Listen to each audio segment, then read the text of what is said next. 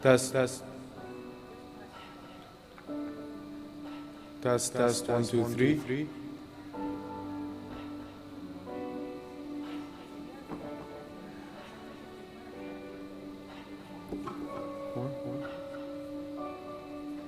Again. Test, test, test, test, test.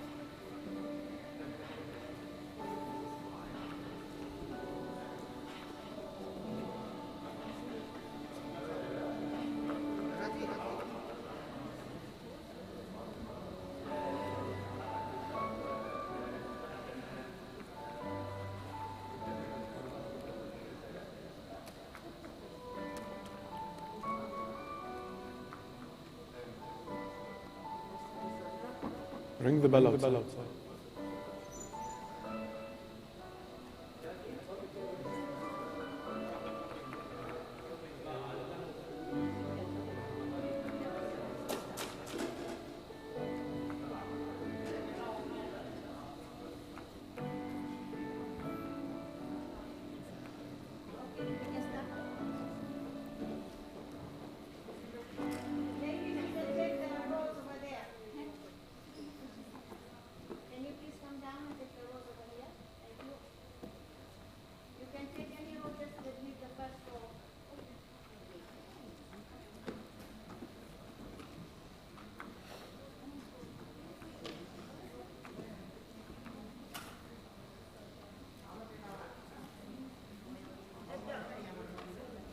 لا يعودوا.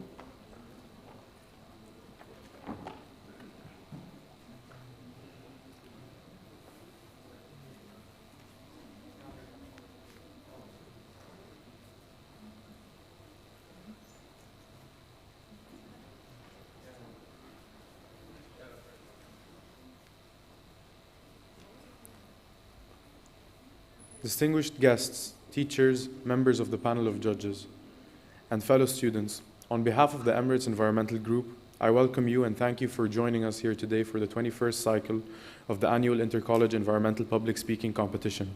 My name is Omar, and I'm honored to be your MC for today. Before you start, I'd like to share some housekeeping notes. There are 2 emergency exits, and there'll be no fire drill today, so if you hear the sound, just exit the auditorium safely. There's a prayer room available, so if you want to use it, you can ask one of the EEG members. Kindly adhere to the markings on the seats where you're not allowed to sit. And the presenting teams are allowed to take off their masks as long as they stand on the allocated spaces. And the competition is broadcasted on our live stream on YouTube. I would like to request everyone to please rise for the national anthem of the United Arab Emirates.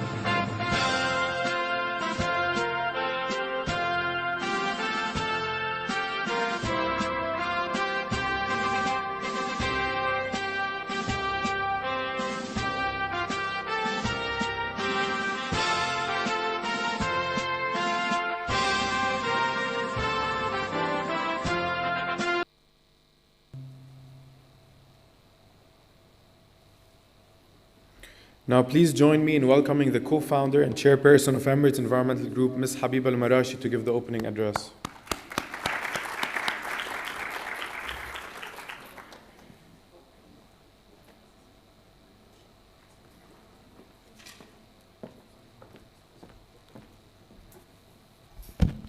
Bismillahir Rahmanir Rahim. Assalamu alaikum wa rahmatullahi wa barakatuh.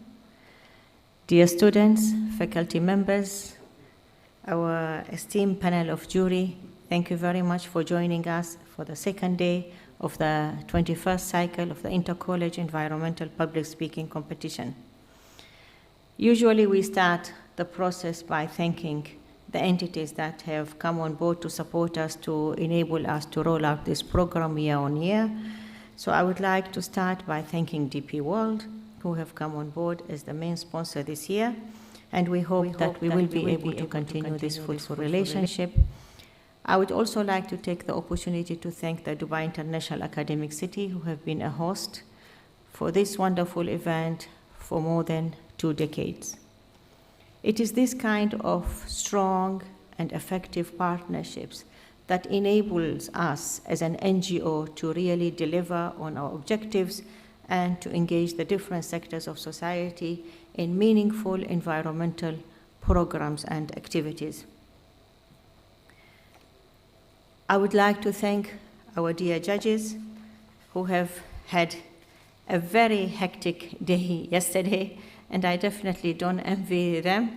I try myself to avoid being a member of the jury because I know the stress that they are under to look at all the applications that they receive and to hear wonderful presentations and to decide who really in the end should be taking the trophy.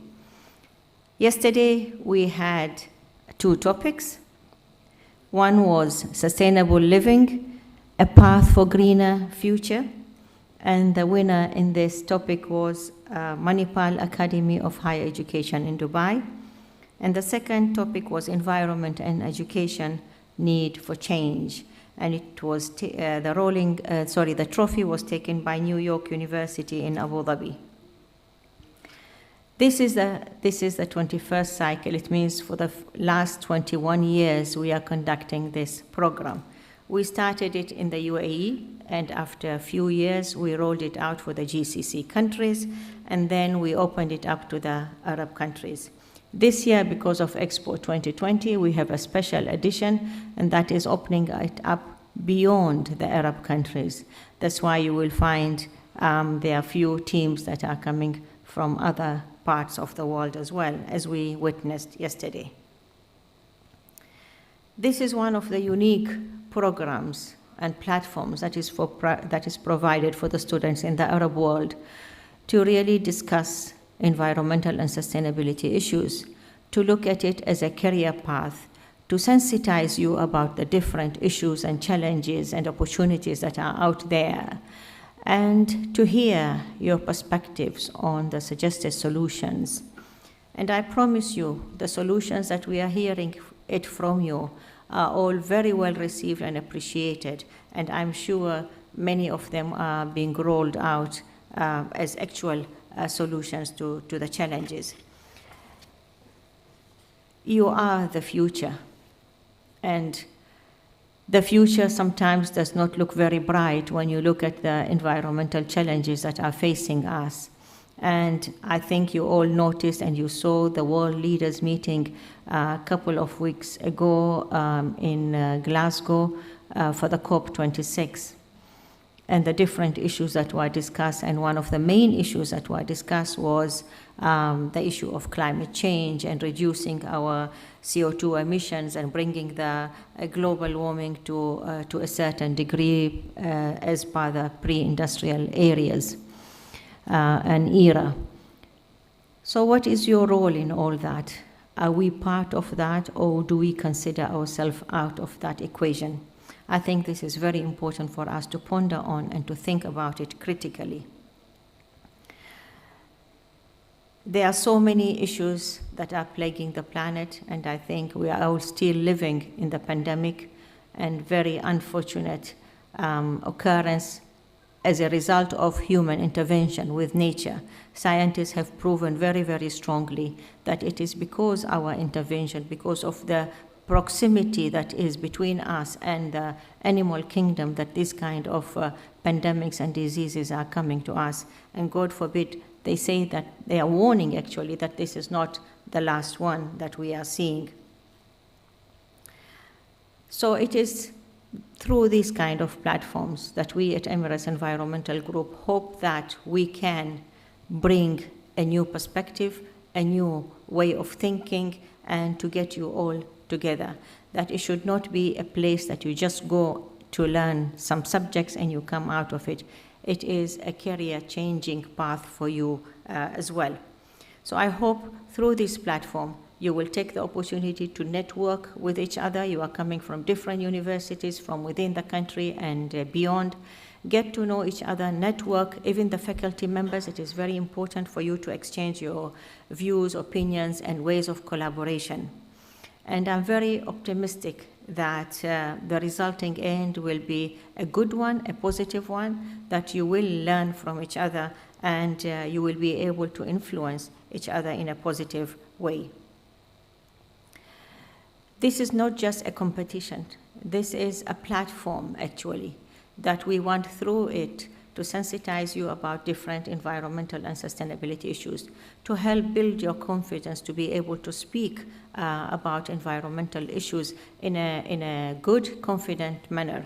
We always say environment is not a topic on the side. It is a cross-cutting issue that covers all aspects of your life. So when you are able to have that eloquence in speaking, to have the general knowledge that you can pull on from your mind and bring it out and discuss about it, it is very important. One of the issues that we focus in this award is the teamwork. You notice that we do not want only one person to speak, we want the whole team. The whole purpose of it is environmental work is not a solo issue. Environmental work is always, I forget who I am, but I look at who we are and how can we work together to ensure that we are really making that impact. So I hope that, again, we are achieving that through this platform.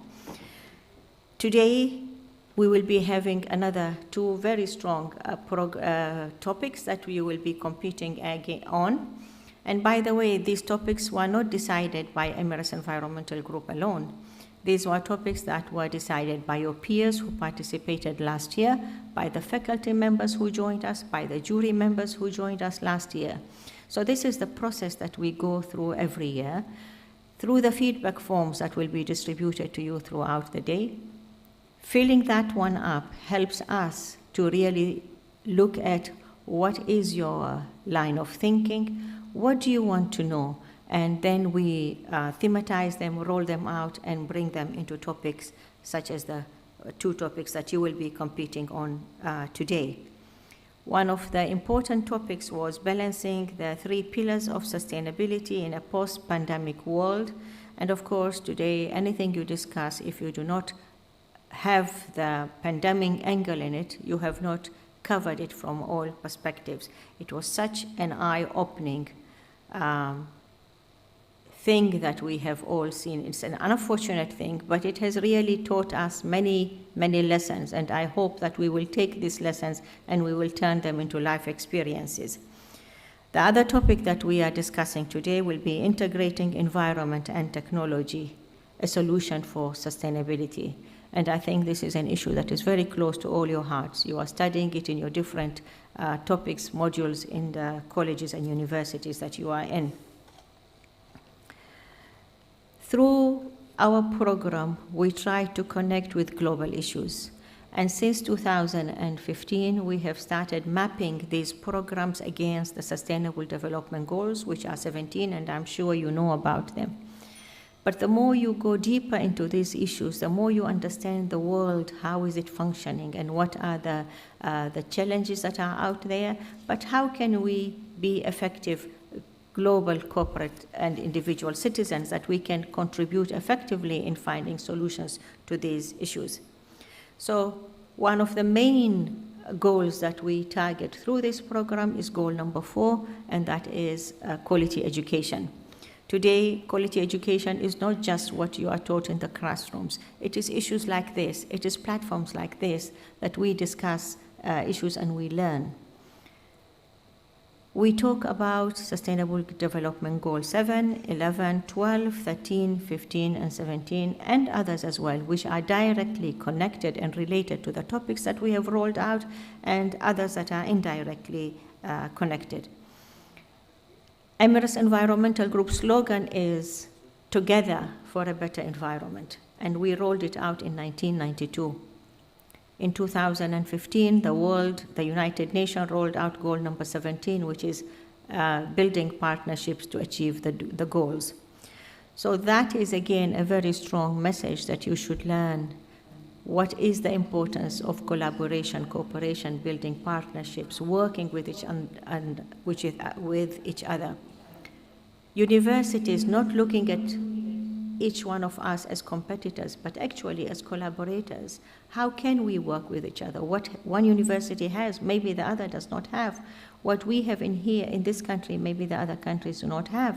So it is this kind of effective collaborations that helps us deal with what is coming ahead of us. So I hope that you will open your hearts, you will open your mind, you will open your ears as well, and we will enjoy what we are seeing, listening, and discussing, not only in the room, outside as well during the breaks, and that sometimes is very effective as well. So without further ado, inshallah, let us start the second day of this wonderful competition.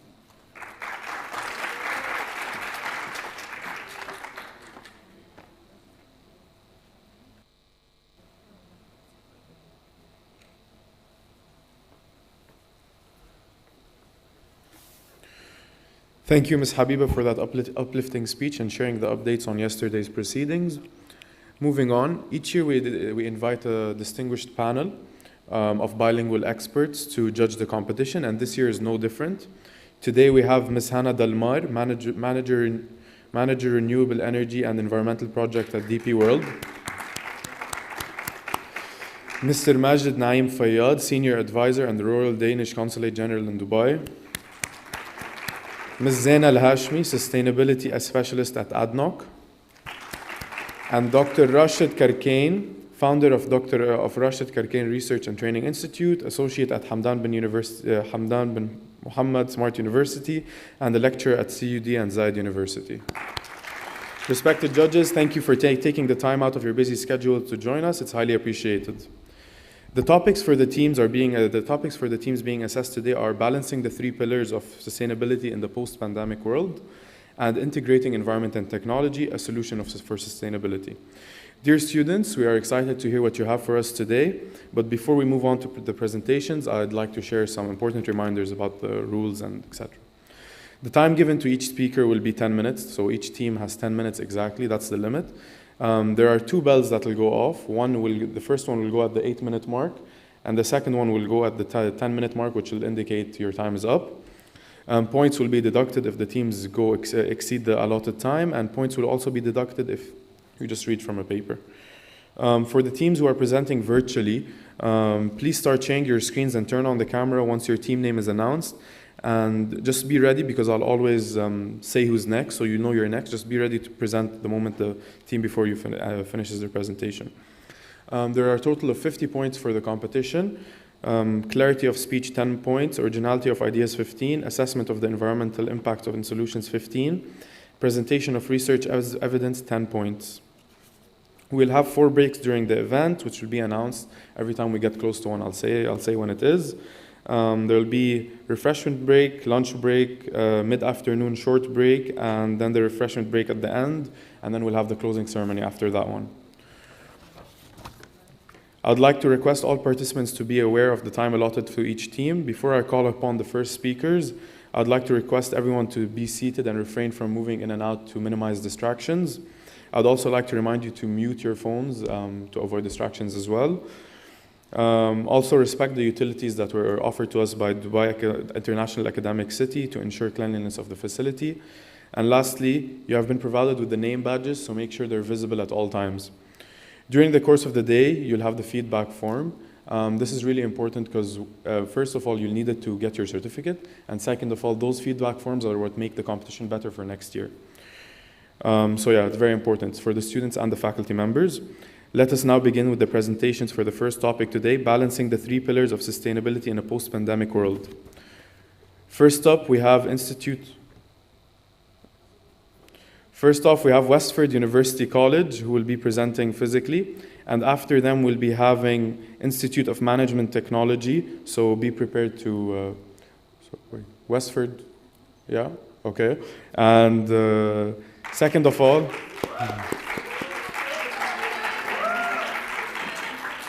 and Institute of Management Technology, please be prepared to present next, so come down here and be ready.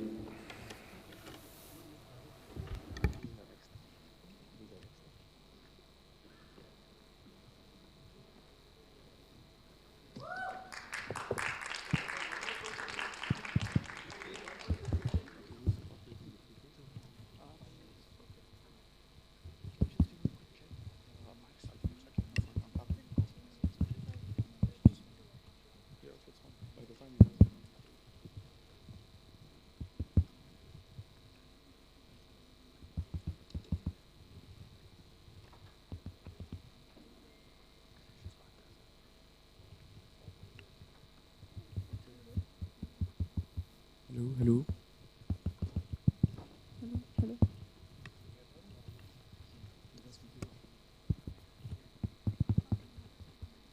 Hello.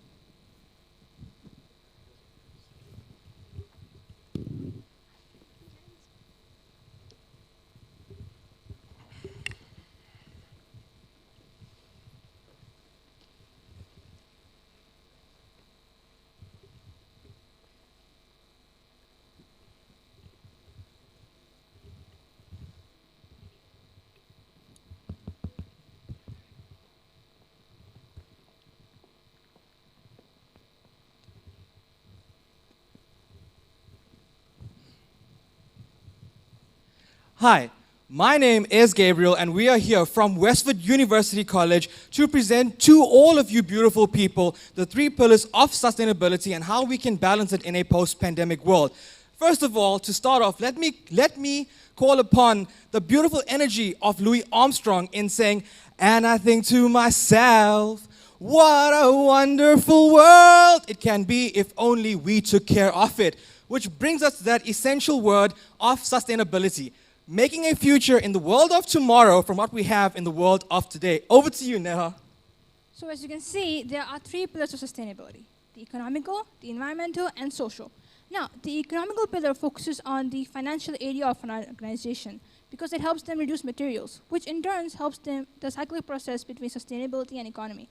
Now, the environmental pillar focuses on preservation of natural resources due to the damage caused to the environment.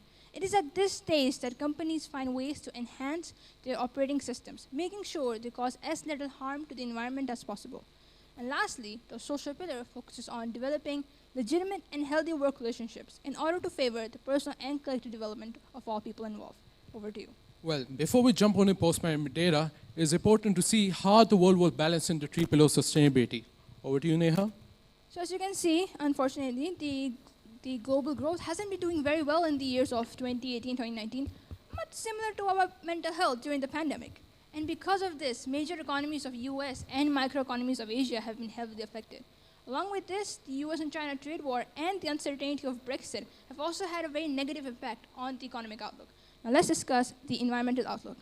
Well, in 2018 and 19, the world was facing some major climate change, global warming, and some major havocs, which impacted the biodiversity as well.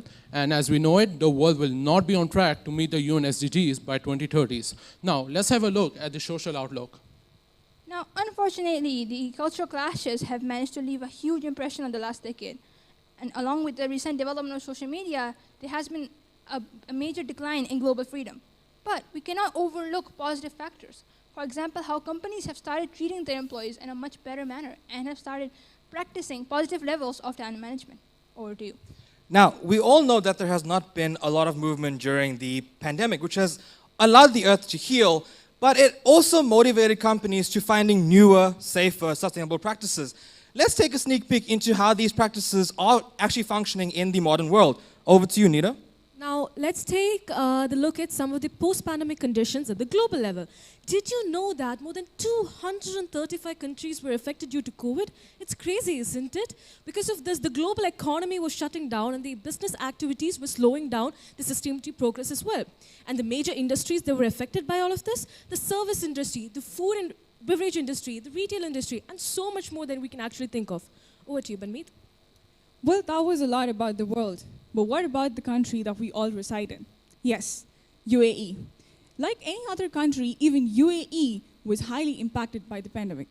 GDP decreased by 11%. One-time use of plastic led UAE to take a step back in its sustainability development goals. And the rising levels of unemployment and lack of social gatherings increased the mental stress level. But after the third quarter of 2021, the dynamics completely changed. And that was only because of the Expo 2020. Now, the rise in employment levels and social gatherings have led people to have a better mental health. And not only that, UAE is focusing on its sustainability development goals again. Sustainability Pavilion is a very huge example of that. And there has been an increase in tourism, and especially the hospitality industry is taking a boom. Well, over to you, Nida. Now that you've slept through all the statistics that we've provided you with, let us take a look at some of the innovative initiatives that has already been taken by UAE. Over to you. Imagine soaps, shampoos, detergents. Yes, the brand you just imagined is the brand we are going to talk about, Unilever. Unilever has aimed to set up new factories in UAE to combat COVID-19 and be more sustainable. In addition to that, they have cut down 100% carbon emission footprints from the manufacturing cost to be more sustainable. And as we know it, the stakeholders are already on board for the future projects for a better tomorrow. Over to you, Nida.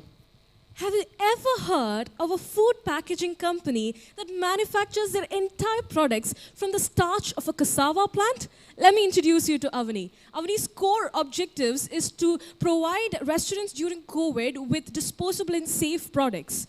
Avani is known to be a social impact enterprise, which means they're not only focused on the environmental aspect, but also the social aspect as well. And the last but not the least, Avani adopts a triple bottom chain in their business, which means they give high emphasis to their stakeholders as well. Over to you. Now, ladies and gentlemen, allow us the great pleasure of introducing you to these solutions that our team have come up with, which is focused essentially on the hospitality industry of the UAE, which will require a lot of sustainable practices due to the boom of Expo 2020 and tourism.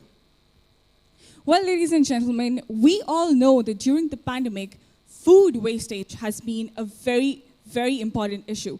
And that has been especially in the hospitality industry. Now, our team has come up with a creative solution about it. What we can do is, do you know the groceries in supermarkets and hypermarkets, they usually throw away the food that is expired. So why not use it a day or two before it is expired? Because obviously, if I go to a supermarket, I wouldn't buy a milk product or a bread that is going to expire in a day or two. So the groceries and supermarkets can put it up on an application, and this can be bought by the hotels and restaurants and used as a raw material for their dishes. Well, over to you, Nida. Now that my teammate has presented you with this innovative and sustainable solution, don't you think it's time to link this solution to the topic of the day, the 3 pillars of sustainability? Let's take a look at it. Economically speaking, with the help of the bread cycle project, groceries and supermarket chains would not have to bear the loss of the food going to waste. Why? Because at the same time, hotels and restaurant chains can buy the same produce at the same day at a much cheaper price locally. Environmentally speaking, this project will help you save 500 million tons of food from going to waste. Yes, audience, you heard it right. 500 million tons of food. And this will in turn help to reduce the carbon footprint as well. Socially speaking, this project will help to create a culture cycle among communities that are strictly against the ideology of food going to waste. Take it up. Well, that was not the only solution we have. Our another solution is named as Naked Products Project. Well, it's not what it sounds like. Now, this project is inspired by a European brand called Lush. What they do is they manufacture soaps, shampoos, conditioners, etc., without using a plastic packaging on them. So whenever we go to hotels to stay over there, we have those little shampoos and conditioners in our bottles, and we have them in plastic packaging like tubes. But I'm pretty sure none of us usually use that much of those things. And even if we do, what is the need of the packaging when it's going to stay in that one little bathroom over there? So this will help to reduce the plastic packaging. How? My friend Gabriel over here will tell you. Well, once it is implemented in the UAE hospitality industry, these companies can cut their cost of manufacturing and packaging almost completely. Sorry, they can almost completely. But that is not all, right? Because this also makes them very economical. But that is not all. Why? Because these products, if the packaging is removed, cuts down the production of packaging by 250 million tons. Just think about all of those turtles that we can save. But these products, because they require an intimate human touch, they also create communities of learned labor. But it doesn't really stop there. It doesn't really stop there, because any company or investors that are interested in such a sustainable initiative can invest. Well, ladies and gentlemen, with this kind of research in solutions, I think we've proven that we choose a balanced future, and our future is sustainable. Thank you.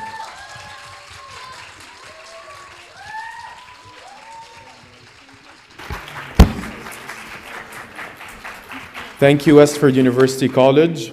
Next up, we have Institute Management of Technology. Please make your way to the stage. And after that, we'll have Abu Dhabi University presenting virtually. So please, if you guys can hear me from Abu Dhabi University, start to prepare to share your screen and unmute yourselves and turn your cameras on like a minute before Institute of Management Technology finishes their presentation. Thank you. Judges, all good? Hello.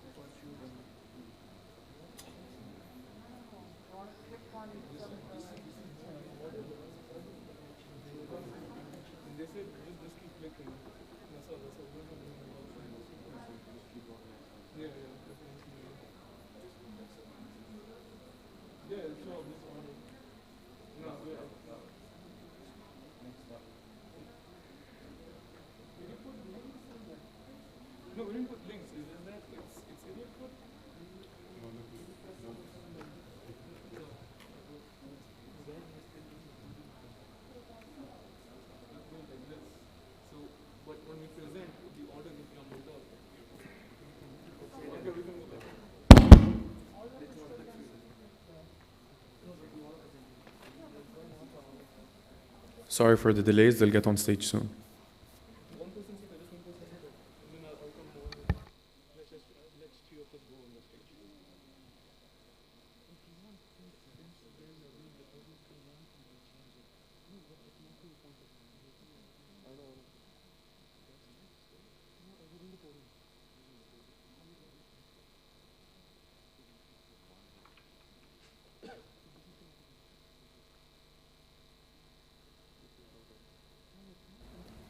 Hello? Okay.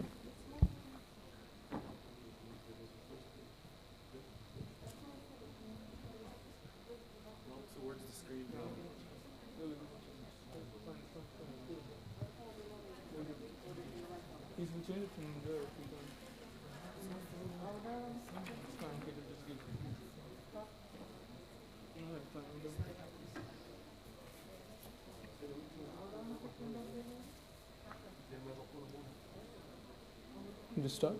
All right.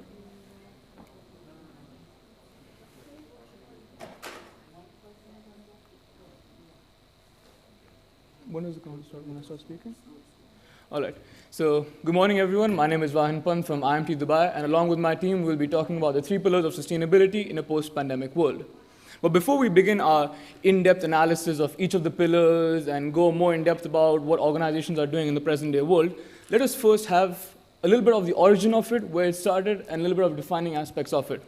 So first of all, where did the idea of sustainability come from? Well, quite simple. It came from an e-journal. The e-journal was published in 2017, written by Barbia E.B. and Burgess J.C. The e-journal was titled as The Sustainable Development Goals and the Systems Approach to Sustainability. This e-journal included the famous Venn diagram that we use whenever we talk about the 3 pillars of sustainability, and it was originally intended to focus on developing nations. However, over time, the interpretation has changed to meet modern needs. So more about the three pillars. You have economic, environmental, and social. First, you have the economic pillar, and the economic pillar essentially states that companies and or individuals, in a sense, sole proprietors, cannot benefit from the environment, or let me rephrase that, they simply cannot profit at the expense of damaging the environment or labor itself.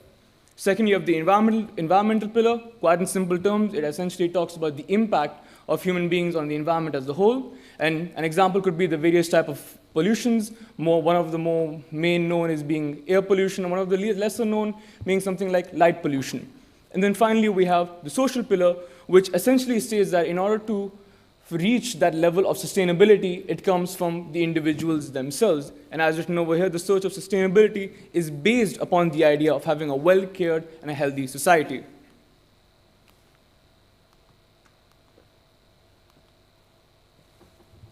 Thank you, Vahan, for that introduction. So talking more about the economic pillars of sustainability, the aim of our economy should now be on resource efficiency and sustainability models.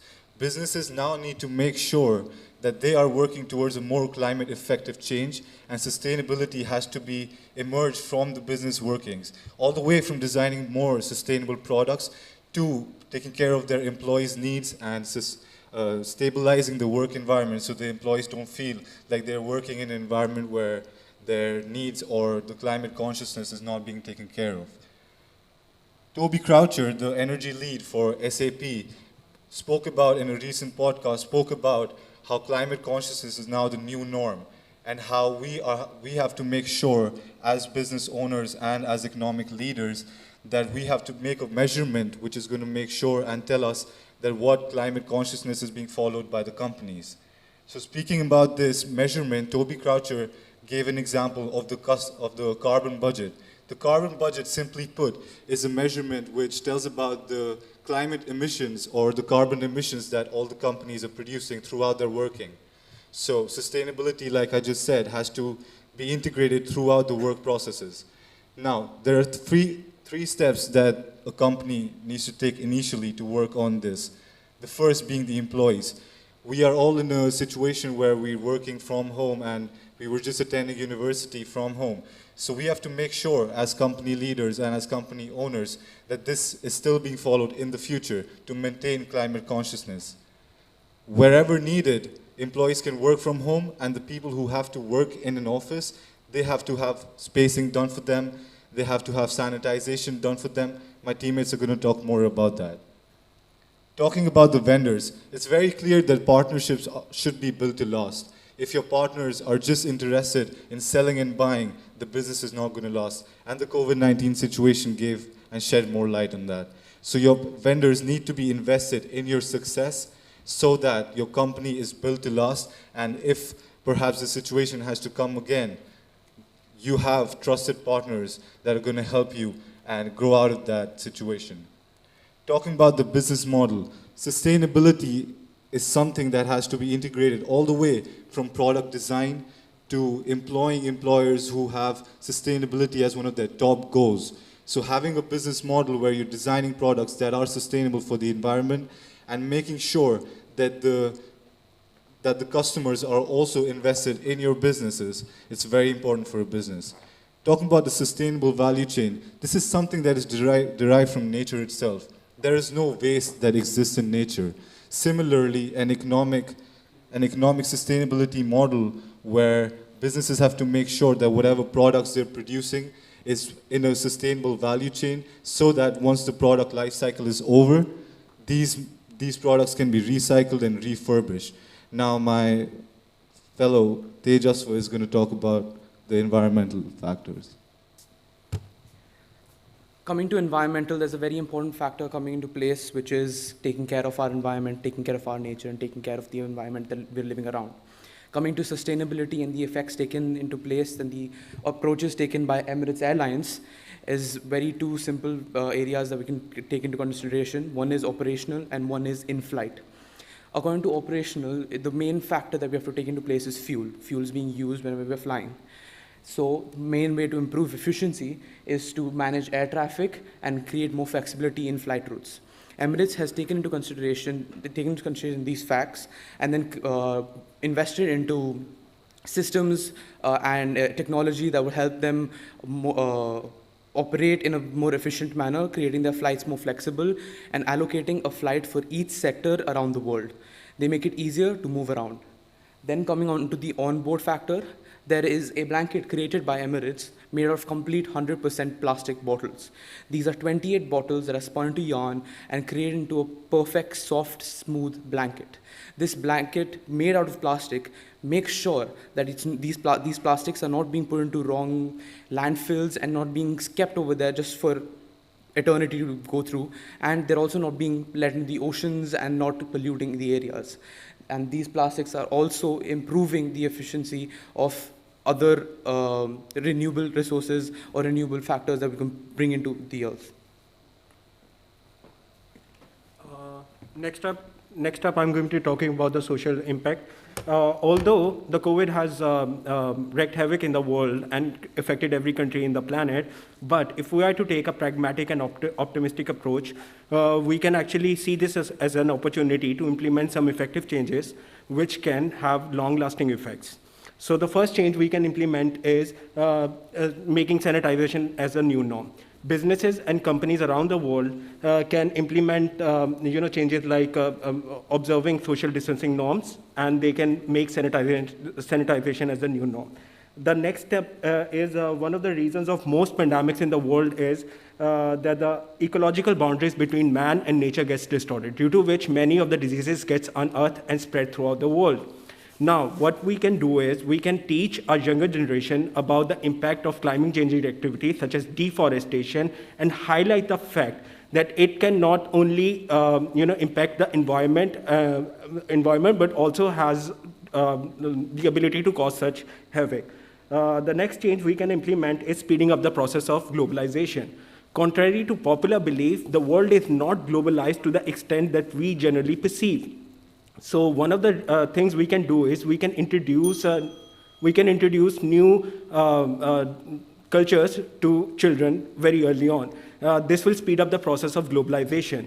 And the countries which are more organized have shown resilience to the COVID-19 pandemic. And if the world is to be more organized, then we have better chances of containing this virus in the future.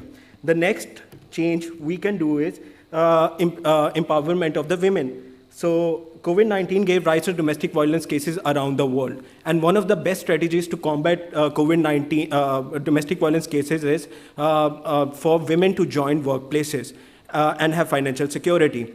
Governments can governments around the world can help this issue by making policies such as Emiratization and to ensure the participation of women in the workplace.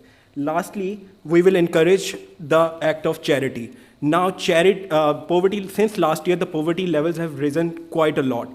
And charity is one of the things which we can do to curb its effect. Now, charity has two benefits. Number one benefit, on a micro level, it helps individual. But on a macro level, it decreases the leakages of multiplier and increases the flow of income in an economy. So this can be very beneficial. So now I will give the floor to Ms. Patida. So quickly, let's talk about some statistics. When it was predicted that this would be turning into a pandemic, 2.9% of the GDP was lost by major countries. There were many people there were many people who were moved to extreme poverty levels. Then in Hubei, China, 90% of the women of the domestic violence cases were actually because of COVID-19. So the strategies that are here presented by us, we believe and we are hopeful that we will overcome this and build the world back better. Thank you.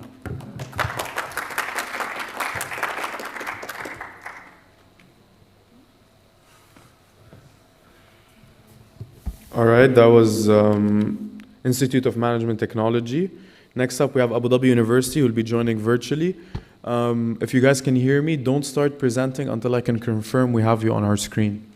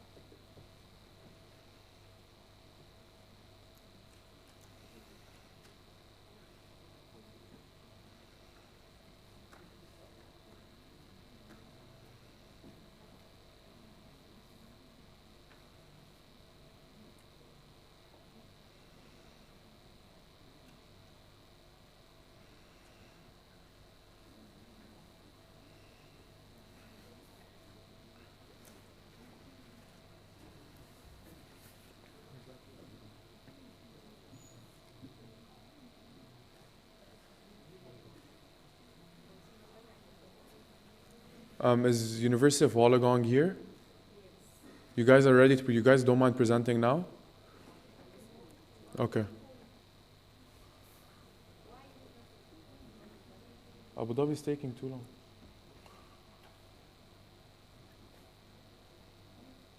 Okay, Abu Dhabi is ready. Okay.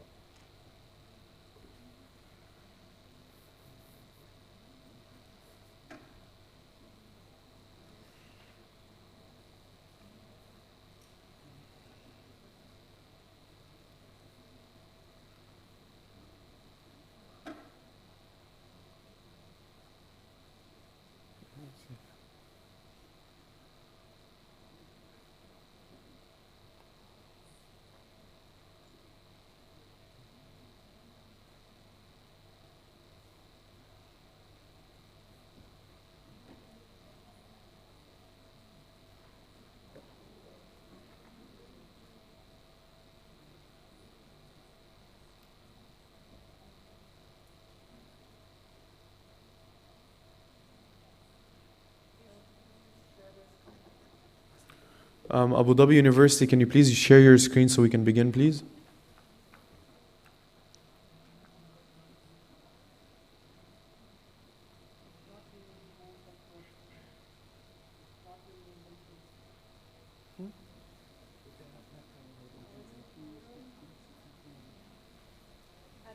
All right. We have you on our screen, and you may start presenting. Let's go.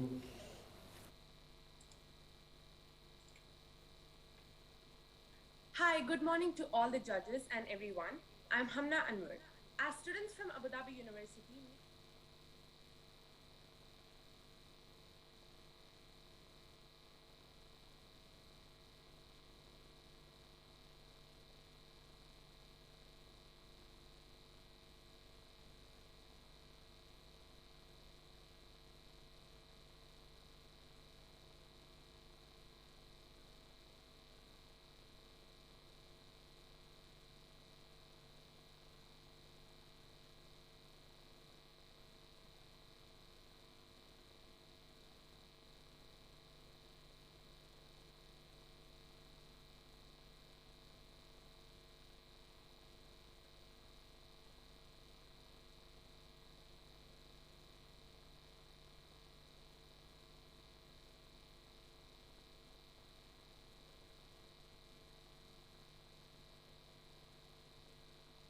the coronavirus pandemic on the pillars of sustainability.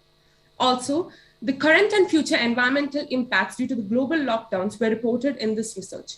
So in order to address this issue, we did a cross-sectional study followed by a survey done among the UAE population and a literature review of around 20 to 30 articles. Our hypothesis statement for this research is that the economic sector, in addition to the social sector, will benefit in a post-pandemic world. In contrast, the environmental sector, which we will undergo negative consequences when the world comes to a normal. Now, our research questions, as you all can see, will be, will the environment be severely affected in a post-pandemic world? Will the economic sector undergo inflation to compensate for the global economic slowdown due to coronavirus? And what is the social consequences of coronavirus that will appear in the post-pandemic world? Now, my colleague Juman will speak about the methodology.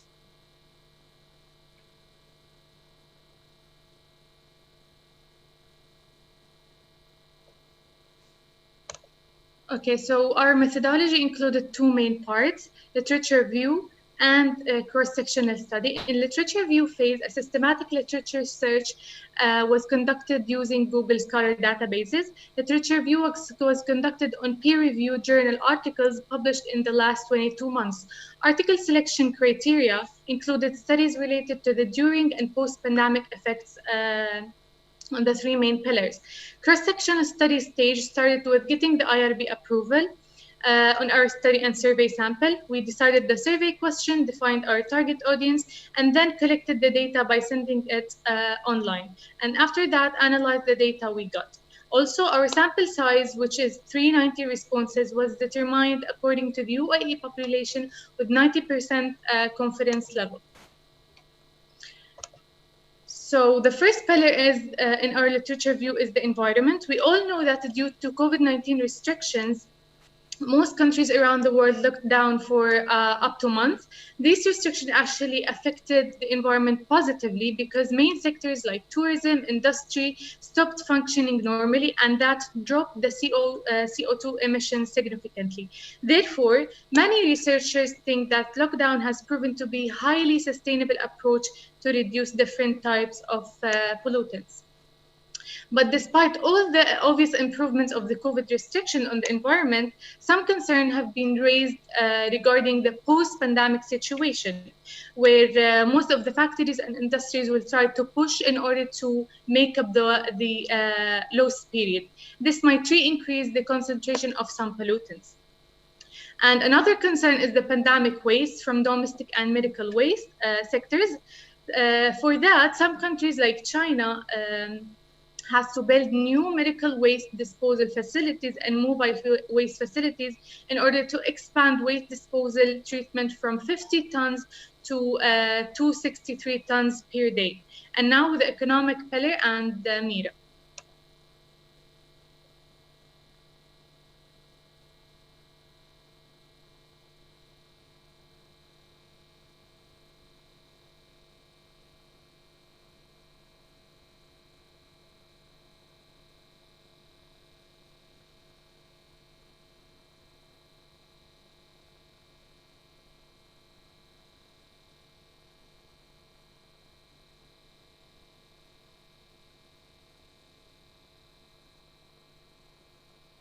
So, economically speaking, the social distancing and isolation rules caused the closure of financial markets, as we see in the next slide, corporate offices, companies, and gatherings.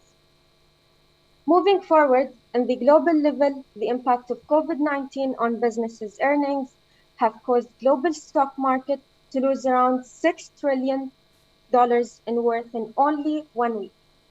While in the UAE, based on reports published in 2020, it was estimated that the real GDP of the UAE would reach minus 6.6. Now, moving to the social pillar, normally when a crisis hits, it can be helped by supportive in-person relationships, which are, of course, unavailable during COVID-19.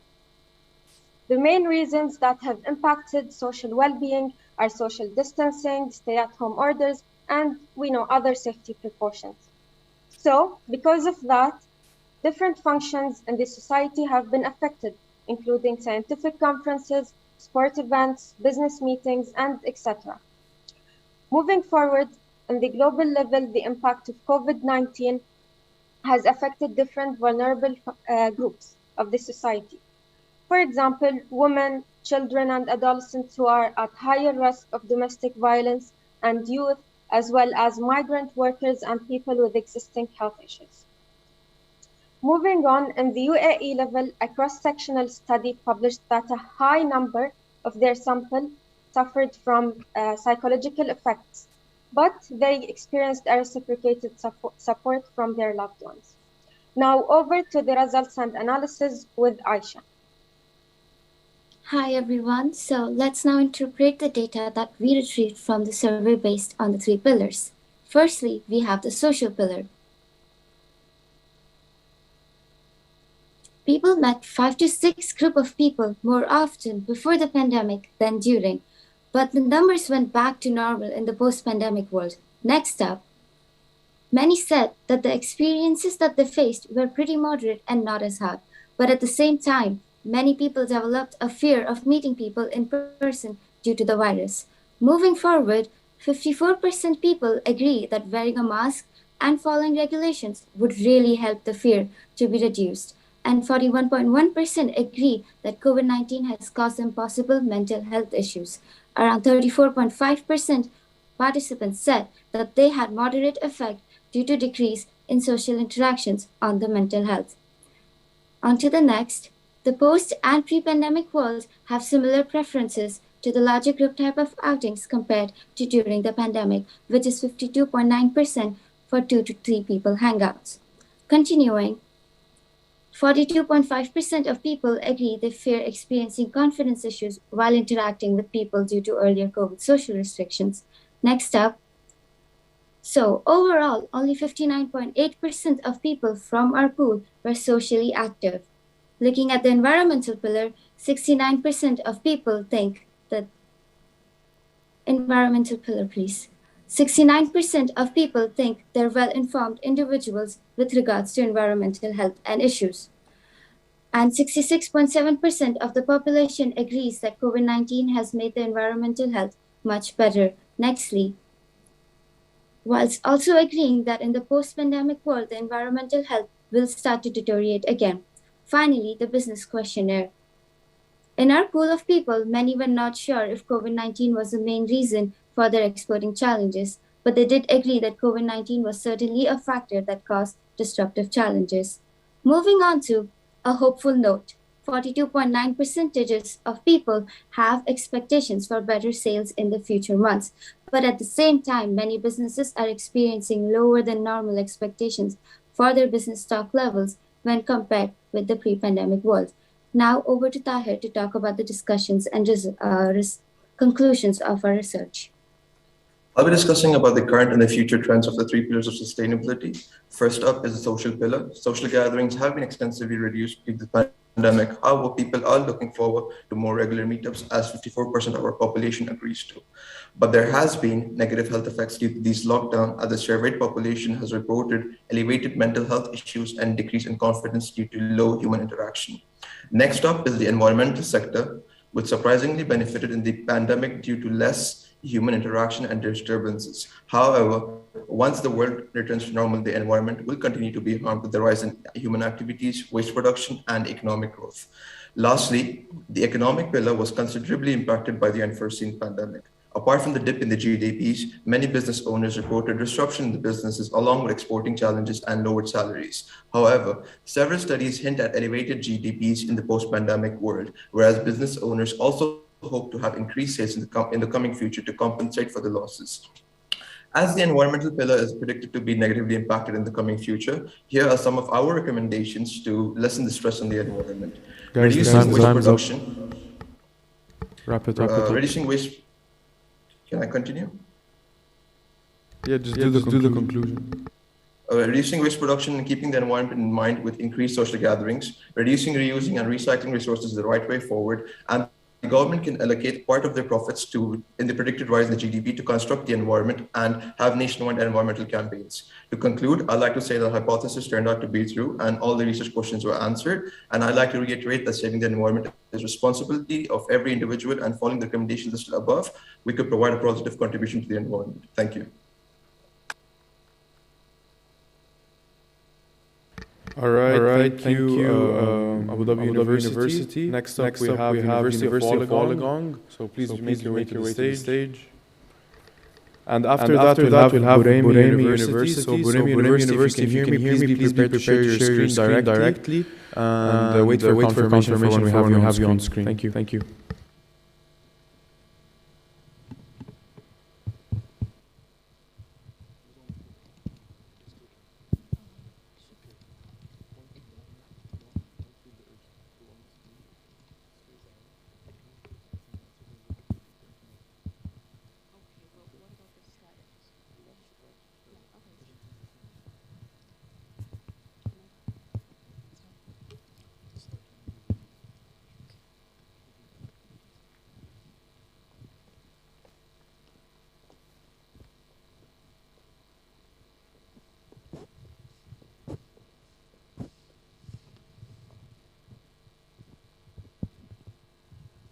Good morning, everyone. Today we'll be talking about the three pillars of sustainability and how we can balance them in the post-pandemic world. Myself, Aaron, and my team, Priya, Anushka, Bola, will be giving you this information today. So what we'll be discussing today. First off, what is sustainability and what are the three pillars? Secondly, the post-pandemic era and how we can balance it after COVID. Thirdly, what are the trends currently going on? And last, the organizations and how they are dealing with the pandemic. Over to you. So firstly, what exactly is sustainability and how has COVID impacted the pillars of sustainability? Around this time, 2 years ago in Wuhan, China, the first case of COVID was detected and the whole world was thrown into complete chaos. It took its toll on the environment, society, and the economy. Fast forward 2 years later, and COVID is still impacting our world now. It affected the 3 pillars of sustainability in these different ways. In terms of the environment, due to the increase of plastic consumption, many things have been affected. Because of that, there needs to be an increase in the use of prepackaged products, and as a result, that has affected the environment. And in terms of society, education systems have been thrown completely out of balance due to the need for digitalization in order to maintain social distancing. And in terms of the economy, high rates of unemployment and recessions were suffered by many countries worldwide.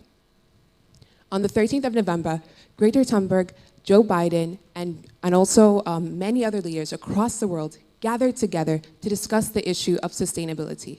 The COP26 event was one in which the whole world gathered together and paused to listen as these leaders discussed what sustainability is.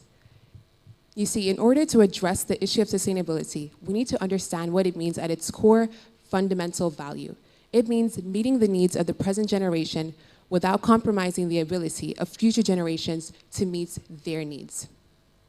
And I believe that Ralph Waldo Emerson sums it all too well when he says, "We do not inherit the earth from our ancestors, we borrow it from our children."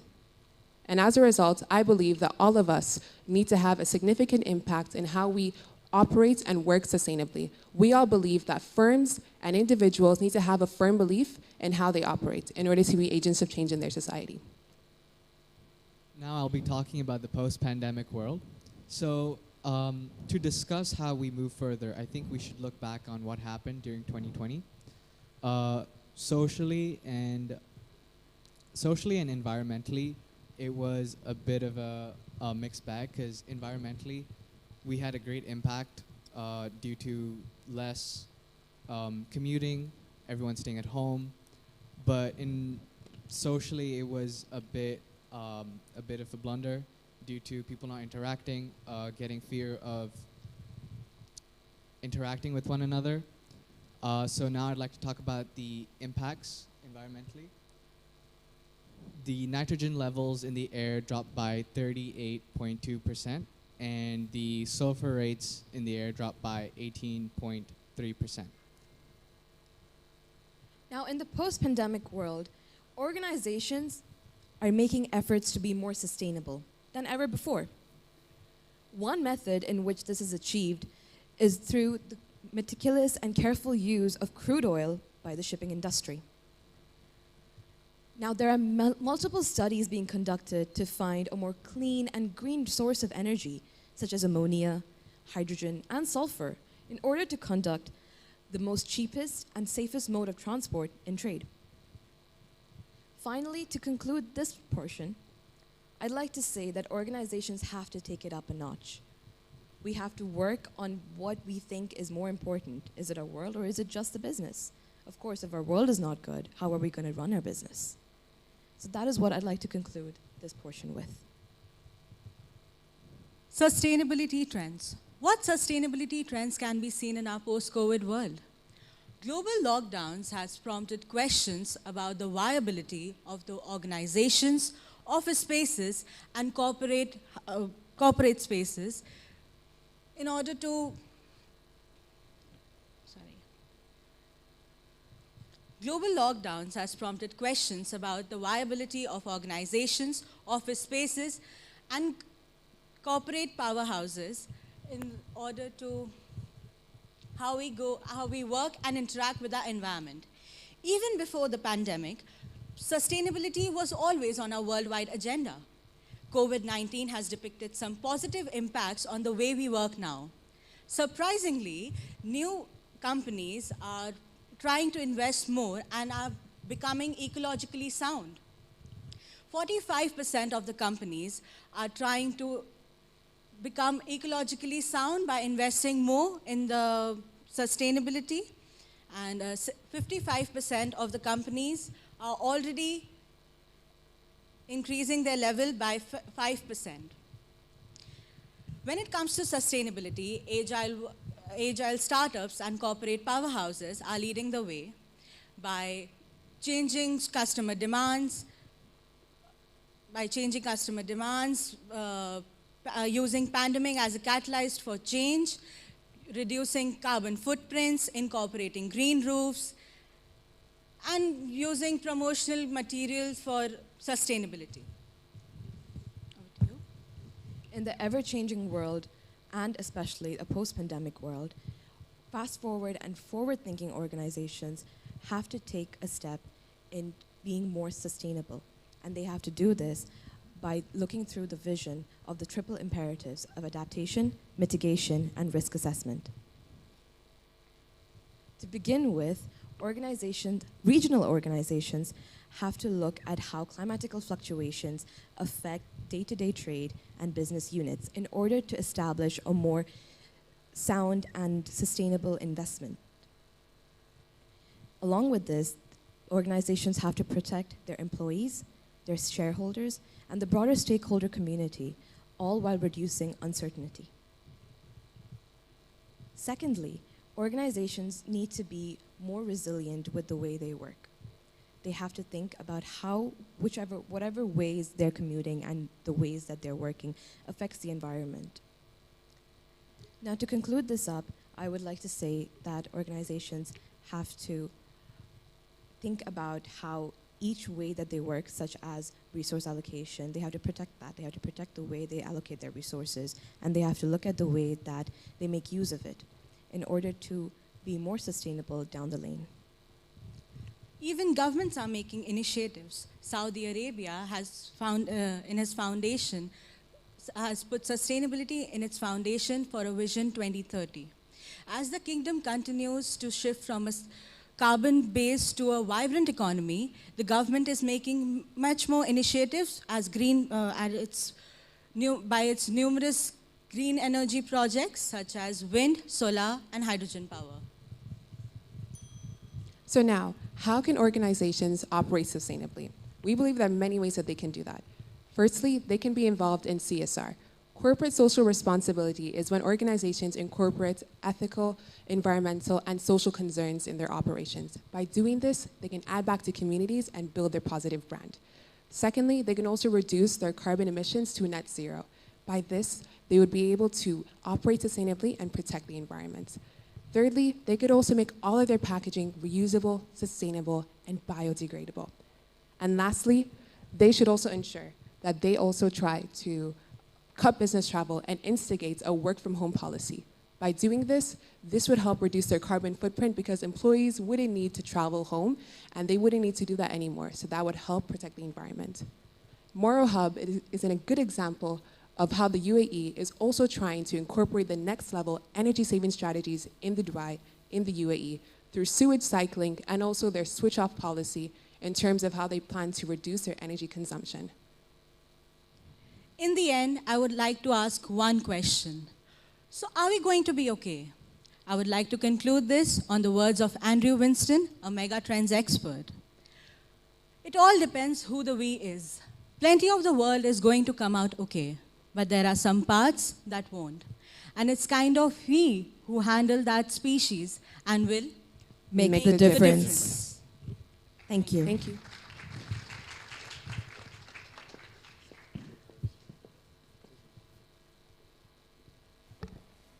All right, thank you, University of Wollongong. We have Buraimi next, who will be presenting virtually.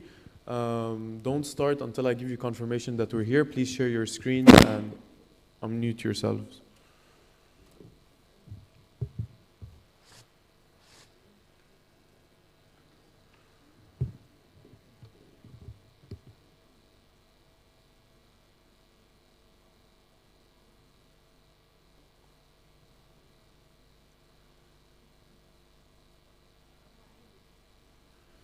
Buremi University, please share your screen and prepare to present. Okay.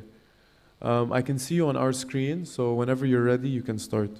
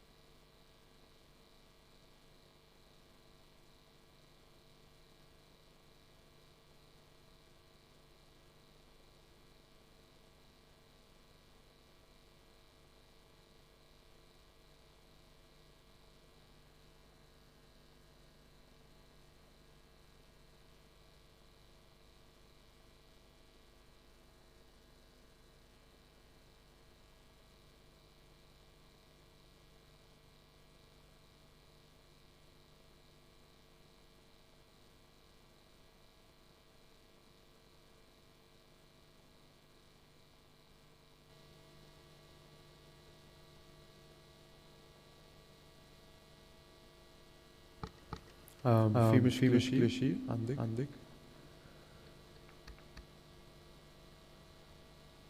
في أي مشكلة؟ هلو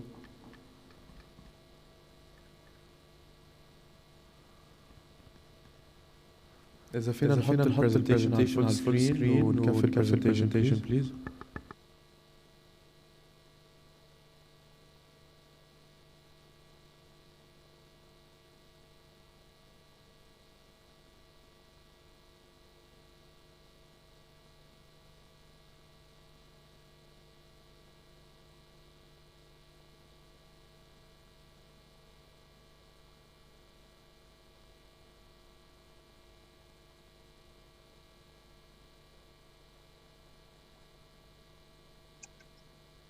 ومن هنا تتشكل هذه الركائز والعناصر الثلاث الأساسية للبيئة والمجتمع الأفضل الذي نطمح أن نعيش فيه جميعاً لنا وللأجيال القادمة، ونعمل على تحقيق طموحاتنا الشخصية والمجتمعية والبيئية.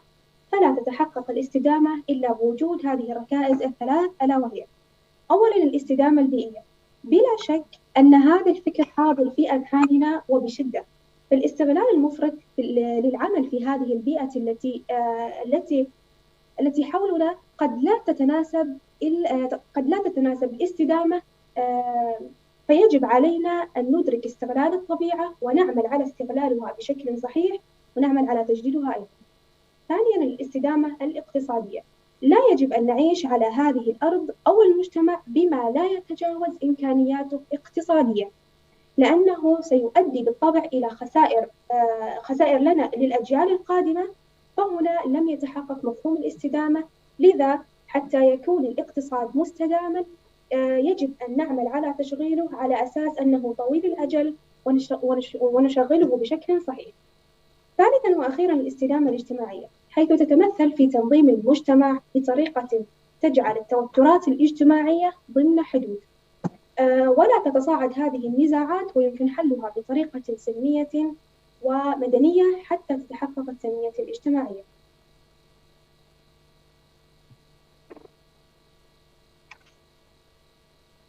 ونستكمل المشكلات. إن الكمام له دور إيجابي وسلبي، ومنها تجمع الكمامات بشكل كبير على سطح التربة، مما يؤدي إلى اختناق التربة وعدم استطاعتها في إكمال الدورة، وإن الكمامات غير قابلة للتحلل وغير نفاذة للماء. ثانياً استهلاك اليومي للكمامات بلغت 17,884,592، الذي كان عدد السكان فيه 4,471,148 نسمة.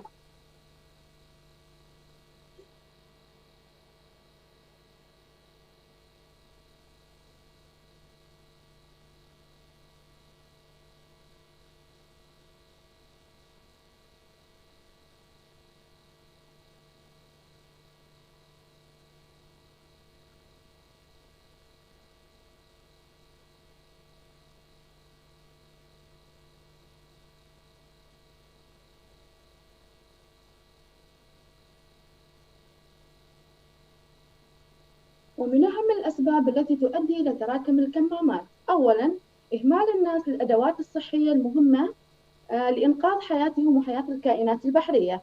ثانياً تأثير الكائنات الحية والبحرية بالكمامات المستخدمة وعدم المحافظة عليها.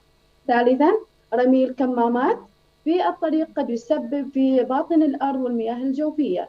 ورابعاً وأخيراً إهمال الناس للكمام، وذلك يؤدي إلى تأثير الحيوانات. بالإضافة إلى يتكون الكمام من 3 طبقات. الطبقة الأولى والثالثة تسمى بالنانو ماتيريالز، والطبقة الثانية تسمى بالفلترين، حيث أن الجسيمات النانونية تتمكن من اختراق طبقات الجسم المختلفة وتنتج آثار سلبية على الإنسان. من أبرز الحلول إعادة تدوير المواد الأولية في الكمام واستخدامها للحيوان والنبات. أيضاً عندنا روبوت أكسجين. يعمل روبوت أكسجين على فلترة الفيروسات من الجو وتنظيف الجو وبث المعطر. ثانياً يعمل على استشعار غاز أول أكسيد الكربون وغاز ثاني أكسيد النيتروجين، حيث غاز أول أكسيد الكربون يقوم بإبدال الأكسجين ب. غاز أول أكسيد الكربون في خلايا الدم مما يؤدي إلى تليف الأنسجة والصداع والغثيان. أيضا عندنا ثاني أكسيد النيتروجين، وعبارة عن غاز سام وضار، والتعرض له لفترة طويلة يسبب أمراض في القلب والأوعية الدموية. أيضا عندنا استشعار وجود الكمام، يعمل الروبوت على استشعار وجود الكمام، في حال عدم وجود الكمام يرسل الموقع لرجال الأمن، مما يؤدي إلى استدعاء رجال الأمن للموقع المخالف واتخاذ الإجراءات المناسبة، سواء بالتنبيه أو بإعطاء عقوبات.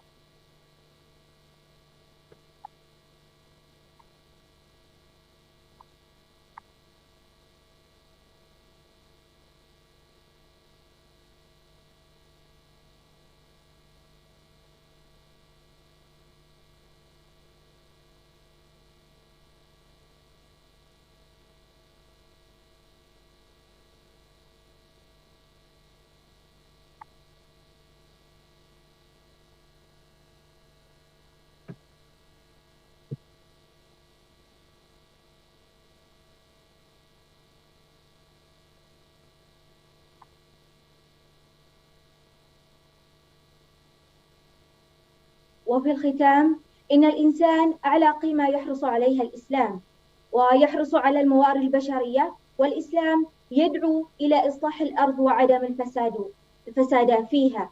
قال تعالى: ظهر الفساد في البر والبحر بما كسبت أيدي الناس ليذيقهم بعض الذي عملوا لعلهم يرجعون. وقد خلق الله كل شيء في ذاته صالحا لغيره من الخلائق، وللأسف فإن الإنسان تدخل بنفسه في فساد الأرض، حيث قال تعالى: ولا تفسدوا في الأرض بعد إصلاحها وادعوه خوفا وطمعا إن رحمة الله قريب من المحسنين. صدق الله العظيم، والسلام عليكم ورحمة الله وبركاته.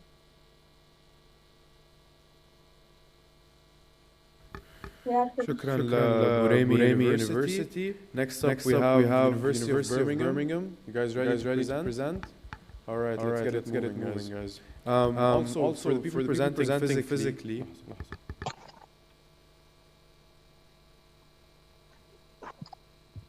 Okay, so you need to do this, okay? Some people are presenting like this, you can't hear anything. So just keep it up, okay? Just for the people presenting physically.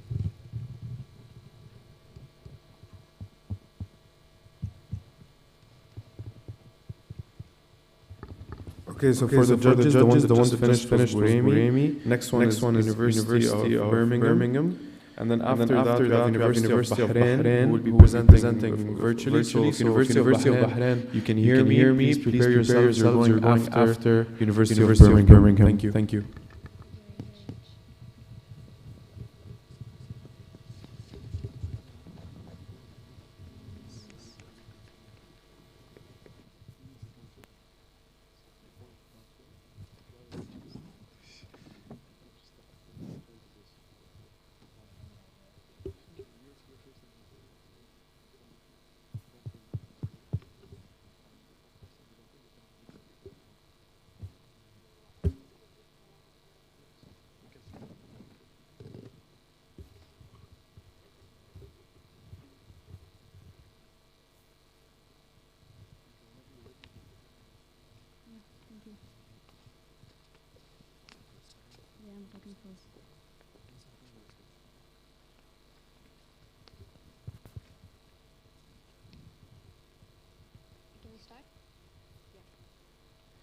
Wow, who would have thought that we made it this far to the future, to the year 2050? Hi, I'm your MC for the day and my name is Shruti. Hi, I'm Zaid. I'm your environmental ambassador for the day at COP36. Hi, my name is Akhilesh and I'm your happiness ambassador here to speak at COP36. And my name is Raslan and I'm the economic ambassador for COP36. and we'd like to extend to you a warm welcome to the COP36 summit held astonishingly in the city of Dubai in the year 2050. In this year, our people have been through a vast array of experiences, of struggles and events. But today, we're here and we're breathing and alive. In today's COP36 summit, we'd like to emphasize on the theme balance, more specifically, balance in a post-pandemic world.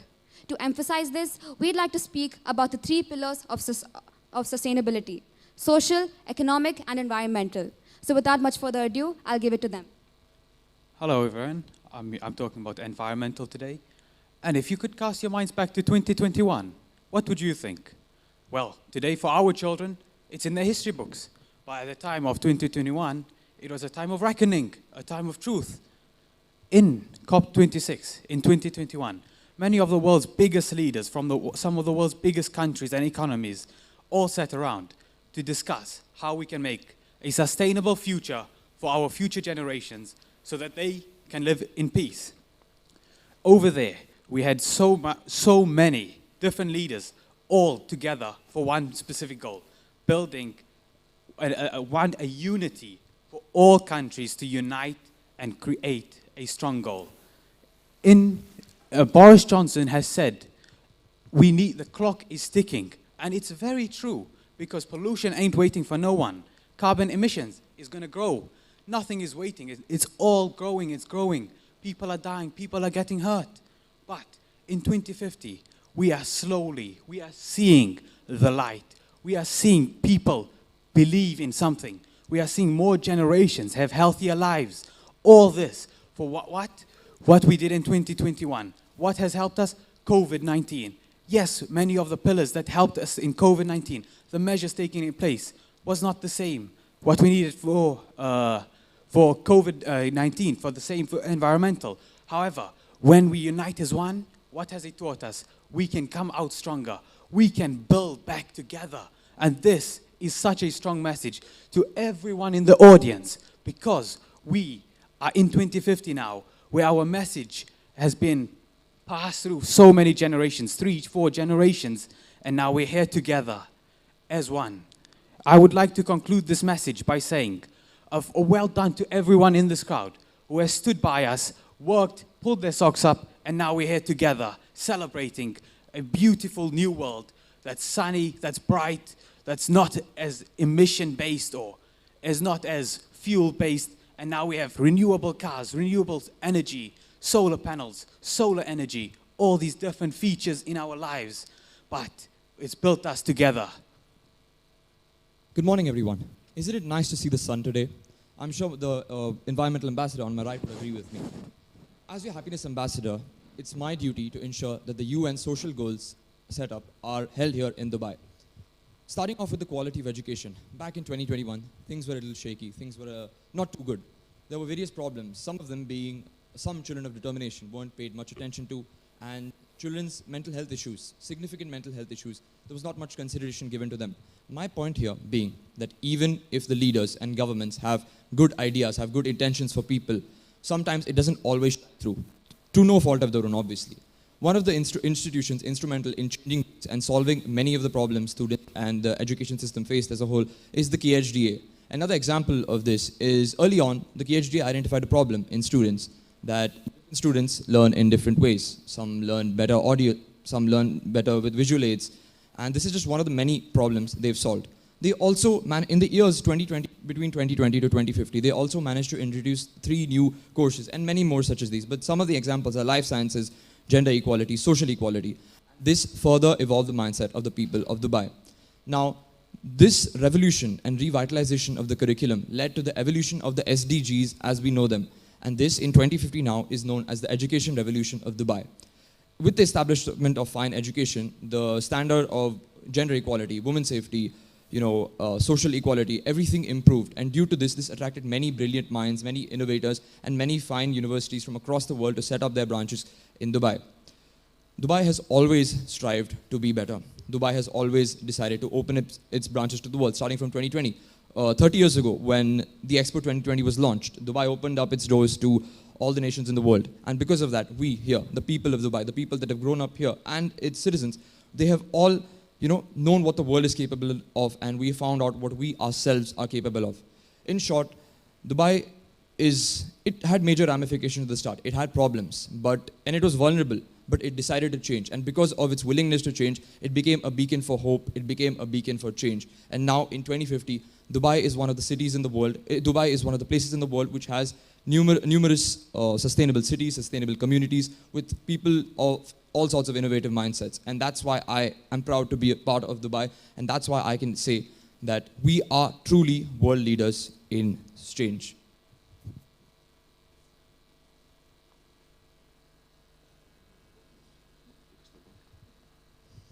Okay, now for the economics part of this presentation.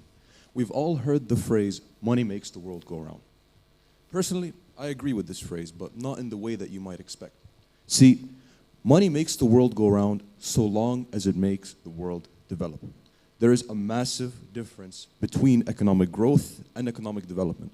And I would like to make it very, very clear, especially for your generation, since it's going to be very important in the development of the future. Economic growth is when the market value of goods and services adjusted for inflation increases over time. Economic development is when wealth is being used to reach certain community goals. So just as a quick example for your imagination, let's say that we have a car industry in a particular country. If the value of these cars increases after a year, that's economic growth. But if that particular car industry is made to reevaluate how it treats women and made to reevaluate its employing biases, therefore empowering women and empowering people who need empowerment, that's economic development. So my main point here is that, can we go to the next slide? My main point here is that resources need to be invested specifically into ways through which we can make sure that economic development is achieved. So we can invest it into clean and affordable energy, decent work and economic growth, industry and innovation, and into sustainable cities and the communities. I think one amazing way that Dubai has been doing it is investing more into AI, especially in the year 2020. And believe me, 30 years into the future, this has helped out a lot. AI helped with creating databases that allow for us to create systems where we can distribute clean food and water to places that need it. We can build low carbon emission systems, and we can build energy sources that treat the environment in the best way possible. So I would like to conclude this part about economics simply by saying that it was never about how much money you had. It was always about where you decided to use this money. I feel like economic development is mostly about empowering people who need empowerment, cleaning places that need to be cleaned, and making sure that in the 21st century, we all have the same rights that we deserve.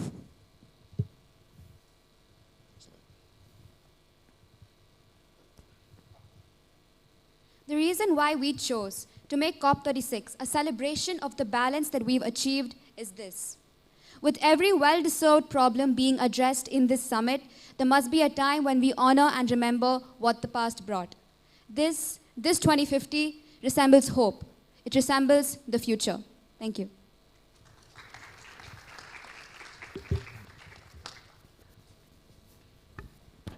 All right, thank you, University of Birmingham. Next up, we have University of Bahrain. Are you guys ready online? If you can hear me, don't start until I confirm we have you on the screen. And please share your screens, unmute yourselves, and turn on your cameras.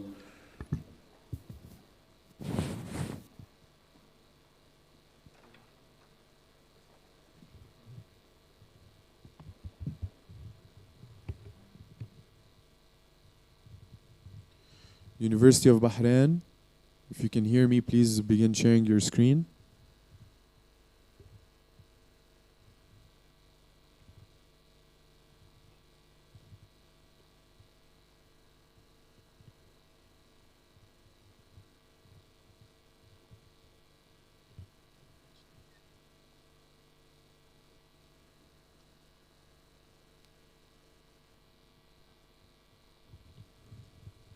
University of Bahrain. All right, I can see you. Just turn on your cameras and you can start. And full screen your slides, please. Full screen your slides.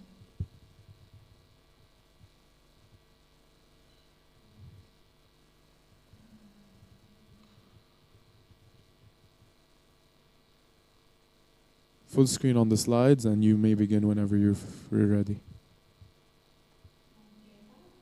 Yeah, I can hear you. You can start.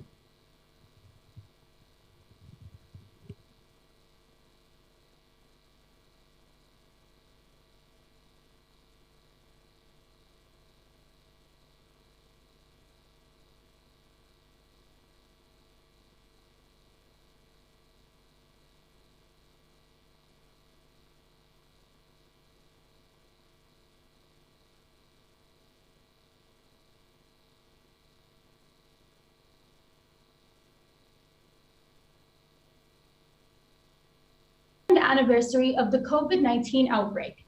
Living through a global pandemic has transformed nearly every aspect of the world, impacting the environmental and economic pillars of sustainability in human lives. I stand here today as the social pillar representative to shed light upon the very severe and concerning issue of growing gender inequality caused by COVID-19. So how did it exactly happen? First and foremost, the decline in the informal economy and cost-cutting measures of companies. An informal economy is the part of any economy that is neither taxed nor monitored by any form of government. Due to economic uncertainties, informal jobs were the first to disappear, which greatly affected women, as about 740 million women around the world work in the informal economy. According to McKinsey & Company, female job loss rates due to COVID-19 are about 1.8 times higher than male job loss rates globally. This decline in financial independence led to more women staying at home, which consequently led to a spike in domestic violence as lockdowns and tensions created a space where the aggressor and the victim were inseparable. To explain the extent of this issue, the Secretary General of the United Nations said, "When it comes to gender equality, we are not talking about another lost decade. We are talking about almost 4. Moving over. As representative of the environmental pillar, COVID-19 was an absolute double-edged sword for the environment. Despite the environmental implication of COVID-19, such as increased waste generation, the crisis also had a positive impact on the environment. The travel restrictions and lockdowns were in favor of the environment. The statistics from just after 3 months of COVID outbreak in the year 2020 showed a noticeable reduction in greenhouse gas emission, improved air quality in major cities around the world, as can be seen in the graph, as well as improved water quality, images showing the quality of lake water from over the years, indicating improvement at the time of pandemic. Now, the challenge that we face is how to maintain the positive impact of COVID-19 in the post-pandemic world. Over to you, Dana. As the representative of the economic pillar, the spread of COVID-19 imperiled the driving force of every economy worldwide. The time of COVID-19 has proven we can solve some of our most pressing problems by taking action through sharing, with the hope to continue sharing in a post-pandemic world. Based on the principle of economic efficiency, the sharing economy is a socio-economic system built around the sharing and pooling of resources, knowledge, skills, time, services, goods, and much more. Work opportunities have been sporadic for many, particularly women and people of color, with extreme poverty rising for the first time in 20 years in light of COVID-19, according to the World Bank. The book Generation Share unveiled that 40,000 people die each day because they don't have access to food, shelter, or water. The silver lining in all this is there are over 3.5 trillion pounds worth of ideal resources worldwide, according to the Generation Share. The reality is we have enough food, shelter, and water to feed, house, and sustain these people if we share in a sharing economy. The question is how? In a sharing economy, these 3.5 trillion pounds worth of ideal resources match with needs through platform initiatives dedicated towards crowdfunding to fight against social exclusion and meal sharing among members of a community. It is only then poverty can be mitigated. Business closures due to COVID-19 resulted in a high unemployment record. We believe that digital collaborative platforms exemplify a sharing economy. Models such as renting shared office spaces, reselling of goods, peer-to-peer loans, upcycling codes, and ride sharing all could foster recirculation of products, optimize active usage, and build better social connections. Considering that the service industry, such as Talabat and Uber Eats, transportation industry like Uber, and hospitality industry like Airbnb are the drivers of the shared economy, they've managed to create over 500,000 employment opportunities. Therefore, the expansion of the sharing economy among other industries would definitely create new products and services and consequently provide greater work opportunities and better living standards linked with increasing purchasing power. Let's see from the perspective of the social pillar. The appalling social consequences of COVID-19 calls for a solution that encourages community participation through the flow of funds and knowledge by keeping gender equality at the core of our recovery effort. Why? Because eventually we may build back better, but when will we build back fairer? With that being said, I present to you a solution, an application called Ta'awun, made by women for women, which translates to collaboration in Arabic. Acting as an intermediary between women service providers and women service seekers, Ta'awun allows women to offer their services in various fields such as education, clerical work, babysitting services, and so on. Let's take an example of Sarah, who is registered as a tutor on the application and got booked for 2 hours on a Tuesday, for which she must arrange a caretaker for her child. All she has to do is open the app and look for available registered babysitters and book them. This way, Sarah would be able to perform her job as a tutor and simultaneously create a money-making opportunity for other women who are offering childcare services. We believe that such an initiative has the potential to create a safe space for women to build their social capital and attain financial independence all at once. All in all, Ta'awun aims to kickstart women's recovery from the negative implications of COVID-19 through a shared economy. How about the environmental pillar? While lockdown gives us hope that there is a possibility to minimize unnecessary human interferences in the environment, what we need is proper adaptation of strategies through the use of shared economy. The positive environmental impact is one of the sharing economy's main appeals by means of reducing the use of resources. For instance, a study conducted in Shanghai evidenced that bicycle sharing has reduced carbon dioxide and nitrogen oxide emission by 25,000 tons and 64 tons in the year 2016. Hence, what we need is responsible sharing among public authorities, enterprises, and consumers. Government should make environmental sustainability a priority by providing incentives to promote enterprises that incorporate environmental sustainability in their mission. Perhaps the government could launch a sharing economy business model directory on the e-government portal, providing information about enterprises that have embraced environmental sustainability. This would shed light on the visibility of these enterprises in the eyes of the community. Next, enterprises must set sustainability in their business sharing model as an objective rather than a mere marketing tool. One of the best examples to look at is Uber. Uber attempts to minimize carbon footprint by launching a special leasing program to help drivers to adopt electric cars, as well as implementing initiatives like Uber Pool for its customers. We believe there are still many opportunities out there besides Uber that startups can take advantage of.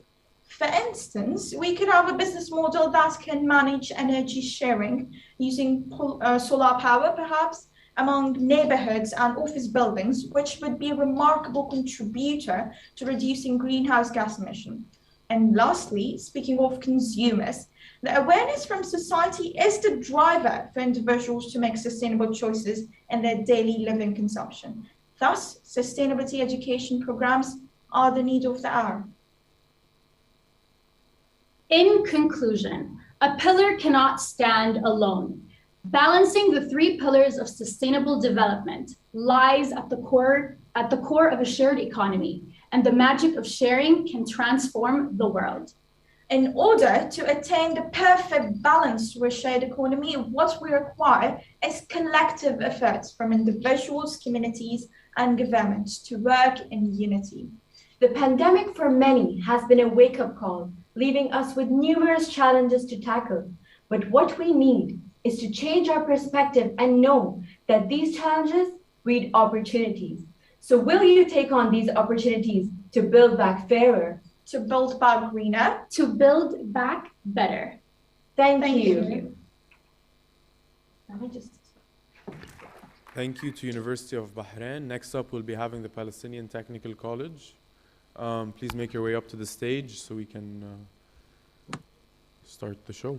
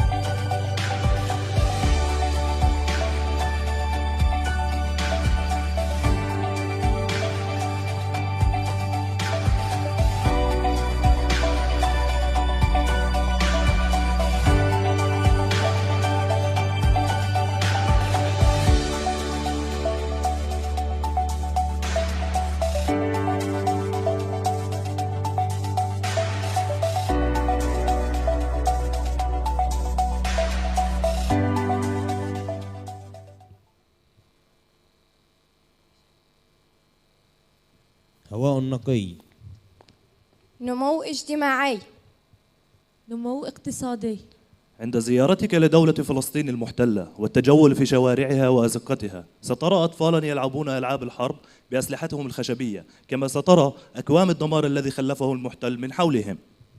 في المقابل نأخذ جمهورية سويسرا مثال، التي سنرى في حدائقها الأطفال يلعبون، حيث ستشعر بالأمن والأمان في ألعابهم التي تعكس حياتهم وبيئتهم المحيطة. لكن يا أصدقائي، هل هذه المقارنة متكافئة؟ بالطبع لا، لذلك نركز على الأمر الأكثر أهمية، الاستدامة. لا تقتصر على جانب واحد فقط، بل تعتمد على ركائزها الثلاث بذات الأهمية، وأي ضعف في إحداهما سيؤدي إلى انهيار استدامتها. كما تميزت سويسرا على مر التاريخ بطبعها السلمي وعلاقتها الودية بالدول المجاورة ونظامها الديمقراطي، فمن الطبيعي أن تجد أفضل معايير الأمن والأمان. وانطلاقا من مبدأ المقايضة والذي يعني التعادل، أي عدم الربح وعدم الخسارة، حيث نرى معظم خبراء البيئة لا يزالون يعيشون وفق هذا النظام رغم رفضه من الكثيرين، فالحصول على بيئة مستقرة ورفاهية اجتماعية يتطلب تقليص أنشطة الأعمال الصناعية. على العكس من ذلك يا صديقي، فقد أكد نموذج القرن ال21 فشل المقايضة في تحقيق الازدهار والاستدامة، كما وأكد على أن العلاقة الوثيقة والترابط بين الركائز الثلاث هي التي تعتبر مقياس في تحقيق الاستمرار والاستدامة. وهنا يمكننا أن نوضح تجربة حقيقية من واقعنا كطلاب لجامعة فلسطين التقنية خضوري، وهي وجود مصانع قيشوري بالقرب من محيط الجامعة، الذي يؤثر على صحة الطلاب والموظفين البالغ عددهم 8000 طالب، الذي ينتج عنه غازات سامة، بالإضافة إلى أفراد العائلات المحيطة الذي يبلغ عددهم 100 عائلة حسب دائرة الإحصاء الفلسطينية لعام 2013. لذلك يا هلا، بالتعاون مع إدارة الجامعة أطلقنا مبادرة طلابية بعنوان حراس البيئة، والتي تهدف إلى زراعة الأراضي غير المستغلة بأشجار خضراء تعمل على تحويل الغازات إلى أكسجين عن طريق عملية البناء الضوئي. كما فكرنا بتصنيع جهاز تنقية يوضع على فوهة المصنع، بذلك نعيد التوازن البيئي الذي أخلته غازات هذا المصنع.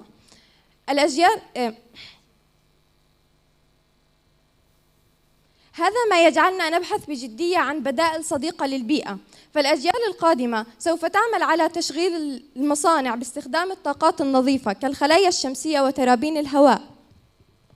تمتاز فلسطين بالسلامة البيئية والرفاه الاجتماعي التي تستمد جذورها من المدن القديمة مثل القدس والخليل، حيث الممرات الضيقة والمباني المنخفضة، حيث توفر الظل وتحتوي على الحدائق المنزلية. بالإضافة إلى مدينة القدس ومدينة الخليل، فإن مدينة جنين تمتاز بطبيعتها في طقسها المعتدل نتيجة لكثرة الغطاء النباتي فيها. أما مدينة الكرم بطبيعة البناء واعتمادها بشكل أساسي في استهلاك الطاقة على الخلايا الشمسية، فإن ذلك يقلل حجم نفقات الطاقة ويوفر مبالغ مالية يمكن استثمارها في تطوير التقنيات النظيفة للطاقة، وبذلك تسير الرفاهية الاجتماعية جنبا إلى جنب مع النمو الاقتصادي ومع السلامة البيئية وفق نموذج مستدام ومتكامل. جائحة كورونا كانت العنوان بالعالم أجمع، والتي أثرت على كافة القطاعات في حياتنا، ولم تقتصر على المدى القصير بل ستطول المدى البعيد. لذا على المدى البعيد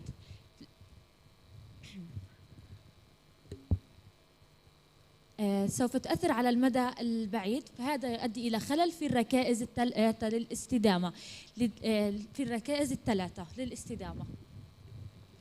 يبدو أن أزمة كورونا هي مقدمة لأزمة من الركود الجيوسياسي، حيث تسبب تعطل الأعمال وعجلة الإنتاج العالمية إلى أضرار واضحة على خطط التنمية الاقتصادية والمجتمعية قصيرة المدى، وقد تتطور إلى أضرار على خطط التنمية طويلة المدى. كما أدت الإجراءات الاحترازية لمنع تفشي وباء كورونا إلى تعطل الأنشطة الاقتصادية، وبذلك أفقدت شرائح المجتمع والأسر الضعيفة دخلها وهبطت بها إلى ما دون خط الفقر، وهذا كله يؤثر سلبا على البعد الاجتماعي لأهداف الاستدامة. إن لجائحة كورونا مؤشرات إيجابية وأخرى سلبية، إذ أظهرت قصور العالم في قطاع الصحة والتعليم. أما على صعيد البيئة فإن سياسة الإغلاق التام والحجر الصحي كان لها أثر إيجابي، حيث أدى انخفاض الأنشطة الصناعية إلى انخفاض التلوث الهوائي. وبالرغم من وبالرغم من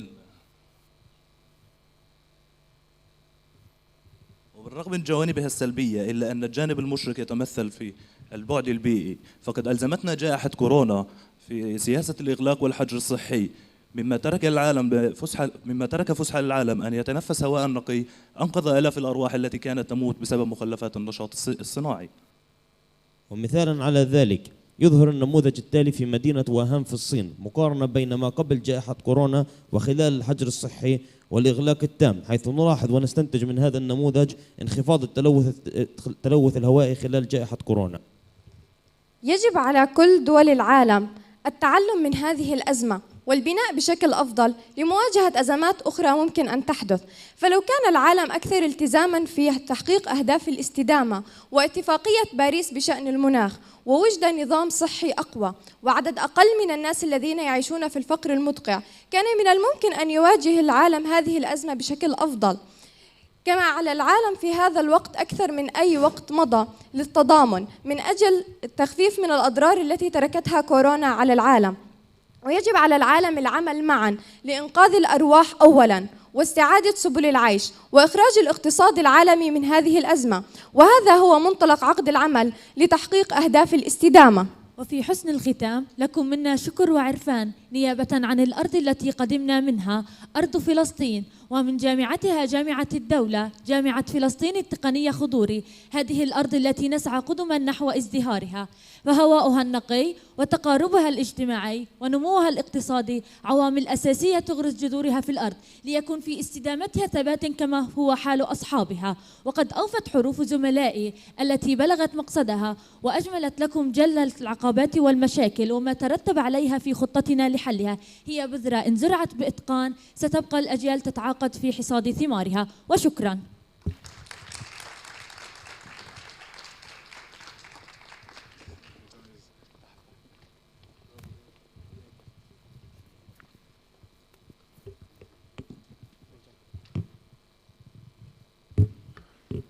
All right, thank you, the Palestine Technical University. Ladies and gentlemen, we'll have a short refreshment break for 20 minutes. I request everyone be back by 11 a.m. to ensure that we're back on track. And please continue to wear your masks and practice social distancing. Thank you.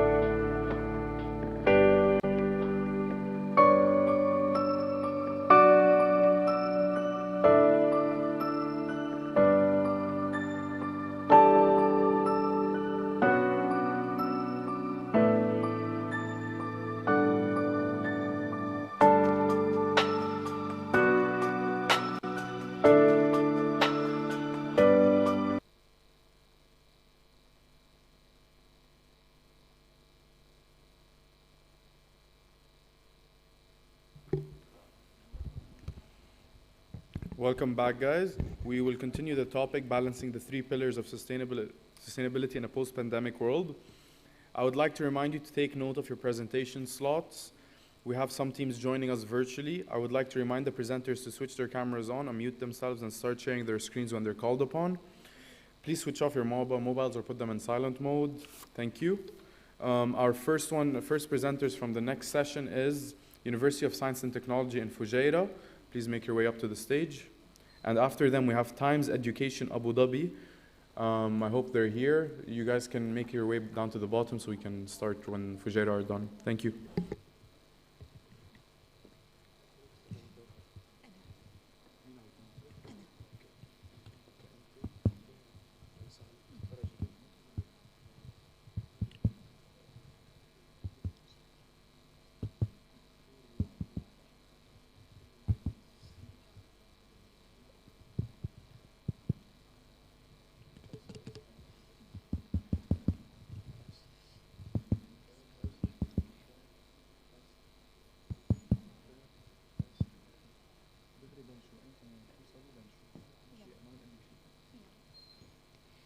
ثلاثة تكاملهم عزيز، بهم تستقيم الاستدامة وتزدهر مجتمع وبيئة واقتصاد، ومن غيرهم تختل الحياة وتندثر. كثر الحديث عن الاستدامة في الآونة الأخيرة في شتى مجالات الحياة: استدامة البيئة، استدامة الأعمال، استدامة القرار. فما هي الاستدامة بصورتها الأشمل؟ هي غاية تبقي على الأنظمة المتداخلة متوازنة ومتنوعة ومنتجة، والأهم من ذلك مستمرة. هنالك 3 ركائز تبنى عليها الاستدامة، ألا وهي ركيزة اقتصادية، اجتماعية، وبيئية. ولا ننسى أن هنالك روابط تجعلها منسجمة ببعضها البعض، روابط بيئية اقتصادية اجتماعية، واجتماعية بيئية. وهنا يأتي السؤال: أتلك الركائز في الأصل متوازنة؟ وكيف يبنى التوازن من بينها؟ لنعرف ذلك أكثر سنسرد لكم واقع الاستدامة في ال10 سنوات السابقة لجائحة كورونا. بناء على ما شهدناه في الركيزة الاجتماعية وبداية مع المؤشر المجتمعي، فقد كان هناك ارتفاع في الكثافة السكانية حتى عام 2020، مما كان عاملا أساسيا في سرعة تفشي الجائحة نظرا للمخالطات الكثيفة بين التجمعات البشرية. أما بالنسبة للمؤشر التعليمي، فقد كان هناك تحسن في خدمات التعليم لفئات كبار السن والشباب، وتحسن في مستوى التعليم في المراحل الابتدائية والثانوية، وهذا ما يفسر سرعة بداية خروجنا من تلك الجائحة نظرا لسهولة مخاطبة المتعلمين عن غيرهم من الفئات غير المتعلمة.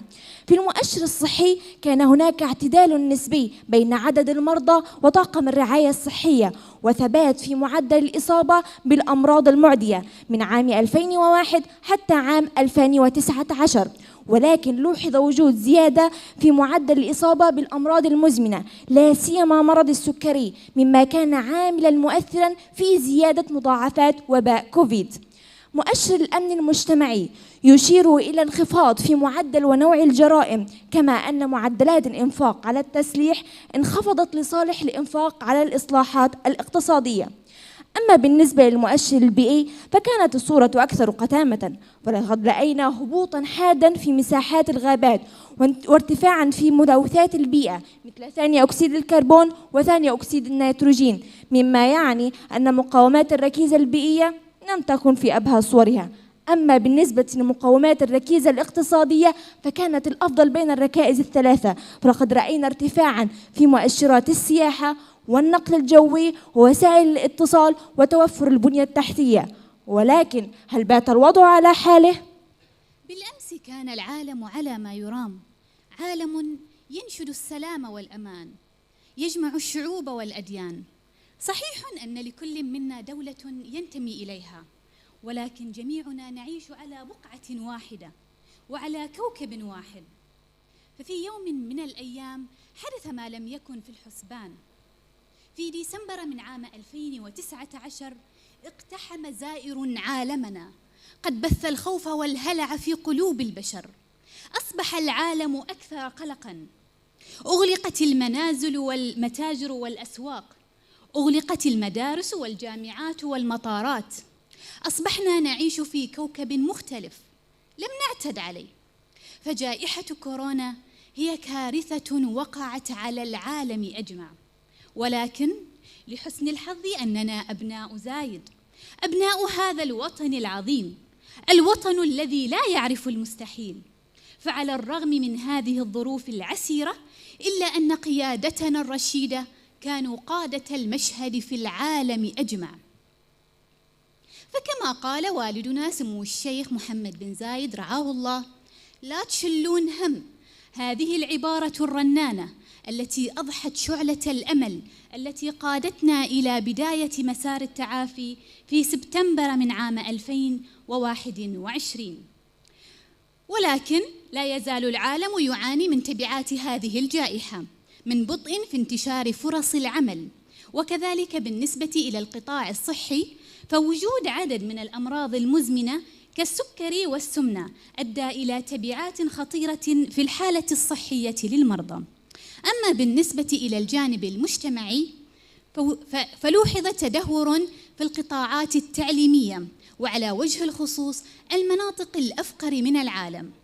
ولكن في المقابل لوحظ تحسن ملحوظ في جودة الهواء ونظافة المياه، لا سيما الجوفية، وقلة انبعاثات غاز ثاني أكسيد الكربون، كما حدث في مدينة أوهان الصينية التي كانت البؤرة الرئيسية للفيروس.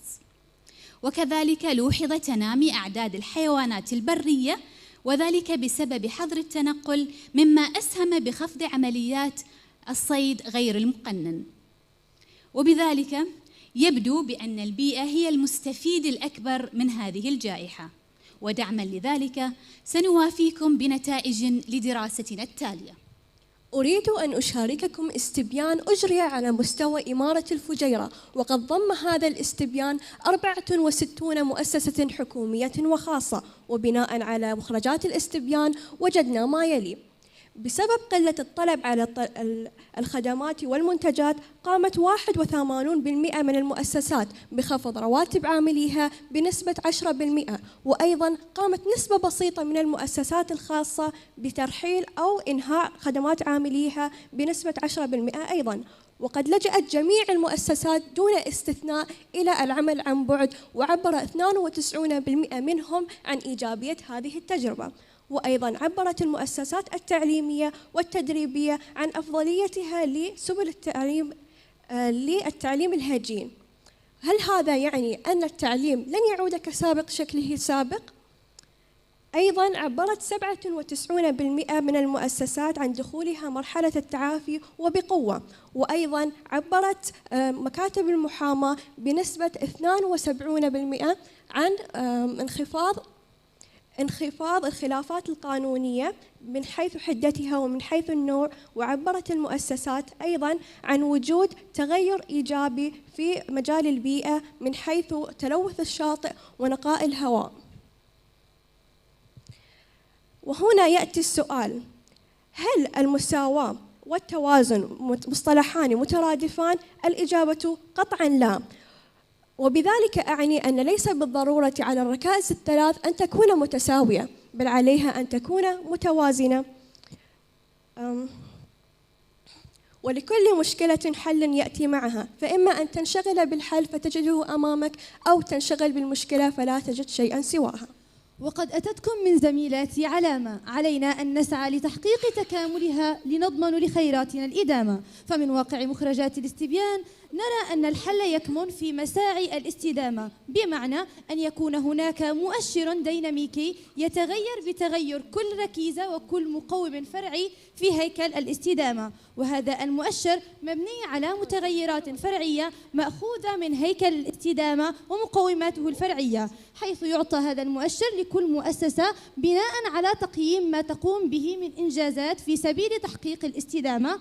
وبعدها تقوم كل مؤسسة بوضع خطط لتطبيق معايير الاستدامة، ومن ثم يتم رصد هذه المخرجات ووضعها في بوابة خاصة بذلك تعرف باسم مؤشر الاستدامة المؤسسي، وهذا المؤشر يتضمن نواحي متعددة. فمن الناحية الاجتماعية تقوم المؤسسة بإدراج مخرجات التطورات الصحية والبيئية والتعليمية للعاملين بالمؤسسة، ومن الناحية الاقتصادية تقوم المؤسسة بإدراج مستوى الدخول وأيضا البنية التحتية. أما من الناحية البيئية فتقوم المؤسسة بإدراج مخرجات عمليات إعادة التطوير وأيضا مدى اتساع الرقعة الخضراء وخفض استهلاك الطاقة. بعد ذلك يقوم مؤشر الاستدامة المؤسسي بدمج هذه المؤشرات معا لتصبح رقما واحدا يعبر عن مدى التزام المؤسسة بتحقيق التكامل وتحقيق التوازن بين الركائز الثلاث للاستدامة، ويتم مقارنة هذا المؤشر على نحو دوري. وبناء على هذا التطور تمنح المؤسسة مجموعة من النقاط التي تحول بعد ذلك لمكافآت للأفراد العاملين بالمؤسسة. وبذلك نكون نحن طالبات كلية الصيدلة من جامعة العلوم والتقنية في الفجيرة قد ساهمنا بتحقيق التوازن بين الركائز الثلاث للاستدامة في المستقبل عن طريق مؤشر الاستدامة المؤسسي. شكراً.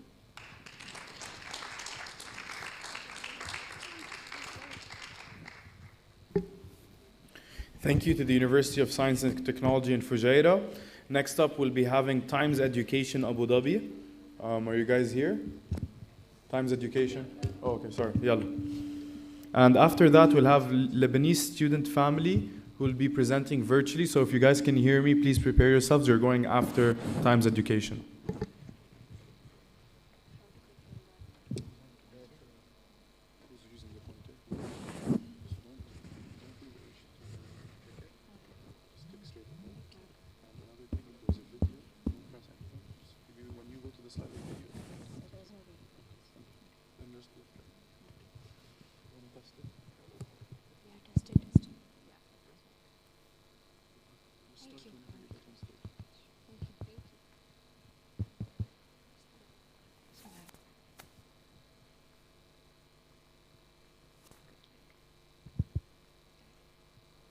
The key to understand the future is one word: sustainability. Assalamu alaikum wa rahmatullahi wa barakatuh. Good morning to one and all present here. Is sustainable development really important in this post-pandemic world? Why is sustainable development so often associated with protecting the environment? Well, in recent years, the COVID-19 has developed the crisis all over the world, causing wreaked havoc on economies. Each and every sector, health, education, labor, supply, and even markets have faced greater challenges.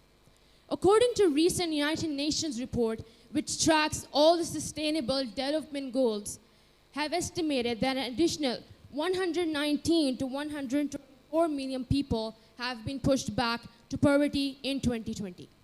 My name is Khawla Javed, and I'm here with my team members, Aisha Farhana and Fatima Shiza, to present on the topic, balancing the three pillars of sustainability in the post-pandemic world.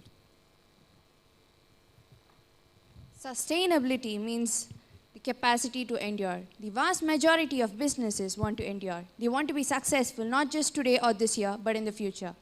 Sustainability is typically thought as an expense rather than an operating department which generates revenue. A sustainable company recognizes that it's not just about the economic bottom line, but it's also about the social and environmental impact. There are three pillars in sustainability. The very first pillar of sustainability is the environmental pillar. It's about being responsible with the power usage, avoiding pollution of environment, and to ensure that the native plants and animals are being protected. Example, Masdar City, the sustainable urban development in Abu Dhabi, has set a key role in the global green recovery from COVID-19. They continue to add sustainability-focused innovation and technology companies. The second pillar of the sustainability is the social pillar. It is to ensure that the workers in the local community has adequate access to good wages, clean water, food, education, and healthcare. It is what? Because by looking after the others today, we can ensure that their children, the future generation, has the best possible start. Amazon announced $5 million relief fund to small businesses in the vicinity of their organizations, while Google pledged $1 million to organizations in the Mountain View, California, impacted by the pandemic. The third pillar is the economic pillar. It is to ensure that the companies are making more profits than are using for expenses so that they can use these profits for further investments. Example, CERN Corp, an Australian insurance company, are now giving up on the usage of fossil fuels and are now investing in environmental, social, and governance. Thus, the idea behind the triple bottom line is that the companies must equalize these three pillars of sustainability and not just focus on making profits. Because if they do, then that is what true sustainability is. Let's see how the COVID-19 has affected the Sustainable Development Goals. So in 2015, the UN member states made it their mission to achieve peace and prosperity by 2030. To measure the government's progress towards this mission, they established the 17 Sustainable Development Goals. But COVID-19 has presented a unique challenge in achieving the several key SDGs. The goals directly affected by COVID-19 are, firstly, the SDG 3, good health, well-being. Across the world, many people are falling sick and dying due to COVID-19. Because the healthcare system are being overwhelmed by the virus, people suffering from other illness were not treated properly. The second is education. The COVID-19 has deprived the students from having the quality education, which had affected SDG 4.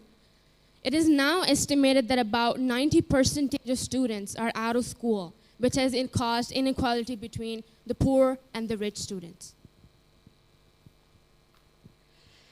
The third goal is gender equality. UN created SDG 5, gender equality, to ensure that it is treated as a human right and as a necessary foundation for a better world. However, women are facing more consequences in this pandemic than men. Worldwide, 70% of health and social workers are women, putting women directly in the harm's way of virus itself. Now we are going to look at the ways in how we're supposed to balance the three pillars of sustainability. Number first is it's the government's responsibility to first tackle with the health crisis and to increase economic measures. They can do this by increasing the liquidity and by protecting the livelihoods. Second, the core principle of the global system, that is the short-term economic growth and long-term resilience, can spur the urban leaders to invest and to avoid having any further future shocks. Thirdly, returning to the business as usual will not just deliver sustained long-term economic recovery, but it also improves the well-being and reduces inequality. Fourth, despite encouraging signs from government, businesses, citizens, recovery plans have shortly fallen.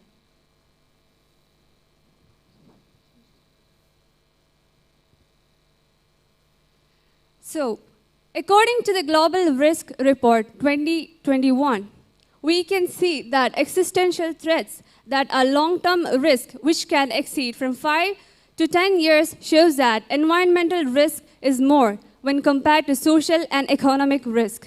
Whereas clear and present dangers, that is short-term risk, which can exceed to 2 years, shows that social risk is more than economic and environmental risk. The crisis has challenged national policy making and international relations in ways that threaten the lasting impacts. The impact of COVID-19 on the livelihoods has been catastrophic, especially on those who have lost their jobs, who have no savings, and who have faced pay cuts. 70% of working women across 9 of the largest economies believe that their careers will be slowed down because of this pandemic disruption, while 51% of youth among 112 countries believe that their educational progress will be delayed. Nearly 100 million people had been contracted by COVID-19, and more than 2 million people had been died, making COVID-19 one of the deadliest viruses in history. Increasing levels of private and public debt may reduce the scope for future stimulus, which was a powerful tool in economies. A fractured future can be avoided by bridging these gaps and enabling opportunities for everyone. Fight today for the better tomorrow. We thank you for giving us this wonderful opportunity and for spending your valuable time with us. Thank you. Thank you.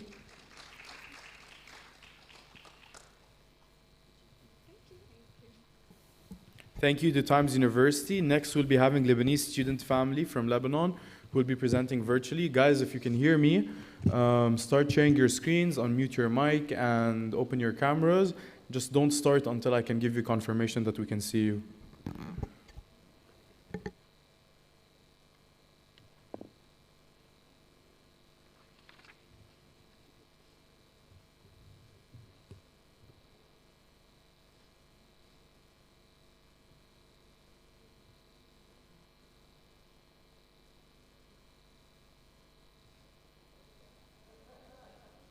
Hello everyone.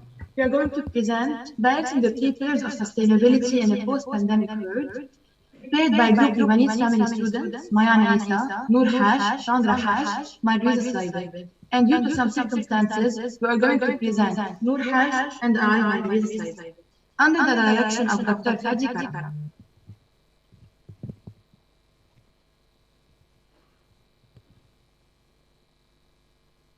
Here's the plan of our project. It's going to be divided into 8 different parts, from introduction to a conclusion. Introduction. As the COVID-19 pandemic spreads into more regions, the national priorities are moving towards target small business owners, labor force working in various sectors, and so the national governments are working overtime to ensure the availability of basics like food, water, and sanitation to their population. The nature of the world after the pandemic crisis remains to be fully understood. As the situation evolves rapidly, the predictions about economic, environmental, and social impact become highly dynamic. So what is sustainability? Noor, my colleague, will continue. So I will define what is sustainability. It is focused on meeting the needs of the present without compromising the ability of future generations to meet their needs. Like we can see there is other definition, but we are focusing only on this definition. And now we're going to define the three pillars of sustainability, going from economic development, social development, and environmental protection.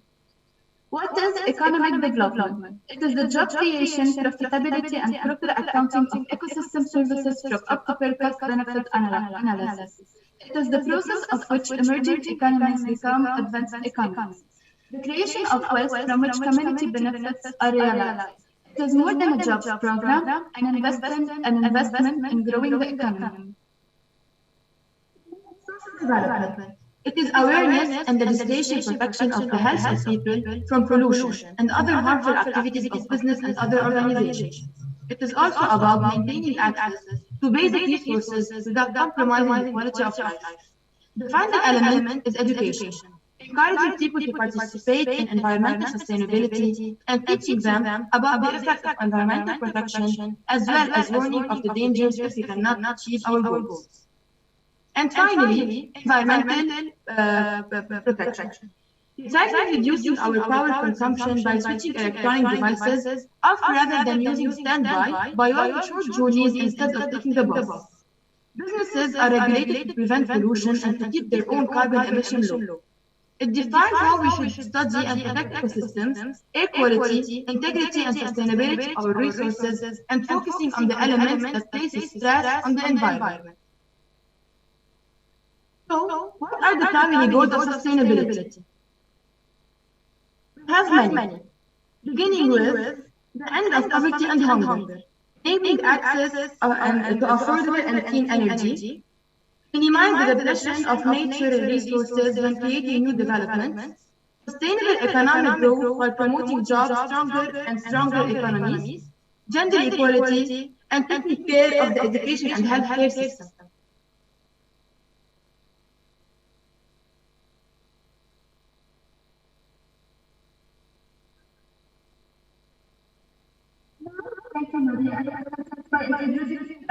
What is our problematic? So how to build a more resilient economy, all while balancing the three pillars of sustainability in a post-pandemic world.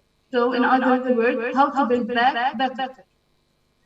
What are the challenges? The challenges affecting the three pillars of sustainability are the labor force as employed, unemployed people, economic fallout, health safety as a new opportunity, worker protection, sustainable organization, supply chain, other aspects of life, marketing, consumer demand, and domestic violence as marriage and cohabitation. So, how does COVID-19 influence the current sustainability pillars? How? Socially unstable growth in healthcare systems.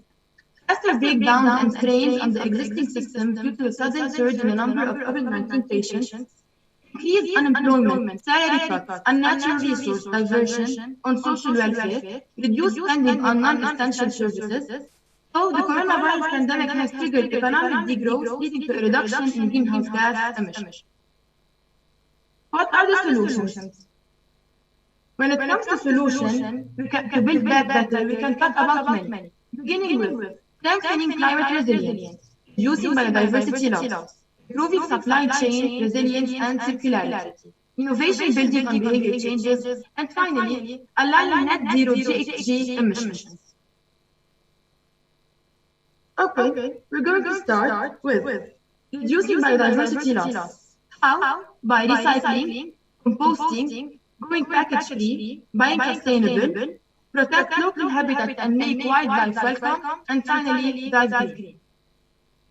Now I will continue and I will explain more about the strengthening climate resilience. How? By building resilient foundation with rapid and inclusive development, help people and firms do their part, revise land use plans and protect critical infrastructure, help people and firms recover faster and better, manage impact at the macro level, and prioritize according to needs, implement across sector, and monitor progress. Also, for the aligning net zero GHG emission, how we can manage by establishing a long-term framework, driving innovation, mobilizing finance, ensuring a just transition, sectoral element and cross-check sectoral elements. Moving now to the innovation building on behavior changes. How? By liking, reciprocity, authority, commitment and consistency, social proof and scarcity. Okay, and now we're going to talk about improving supply chain resilience and circularity. How? By resilience, agility, rapidity, and value conservation. Conclusion. And now, the equivalence of the three pillars come as an aid to the improvement of renewable energy, waste management, use of biogas and solid waste, management in energy production, and solar energy production or generation. Thank you.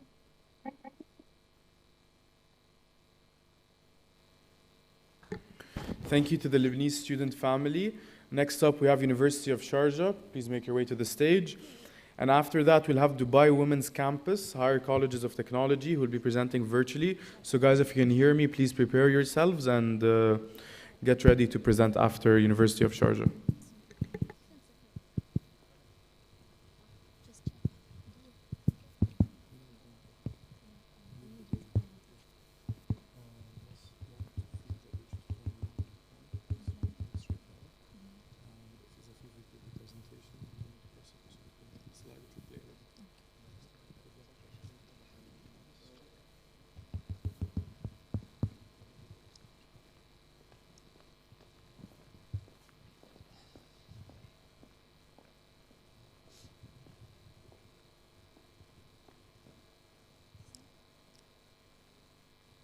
Allow me to introduce you to our main character, Alia.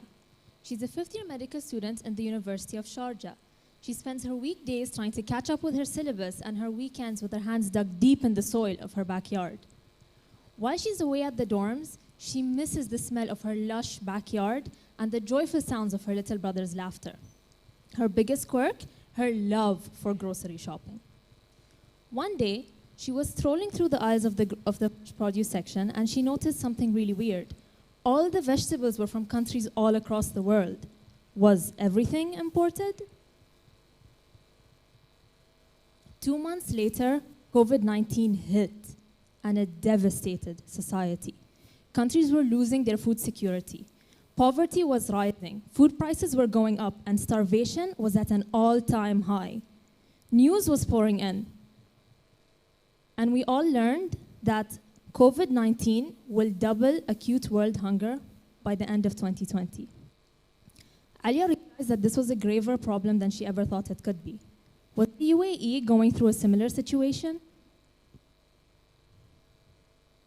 Thankfully, by following the Sustainable Development Goals, the wonderful leadership of the UAE ensured that we had everything we could ever ask for, even in the middle of a pandemic.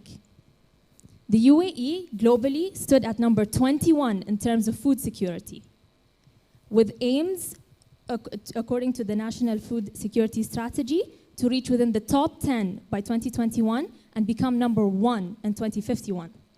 However, a closer look into the numbers revealed that 90% of the food in the UAE was being imported.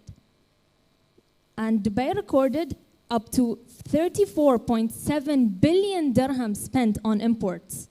This begs the question, are we really food secure unless this food is growing in our own soil, on the ground of the UAE, in the heart? How do we envision ourselves in a world post-pandemic? Alia was concerned and deeply worried. She wanted to help but had no idea how to. She spoke to her mentor, Dr. Anu, who was passionate about balcony gardening. Maybe she could help. One discussion led to another, and Dr. Anu and Alia embarked on a journey to transform this barren land to the lush, sustainable garden it is today. All in less than 2 years, using the 3 pillars of sustainability as their blueprints. Work on the project can be summarized into 4 milestones: from trash to treasure, testing the soil quality, constructing the garden, and irrigating the crops. Food waste is a massive problem in the UAE. Daily food waste is 38% and it can go up to 60% during Ramadan. This is an urgent problem that needs an urgent solution. The University of Sharjah is the first higher institute of education that produces organic fertilizer. Over the course of 2020 and 2021, we collected over 8 tons of waste. How did we know if our compost yielded good soil? We looked for a large presence of earthworms, which meant that our soil is rich in nutrients, as you can see in the video. So many worms. Our soil wasn't used to power construction of the area. Based on the seeds available and the requirements of the plants, we segregated the area into a greenhouse, a net house, and a community farm. Irrigation was another important facet of the farm. We wanted to be economically sustainable. Our students contributed to the project by collecting all single-use water bottles, collecting 56.5 liters in a month.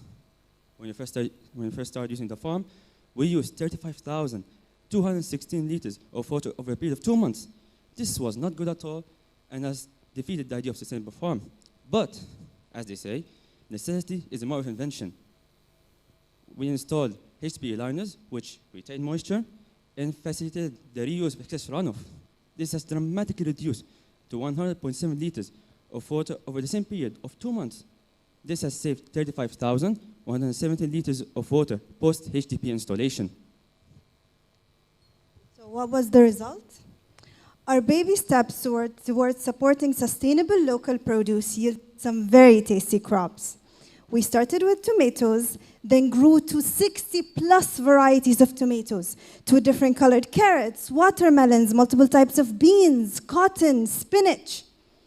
But the goal was to share it with the world. So the next step was to get certified from the Emirates Authority for Standardization and Metrology, allowing us to generate actual income. We sold our produce to faculty, to supermarkets. We even aim to start selling to cafeterias in University of Sharjah. What else? During the pandemic, we recruited more volunteers, more students. We worked day in and day out on harvesting and sowing crops because it wasn't only about farming anymore. It was about building a community. So did we achieve our goals? We initiated a plan towards food security and reducing food waste. We increased soil quality, increased green areas all around the campus, and reduced carbon emissions. How did we do it? Under the guidance of the 3 pillars of sustainability. Through the social pillar, we created a community spirit among students, even in the middle of a global pandemic. Students were working extra hours, they were helping with the farm, with harvesting, with sowing crops, they were helping with recycling water. Students and faculty came together to educate, collect, and deposit food waste from their homes to create compost. Through the economic pillar, we generated income from building an urban farm instead of soaking in the investment. We saved money on labor, we saved money on compost and on water use. We even sold our produce to supermarkets and individual shoppers. And finally, through the environmental pillar, through the principles of reduce, reuse, recycle, and repurpose, we were able to work towards building a greener and more food-secure future. We repurposed goalposts as support for our vines, cartons as containers for our compost. And we were even able to reduce water use and electricity to help the growth of these plants. So what's next, and how do we envision our future going forward? Our solution, urban farming, from our farm to yours. In a country like the United Arab Emirates, urban farming or farming within cities and small spaces is our way of becoming more food secure and thriving in our independence. We propose to do this and take this project further through 4 ways, keeping the 3 pillars in mind. 1, educating, expanding, serving, and connecting. Through step 1, which is educating, we aim to educate schools, universities, and institutions about waste management and urban farming practices by connecting with local farmers. Through step 2, which is expanding our farm through improving our electricity use, installing solar panels, upgrading our water recycling project, as well as by connecting with more cafeterias and restaurants. Step 3 is serving the community, serving the country by donating a part of our produce to local food banks and allowing students to come and volunteer on our farm. MakeSoil.org is a website through which you can contribute to our project by donating your food waste. You can plug in the website, look for University of Sharjah, and you'll know where to find us. Step 4 is connecting to the people, connecting to the land that we live in and grow our crops in. We think it's important to help people understand the seasonality of produce, develop an appreciation for it, as well as connect to each other through leisure activities hosted in our garden. All in all, COVID-19 taught us some very, very important lessons. We tried to learn from them, and we hope that we can share it with the world. We learned the importance of self-reliance when all of us were locked in the confines of our house in a global pandemic. We learned that things don't need a lot of money, they just need a little bit of passion, innovation, and responsibility. With a little love, the arid soil of United Arab Emirates is capable of producing wonders. And sustainable farming is not a question of if anymore, it's a question of when. We can do it, and we can do it together. We look forward to collaborating with members present here today and in the UAE, and we hope you can join us through our TikTok page. Thank you.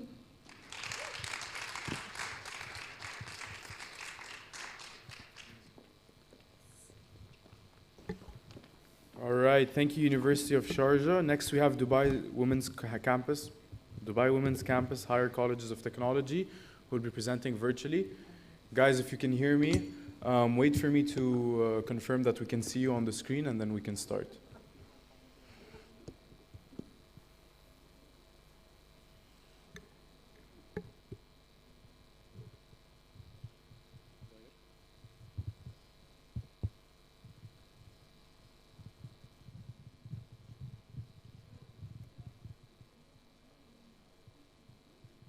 All right, I have you on the screen. Just make sure the presentation is in full screen and then you can start.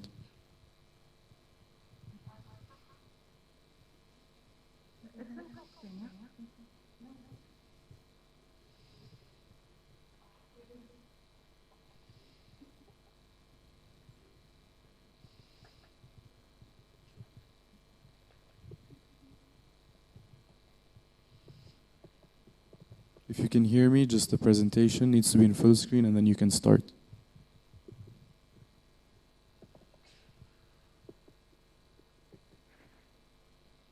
All right.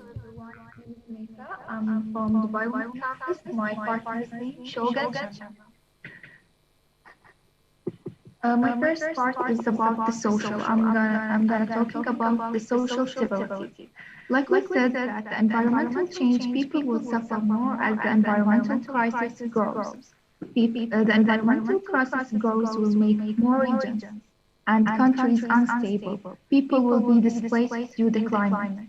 Also, migrating people will face a problem for the countries that they migrate into. Moreover, not helping the developing countries and not addressing the climate changes will be social problems in the future. The second point is equality. It's another problem that we hear about the news nowadays. It's about the gap between poor and rich. This gap is growing and we need to find ways of sharing the wealth for both inside and between the countries. Moreover, more equality will bring more stability. For example, unfair sharing wealth is likely to lead a societal problem at home and out and abroad. The third point is what can the individual do is another aspect of people's sustainability is what we can do as individuals. We need to increase our consciousness of environmental problems. Another point is it's also that we need to be more conscious with the environmental problem. In addition, we need to think about how our consumption impacts the environment and how we learn about it. The fourth point is the place of education. Educational institutions have a role to play here. These institutions must play a role educational population about sustainability problems and particular climate change. People need to have more understanding about what net zero is and what it means in our society, as well as cycles and changes is what we need to achieve. Educational institutions need to teach students how to be sustainable minded. Therefore, schools and colleges need to help us how to learn and how to make the right choices in our life. The fifth point is about how to believe in ourselves. We need to believe that the individual can make a difference. We must become sustainable consumers. As a student, we need to be more sustainable. We should try to start a sustainable business when we get graduate, as well as we need to share our great ideas with all businesses and the government. And together, of course, we will find a solution. For example, take Greta Thunberg. She's an individual that motivating millions of young people to get involved, protecting and helping our planet. Thank you. That's the end of my session. Now my partner, Shamawi. Hi. So the next we will be talking about environment. So our environment needs help. If we don't stop our bad habits, we will not be having a healthy future. So the question is here: what kind of future will we have? If we don't address this problem, there will be a major problem in the future. The climate change, the climate crisis is with us. Is with us. Increasing drought, increasing famine, suffering, and forced migration. All these crises are happening right now. The poor countries will be suffering the most, and some of them start to suffer right now. The rich countries have the resources to adapt, while the poor countries doesn't have that. extreme weather. Countries are today experiment extreme weather, where we have a record of breaking heat, massive flooding, glaciers are melting, and forest fires, like a place like Serbia. Global movement of air are changing their routes and the change of temperature in Gulf, Europe, and other countries. Biodiversity loss. Biodiversity loss is a related problem. Statistics says that biodiversity in air are decreasing, and the reason behind that is the climate change, as well as the human development in natural habitat. But agriculture is another reason behind that. We are at an alarming level. If we didn't act, we will not be having a future for the next generation. They will not be seeing the life of Earth as we are seeing it now. Take a moment and think about the space of the universe, and if there is a possibility of life on other planets. We are truly responsible to protect our biodiversity. We need to understand how simple acts can affect direct and indirect in our biodiversity. Our people need to understand how simple act can have once people understand that, they will do the best they can to help save the biodiversity. One way to help is to plant mangroves and coral reefs. That would be increasing our biodiversity loss. Next would be Cho. Thank you.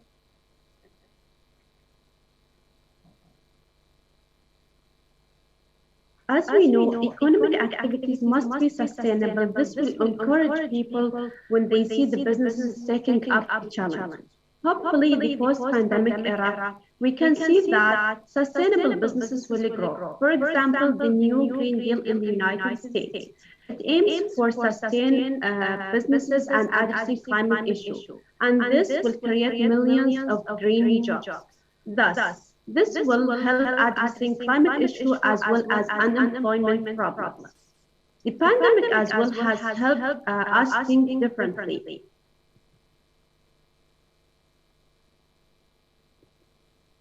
The pandemic as well has helped us think differently. The pandemic has given us more opportunity to imagine different kinds of working practices, such as remote work, and we need to take the advantage of this to build a greener economy. Less international businesses, travel, and more Zoom meetings are certainly a good for the environment. As we know, flying is the single most environmentally harmful action an individual can do.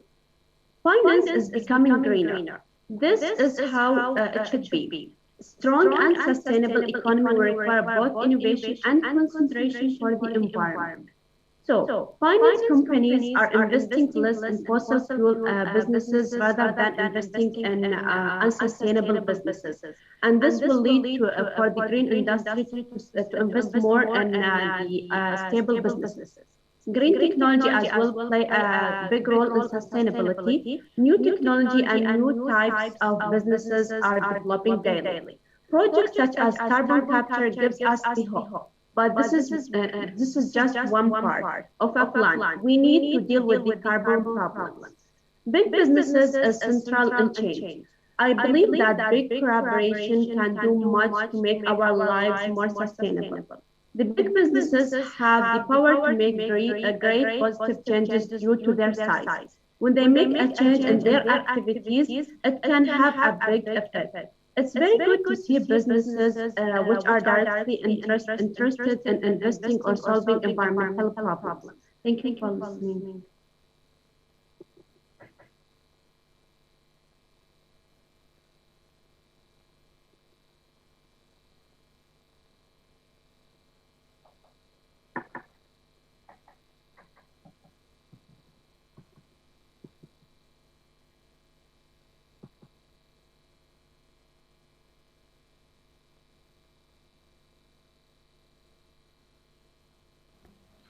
Thank you to Dubai Women's Campus of our colleagues of technology. Next, we have State Medical University of Turkmenistan. If you guys can hear me, can you please start sharing your screens, turn on your camera and unmute yourselves, and I'll confirm for you when you can start.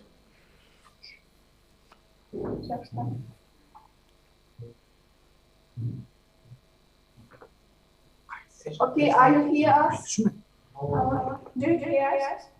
Yeah, I can hear you, but you need to share your screen. Okay, put it in full screen, the presentation.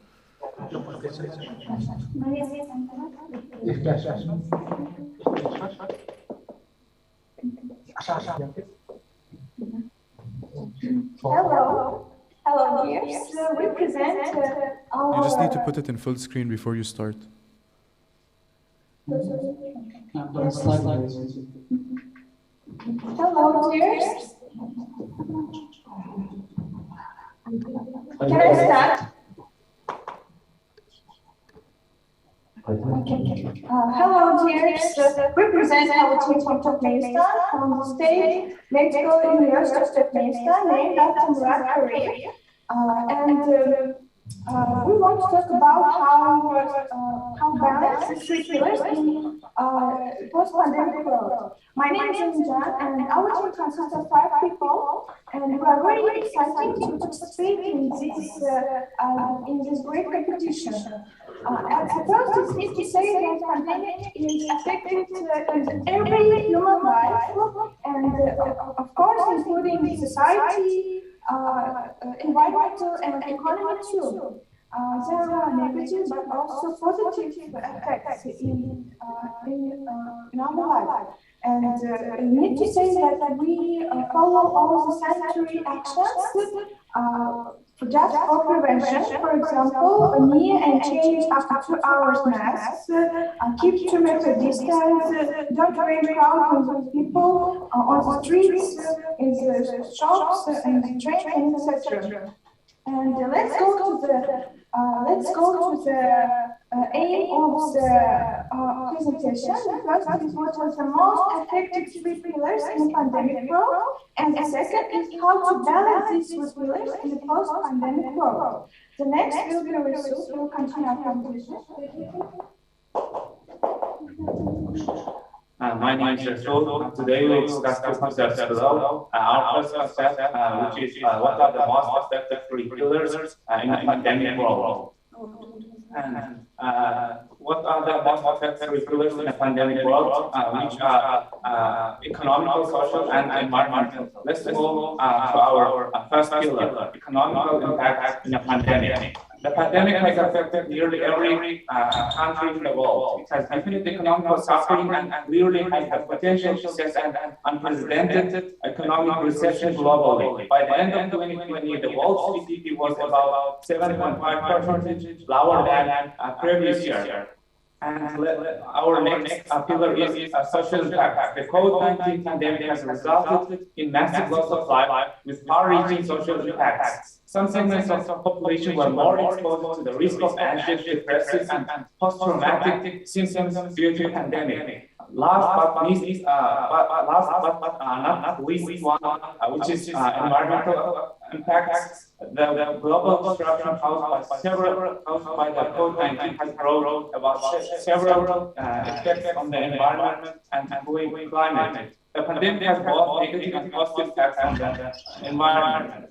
Reduction of air pollution and greenhouse gases, reduction of water pollution are the positive effects of this pandemic. On the other hand, increase of biomedical waste generation and reduction of recycling are the next negative influences of the pandemic.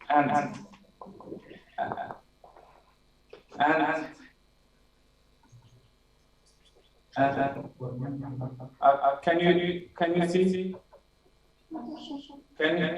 Can you see the presentation? The presentation is not moving actually because it's not in full screen. So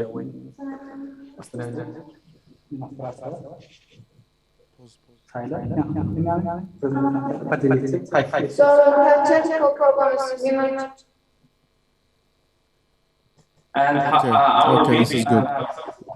Okay. our main concept is how to balance the three pillars in a post-pandemic world. To solve this problem, we must ensure the decisions being made today and during the recovery phase, and we will continue to protect those who are at risk.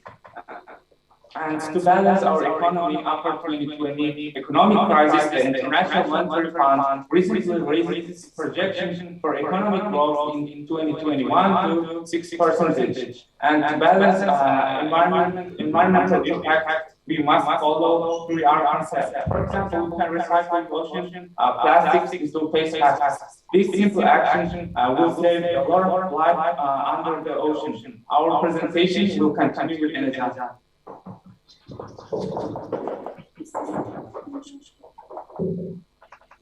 Hello, my name is Ninja, and I want to talk about building back better. Building back better calls for increased policy coherence and in particular between economic, employment, social policies and full of government approach. It also calls for full of society approach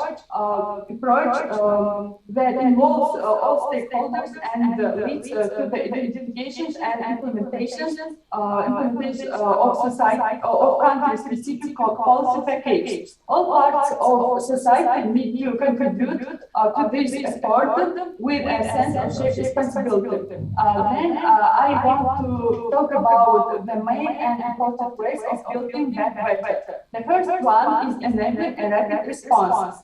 Enabling a rapid response to economic shocks through a mix of counter-cyclical macroeconomic and a mix of counter-cyclical macroeconomic policies and educate income support for all workers. And the second one is strengthening the institutions of work. There are the main ways.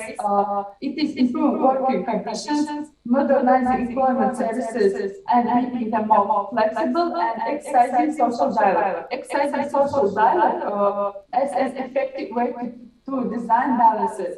The third one is strengthening employment and social protection systems.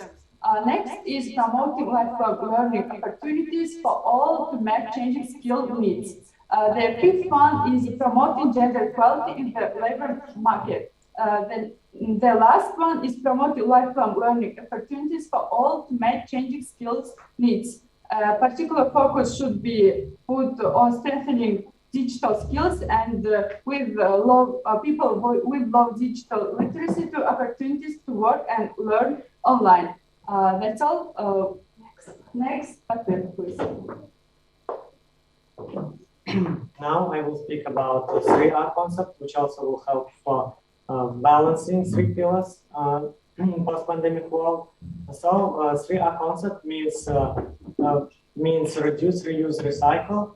And if we'll make a top diagram, at the top will be word reduce, which means lower using of something. For example, we can use in lower concentration electric energy, or we can use in lower concentration paper, or we can use shopping bags when we go shopping, and eco bags.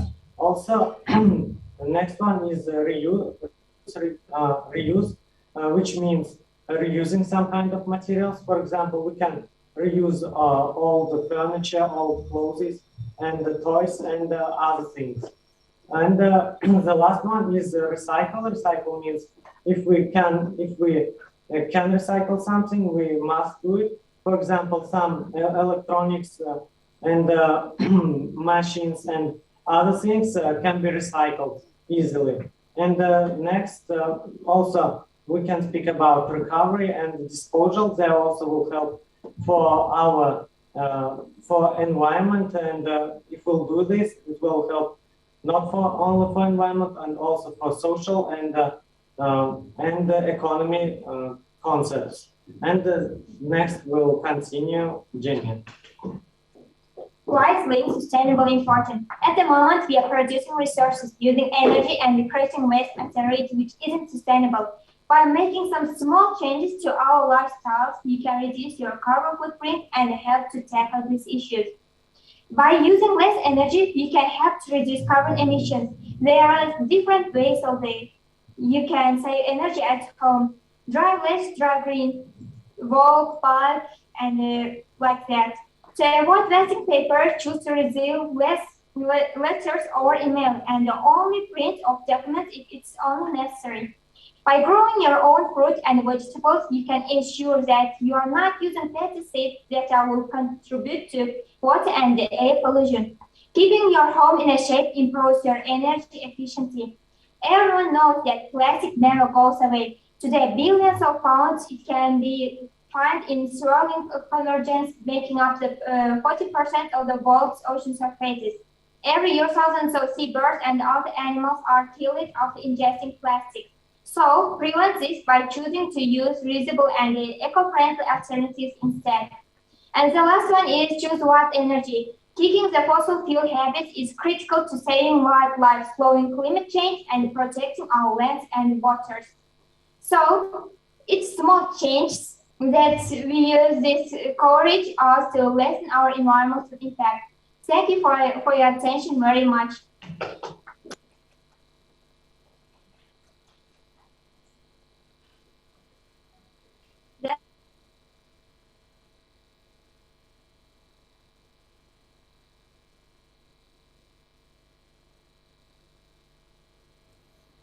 Thank you to the University of Turkmenistan, Medical University of Turkmenistan. Next, we have University of Bolton, Ras Al Khaimah Academic Center. Please make your way to the stage.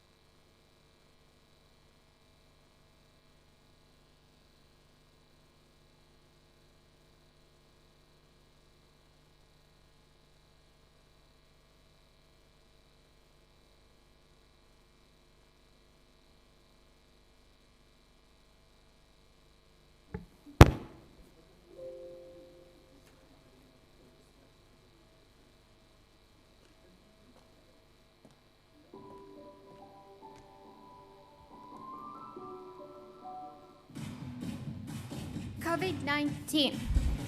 Are we all in this together? The coronavirus affects the poor and the rich differently, with the poor being the most affected. Social distancing is hard in crowded houses, and hand washing is luxury for some. Self-isolation puts women on a higher risk of domestic violence, and the aids for the special needs are disrupted. 1.5 billion child are education deprived. We don't have a cure yet, but we can remedy its effects. So how do these factors affect us globally? According to the International Labor Association, COVID-19 brought to us 3 main challenges that are changing our life, with the youth being the most affected. These challenges are economical challenges, environmental challenges, and social challenges. Starting with the biggest strike of them, the economical challenges.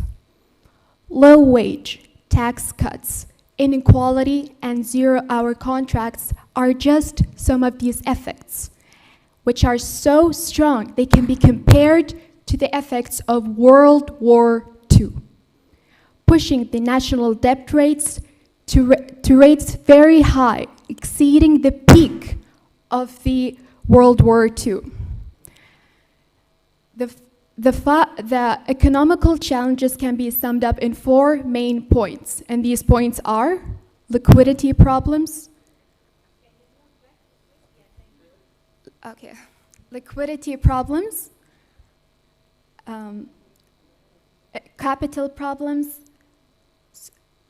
economical failure problems, and full economy freeze, resulting on the increasement of unemployment rates internationally, and the drop of stock market of every work field worldwide.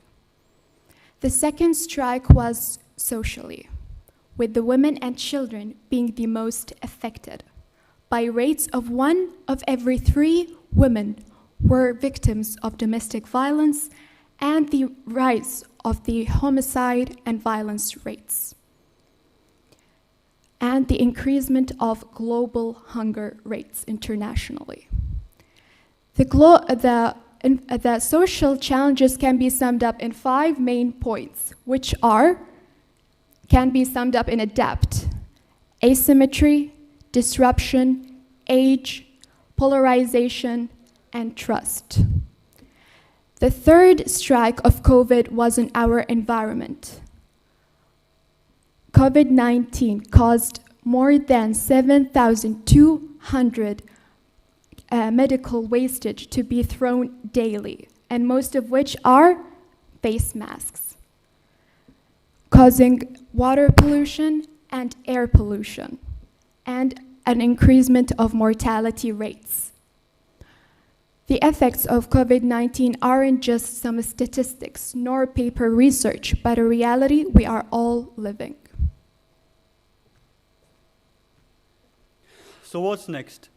Here we are representing the University of Bolton Mechanical Department on the topic balancing the 3 pillars of sustainability in a post-pandemic world, a pathway for building back better.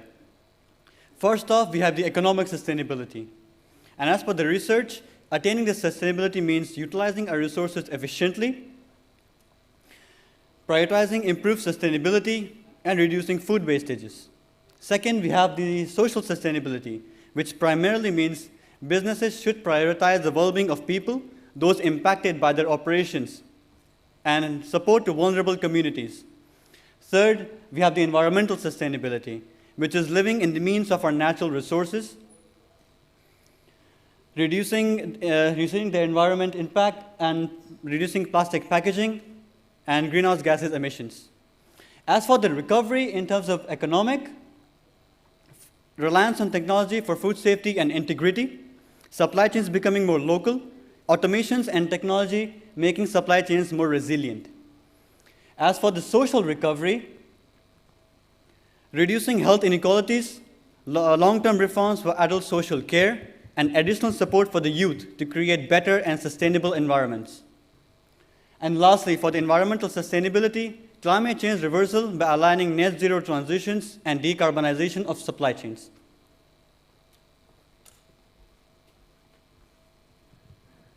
There are measures taken by the United Nations. The 5 Ps are centered on people, to end poverty and hunger, and to ensure equality in a healthy environment, the planet, sustainable consumption and production, and an urgent action on climate change. Prosperity, social, economic, and technological progress works in harmony with nature. Peace, a society free from violence and fear.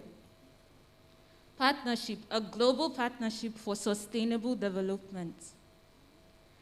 The recent UN conference held at Glasgow focused on the governing principles of the COP26, and it aims at creating an accessible and inclusive setting for all. It also encourages healthy living by providing a safe atmosphere for everyone. It also encourages sustainable behavior by the responsible use of resources.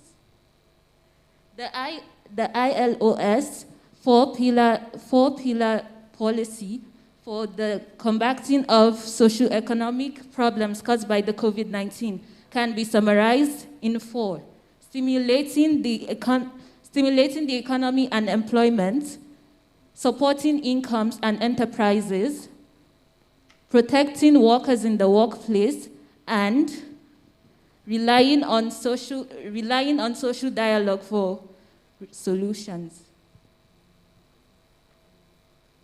During the 109th International Labour Conference, countries adopted a global call for action to implement the strategies of governments, workers, and work organizations. They created a job-rich recovery, which means decent work opportunities for all. And it's to provide workers adequate protection and include universal social protection and promotion of social dialogue. It also supports business continuity, productivity growth, and sustainable enterprises. The International Labour Organization also implements a pathway for increasing international cooperation between countries, pandemic recovery strategies, and ways of increasing COVID-19 vaccine equity between countries. So what do we do now? This is our proposed solution: innovation and green thinking. And this comprises of 5 pillars, which are on the screen: innovation and technological changes, sustainability performance, system thinking approach, education and social engagement, and environmental concerns.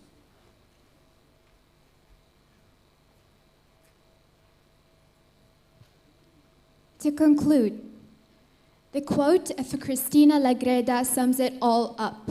We were standing on one side of a massive river of uncertainty and hardship. We are now seeing the other side of the river. What we need to do now is get a universal access protected for the education and the healthcare system to protect the poor, and get more effective researchers to develop the good policies and the cooperation of global organizations to coordinate the right responses. By that, we can turn the inequality, help the inequality. So I'll ask you again, are we all in this together? Thank you.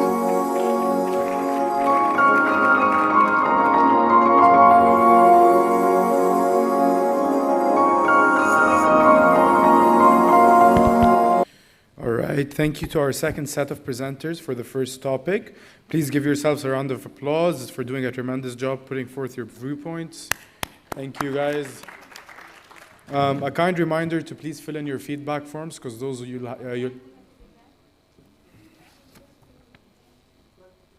12:45? 12:45. We're going for lunch now. You'll be back at 12:45. Please don't forget to fill your feedback forms, because those are important, because you need them for the certificates. And it'll help us make the competition better next year. Lunch is happening for 30 minutes. You have to be back at 12:45. All right? Enjoy your lunch.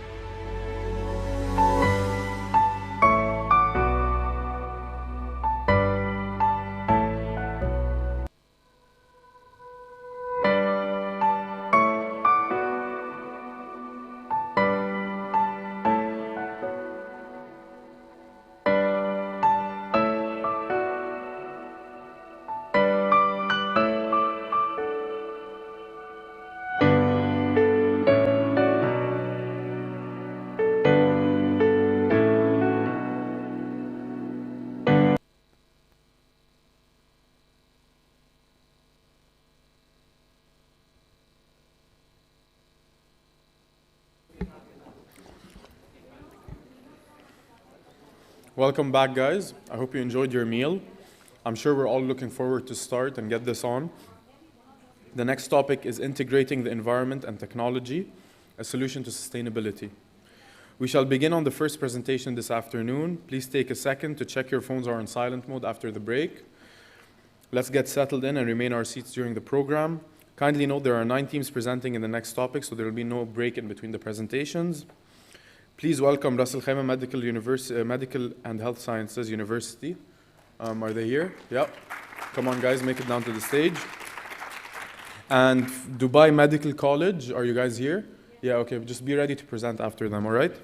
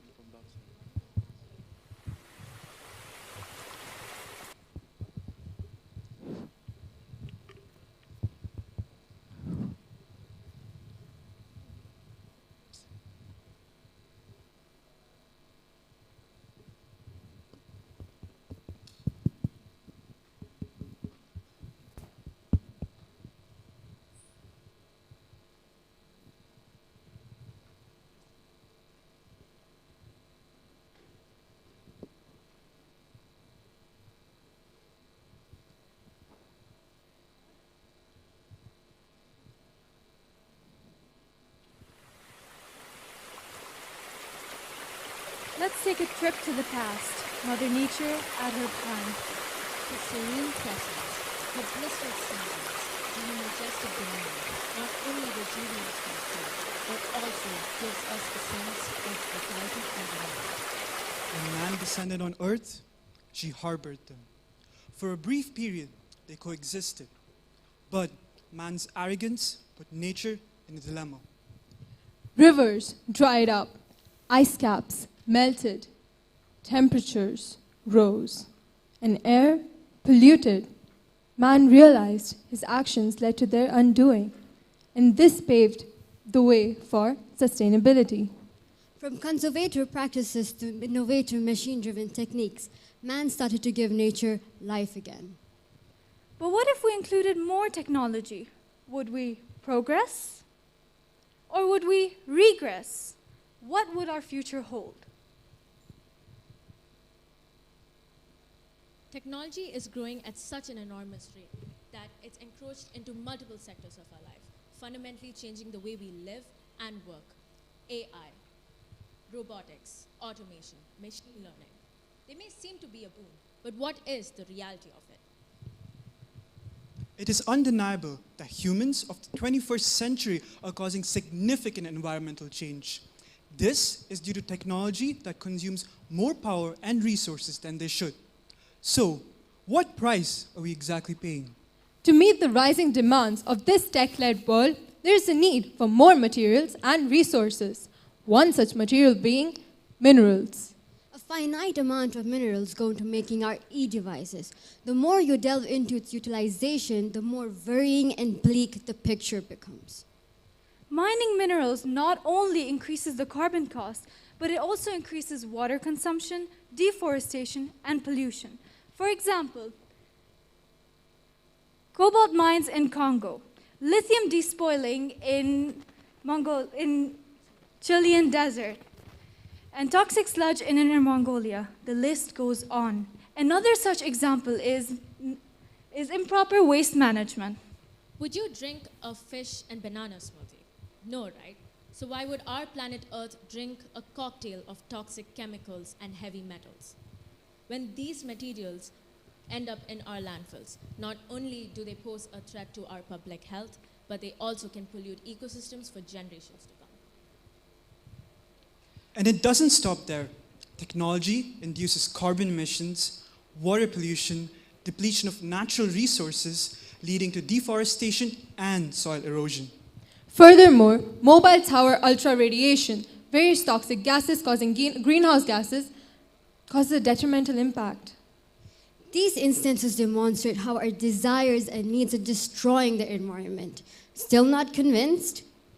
The U.S. Environmental Protection Agency has allotted up to 78 mines as federal Superfund sites, which are basically contaminated sites requiring urgent response. According to the United Nations Environment Program, about 20 billion devices are connected to the internet, which generates about 50 million tons of e-waste annually. An estimated 1.6 billion tons of greenhouse gas emissions are produced through the use of digital technology, making each one of us internet users responsible for about 400 grams of carbon dioxide every year. But what if we projected another reality? Focusing on the negatives defeats the idea of a progressive and sustainable future. Analyzing the impact that technology has on our environment is the first step in going green. The primary aim of green technology is to conserve, monitor, and reduce consumption of resources to maintain sustainability. Different innovations from consumer reality and from catalytic converters, we have enable efficient reduction of pollution. Artificial intelligence and renewable energy have been adopted by bigger companies now. But what can we as individuals do? We can reduce techno-trash by donating previous items, reusing them, or just moving on to a more sustainable lifestyle. Seeing as to how we address the countermeasures, I'm pretty sure you know what our answer is. Yes, we do believe technology is the solution, and here's why. Though technology and the environment are thought to be on opposite ends of the spectrum, humans have kept looking for ways to save the environment with technology. Be it using renewable energy sources or technology like AI, IoT, etc. Now, let's talk about some conservation techniques, shall we? Renewable energy is cultivated by harnessing nature's power, and it also helps us in displacing fossil fuels with more accessible resources. And one such is lithium-air batteries, fuel cells, and thermal energy connectors. Smart grids reduce consumption and modify the power such that consumers are more able to get this energy without any wastage. This is a long-term storage plan, such as Google X replacing Malta, which stores the energy into a molten rock form. Another such plan is Antora Energy, which uses the same concept but using low-cost thermal battery. These are all long-term solutions which are less costly and very efficient. But does sustainability revolve around energy conservation alone? The essence of sustainability also lies in maintaining the ecological balance, which is dependent on a healthy ecosystem with its flourishing flora and fauna. Acknowledging Alan Edison's remark, modern technology owes ecology an apology. Technology is now widely being used in saving wildlife. Some of the measures used worldwide to protect the fauna include smart collars embedded with GPS, meters, sensors, etc. to keep a track on endangered species like rhinos or elephants. Other advantages of sensors include monitoring harmful emissions produced by greenhouse gases, gene technology, drone surveillance, and surveillance. Modern technology offers humanity a chance to change the conservation game. This helps give us biological diversity, sustainability, and thus pave a way for a better Earth. In the fast-paced world these days, man has come up with innovative ideas in order to increase sustainability and live a smart lifestyle, basically. Smart home technology uses linking sensors and remotely monitored appliances that are connected to the internet, which are programmed to be energy efficient as well as user-friendly. Wouldn't it be cool to have your room light up or your ACs turned on only when required? Intelligent lighting systems and smart thermostats are the way to go. And the plus point is that they reduce wastage. Smart cars like Tesla work on efficient rechargeable batteries. A report says that these are almost 3 times more efficient than normal cars. Countries such as China have incorporated about 300,000 electric buses in their cities. This policy significantly reduces sulfates, nitrogen oxides, and carbon dioxide, which are major issues in most cities today. Other strategies include plastic recycling, which can be both economical and efficient. Some companies have shifted their policy, that is pyrolysis, which uses heat in the absence of oxygen to convert plastic back into liquid feedstock. We can mention more pros. LED light efficiency, potentially reducing energy consumption by 40% globally by 2030, accounting to $26 billion into savings.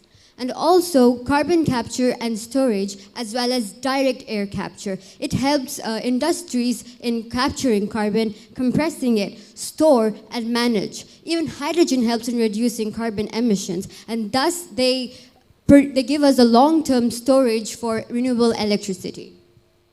So what exactly is happening right now? Hydrogen fuel cells are cells that can contain a lot of energy using less weight, which is ideal for traveling long distances. Hydrogen-powered planes will be able to carry 200 passengers for over 2,000 nautical miles. A UK-based company, Zero Avia, has already completed its first flight. Vertical farming involves stacking up multiple layers of produce on top of each other, thereby reducing the runoff, reducing the amount of space needed for the crops, as well as eliminating the use of pesticides. Chemical recycling is an attempt to recycle the unrecyclable. All types of plastics are fed into a recycling system which reconverts them back to oil to be reused again. This nation has also not held back with its contribution. Masdar City, Abu Dhabi, uses technology and solar power to reduce the use of energy and water. In homes, water consumption is ensured by high-efficiency appliances. Which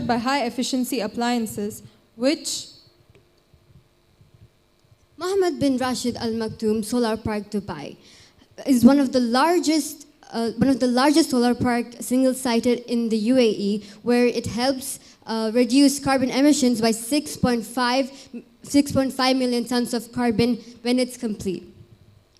UAE has set proper goals to make sure that Expo 2020 is one of the most energy-efficient events in history. In order to do that, it has set up some initiatives, such as using up to 30% of construction material as recyclable materials, and also using renewable energy to power its electricity. With these developments and initiatives, this fast-developing nation is definitely taking a stride towards the right direction. It's given that technology is considered a double-edged sword. It can either make us or break us. It can be a helpful asset, granted we learn to use it efficiently. In this era of innovations, we have promise for our future. Our sustenance. Our planet Earth. This is not the end, nor the beginning. This is so much more. A stride towards the dawn of a new age. A better place for her and for us. A greener era. Well, maybe just a dream. Can soon become a beautiful reality.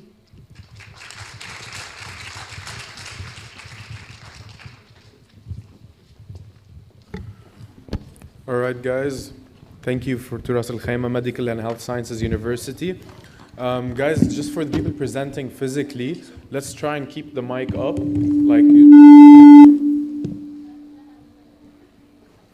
Try to keep the mic up, and everyone did that well. I'm not saying it because they didn't do it well. And also, make sure you don't go over the limit. And what else? And for the teams presenting virtually, make sure you're... For the teams presenting virtually, make sure you're ready whenever I say what university is up next. Okay, so now we have Dubai Medical College who's getting ready, and after that we have University of Dubai who's presenting virtually. Please make sure you're ready after Dubai Medical College. Thank you.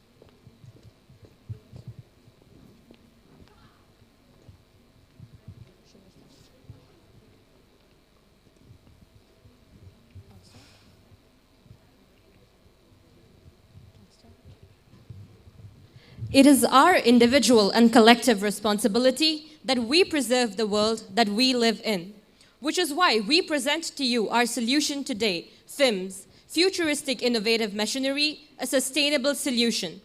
Living in this fast-paced world of the 21st century, it is imperative that we realize that we are surrounded by technology, whether it comes to schools, colleges, or workplaces. It is the need of the hour that we integrate technology with environment to create a sustainable tomorrow. We want to achieve our goal by a 3-step innovation plan, which involves collecting data, interpreting data, and analyzing this data to bring about change. We want to integrate our idea with the United Nations 11th Sustainable Goal, which is sustainable cities and communities to create smart cities at a global level. For centuries, people have believed that the solution to a better environment is separating environment and technology. But at FIMS, we are here to change that. We want to present our solution, which is 2-in-1, smart and sustainable, by showcasing 4 basic aspects, which includes transport, waste disposal, healthcare, and natural resources. One of the most important natural resources is water. Did you know that according to the US Environmental Protection Agency, the average family household wastes about 180 gallons of water per week? That's about 9,400 gallons of water annually. And it's equivalent to washing about 300 loads of laundry. And this is just from household leaks. So, our idea at FIMS is using hydropower. Hydropower generates electricity, and as long as hydropower generates electricity by circulation of water, and as long as water is continued to flow through turbines and the reliability of the water source is maintained, and water is continually flowing in a circular direction through the pipes, then electricity will continue to be generated. Technological innovation is a very important factor in sustainability. This is because it plays a central role in the long-term initiation of sustainable production. Moreover, efficiency is another such characteristic that's very important because it's eco-friendly technology is directly related to energy consumption. This implies that if technology requires a lot more energy than it produces, then that would create a large amount of consumption of energy and natural resources, and in turn have a detrimental effect on the planet and our environment. Which brings us back to hydropower. Hydropower is an innovative solution that's becoming increasingly relevant in our society today, and this is because of its numerous benefits, including decreasing waste emissions generated, reduces resources used, it's convenient, cost-effective, and all these benefits in turn will help prevent climate change and create a more sustainable tomorrow. Moving on to another man-made resource, which is transport. Transportation. The transportation industry has been affecting our environment very negatively for the past decades. It burns most of our petroleum. It releases harmful nitrous oxides and carbon dioxide in the air, which results in global warming and contributes to climate change. So let's think about it. How can we incorporate technology and the environment? What are 2 things that we use almost every single day, and almost everyone uses these 2 things? Smartphones and some form of transport to either commute to work, college, university, wherever. Why not create an app? This is what we at FIMS thought of initially. This is our plan. Our pitch is to create an app where users will input their mode of transport. This can be hybrid cars, cycling, walking, buses, or metro. And for every input, they will be getting a point. With these points, they'll be getting rewards. And these rewards can be free meals, discounts, shopping offers, entertainment offers. And the more sustainable their mode of transport, the more rewards they'll be getting. How is this going to help the environment? Well, the rewards will encourage more users to use our app. And alongside the rewards, we will also be planting a tree for every 200 points earned by the user. So how can the transport industry itself be more sustainable? We are seeing technological developments such as electronic cars, self-driving vehicles, and this is one way we can make the transport industry itself more sustainable. Amidst the COVID pandemic, because we were stuck at home, there was a decrease in pollution from the transport industry. However, we did see an increase from hospital waste. Now, it is ironical that hospitals, which provide succor to the ailing, can also create health hazards. Indiscriminate disposal of healthcare waste is indeed one of the major sources for the spread of infection and pollution. So according to WHO, 85% of them are general, and the remaining 15% are hazardous, which are toxic or radioactive, and they're even infectious. And open burning and incineration of these waste materials can lead to emission of dioxins, furates, and particulate matter.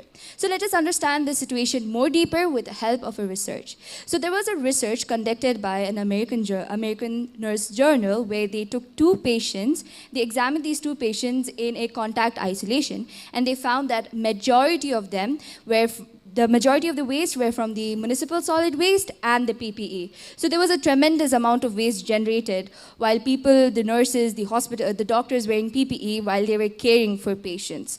So we had at hand as to how do we, recycle them and how do we make the hospitals even more sustainable. So based on the research by NTU Singapore, it is converting plastics into formic acid with the help of sunlight. Now, how does this work? So they mix the plastic and a catalyst in a solvent, and what they do is they allow the solution to harness the light energy which dissolves the plastic and converts them into formic acid. And the catalyst they used here is vanadium-based catalyst. They are environment friendly, they are of lower cost, and the speciality of this is that they can break carbon-carbon bonds, which can make the plastics biodegradable. How amazing is that? Moving on to formic acid. How is this formic acid beneficial? So there was a research conducted by a European team saying that the formic acid can be converted into hydrogen fuel, which can be used as electricity. And this electricity can supply all the hospital machines, hospital medical machines. We know there are numerous of them in the hospitals. And advantages of this is that they are of lower cost, lower carbon dioxide production emission, and they are very sustainable in our environment. Talking about the hospital waste management, let's move on to the general waste management.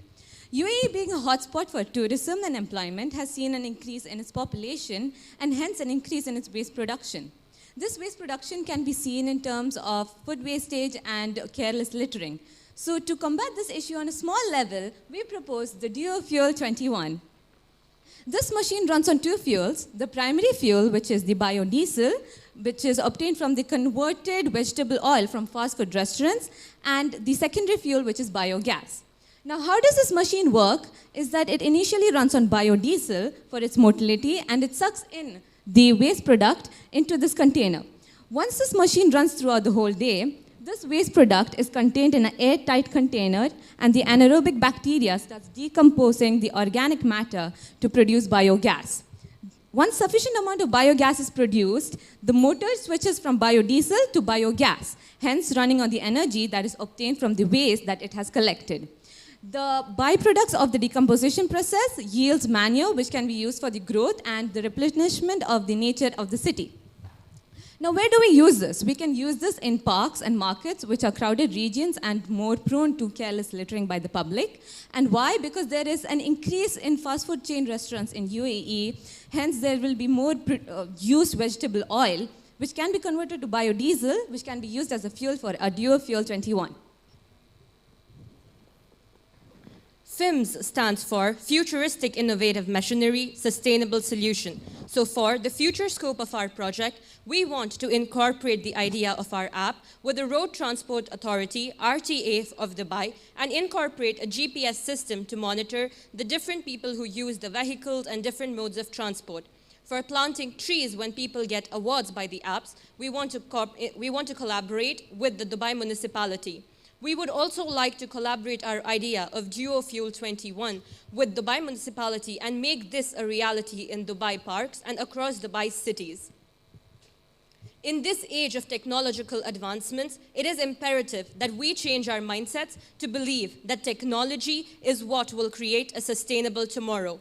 With UAE reaching new heights with the Expo 2020, it is important that we reach newer heights and take greater accomplishments for the environment. We together can do this and ask for your support in supporting FIMS. futuristic innovative machinery, a sustainable solution. Thank you. Thank you.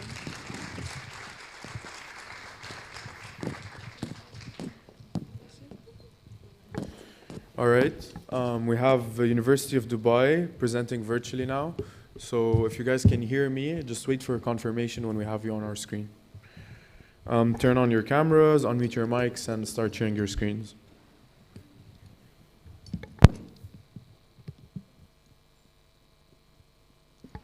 And next we'll have Harriet Watt. You guys are in here? Yeah, so please get ready so you go next, all right?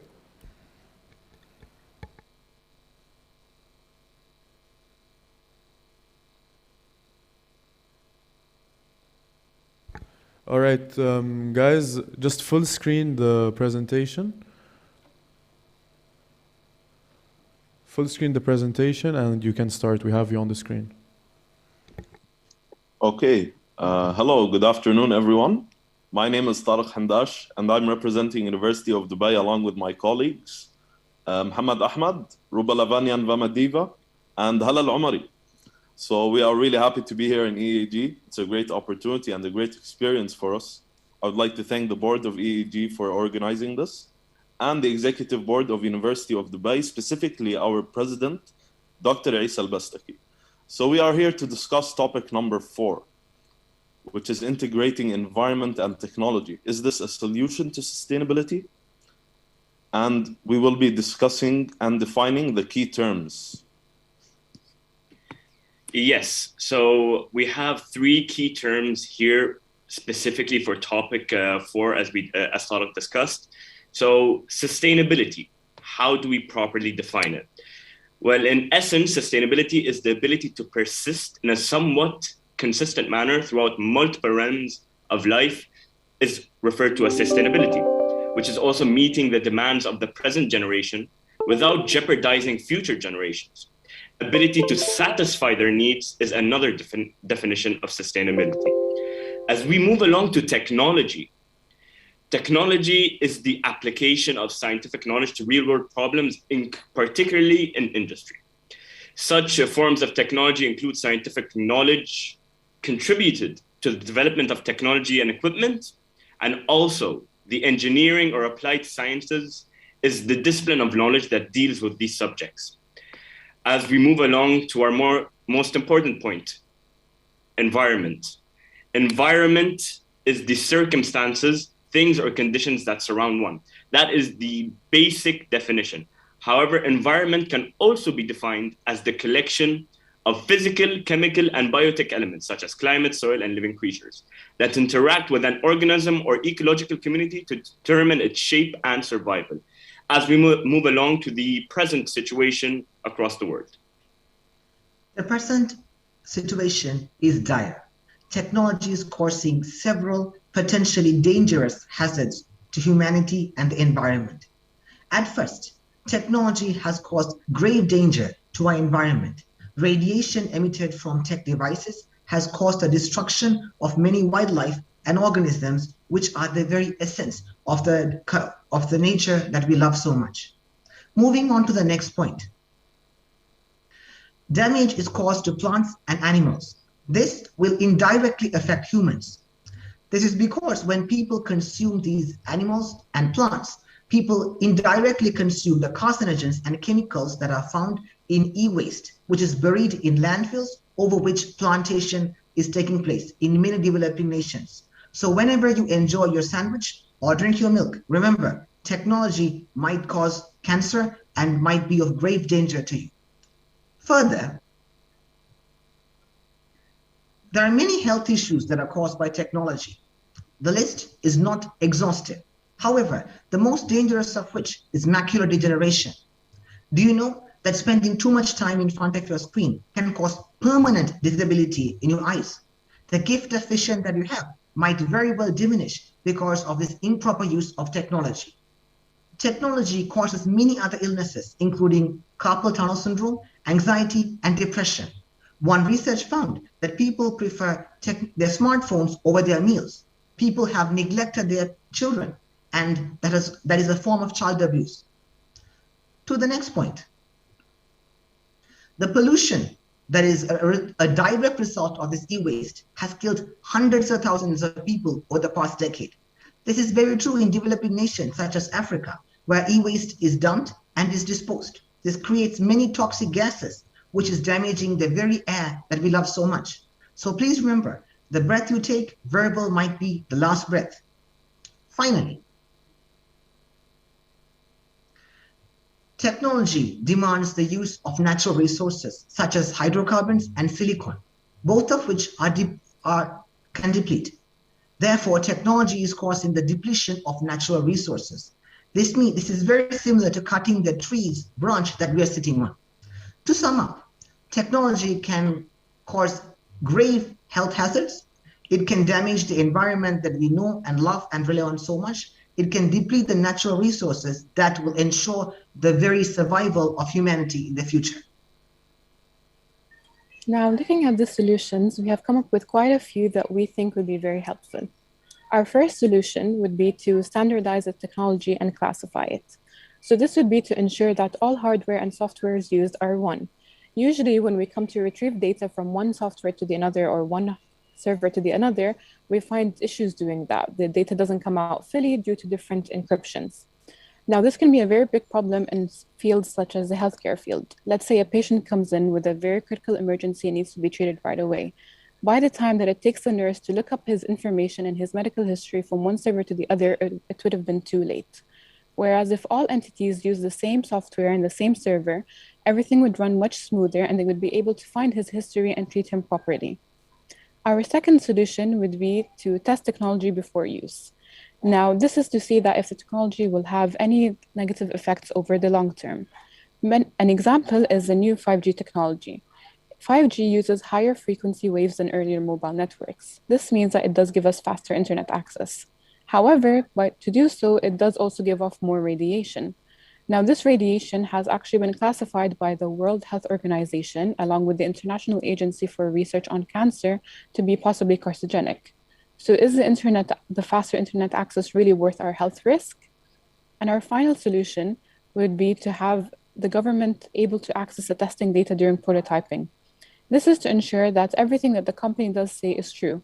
I'm sure you all know the infamous Volkswagen scandal, where they claimed for their efficiency levels to be at a certain level, but in reality they were much higher. Not only did this harm the environment, but it also damaged their reputation.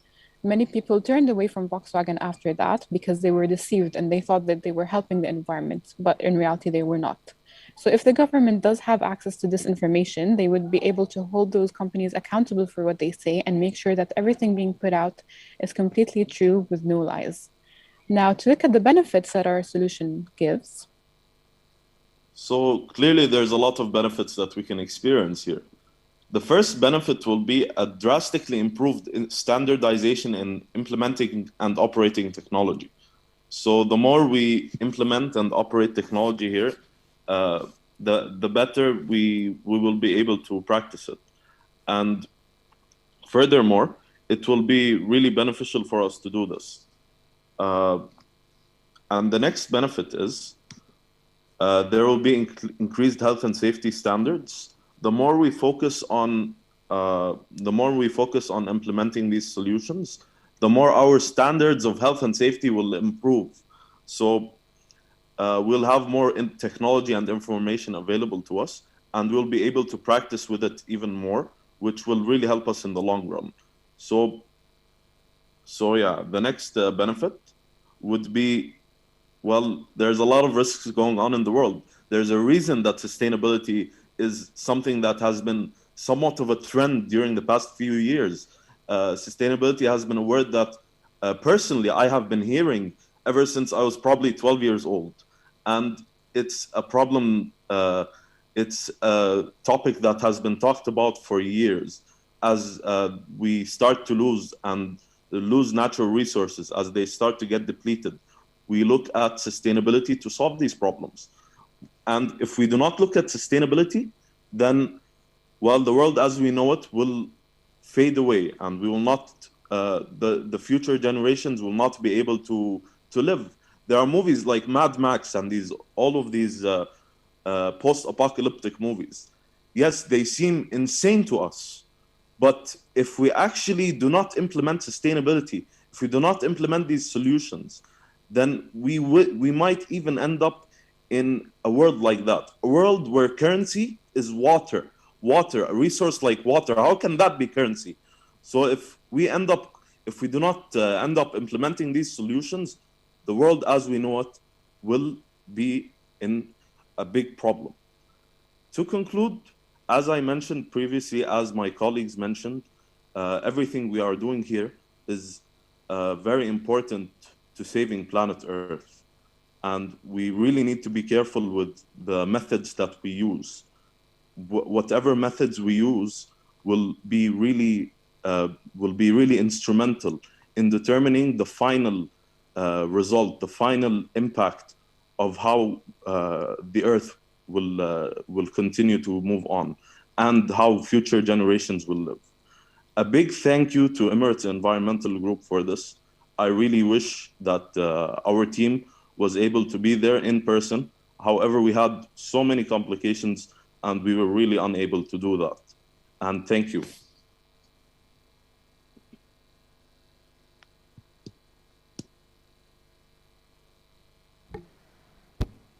Thank you to the University of Dubai. Next, we have Heriot-Watt University. And after that, we have higher colleges of technology in Abu Dhabi who will be presenting virtually. So guys, if you can hear me, make sure you prepare yourselves. You're going after Heriot-Watt.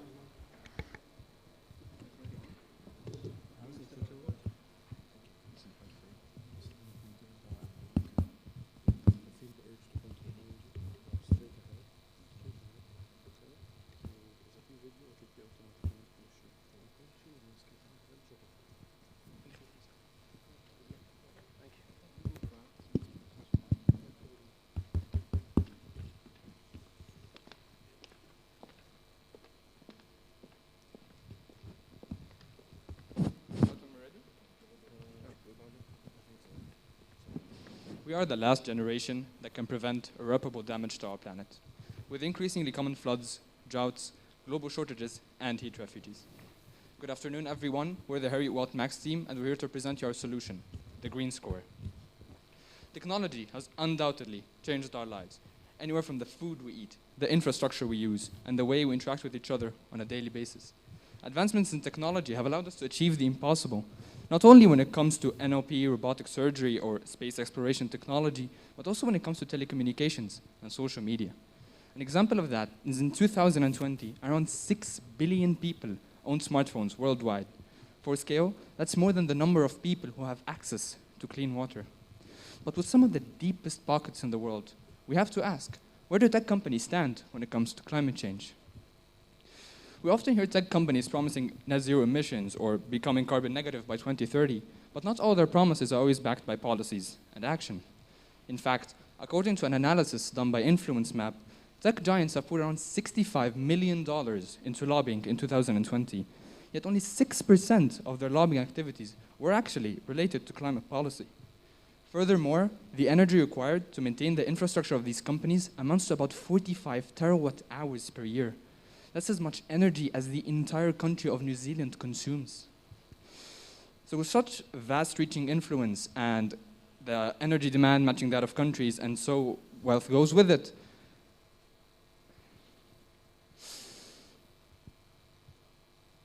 with energy matching that of countries and wealth to go with it, we might feel intimidated and start pointing fingers at each other, thinking we should radically change our lifestyles in light of this, especially that 11 years are all that remain of a catastrophe. And seeing that 11 years are all that remain, we have to ask ourselves, what will our future look like? Will we have sprawling, vast, dystopian megacities, or green, sleek, modern infrastructure? Yes, when the question of using technology to solve climate change comes up, the answers are usually quite direct. Renewable energy sources, carbon capture, or any of the other methods spoken about today.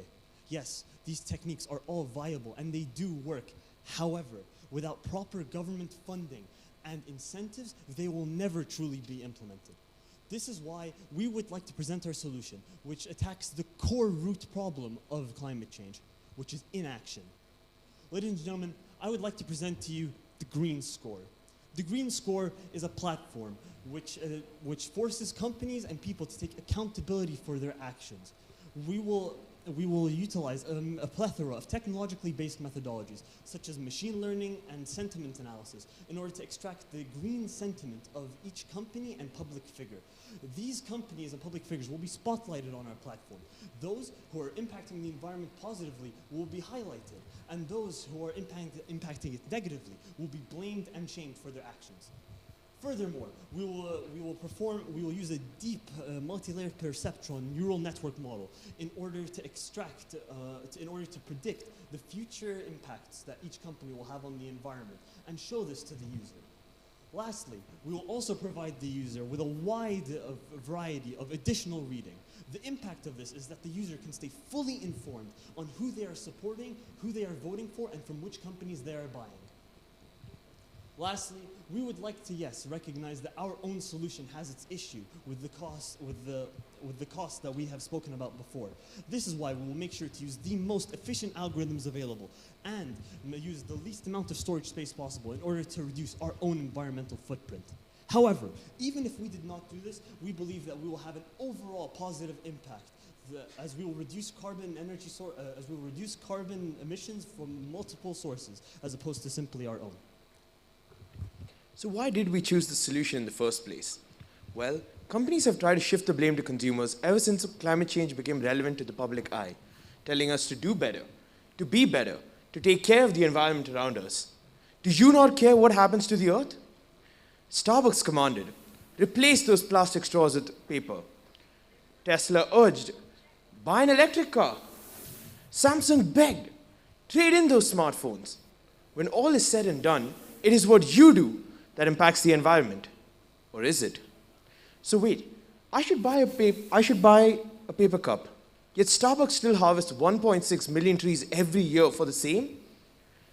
Trade in my car for the electric alternative? The same alternative which generates 65% more greenhouse gases to produce over the regular car? How about trading in my phone?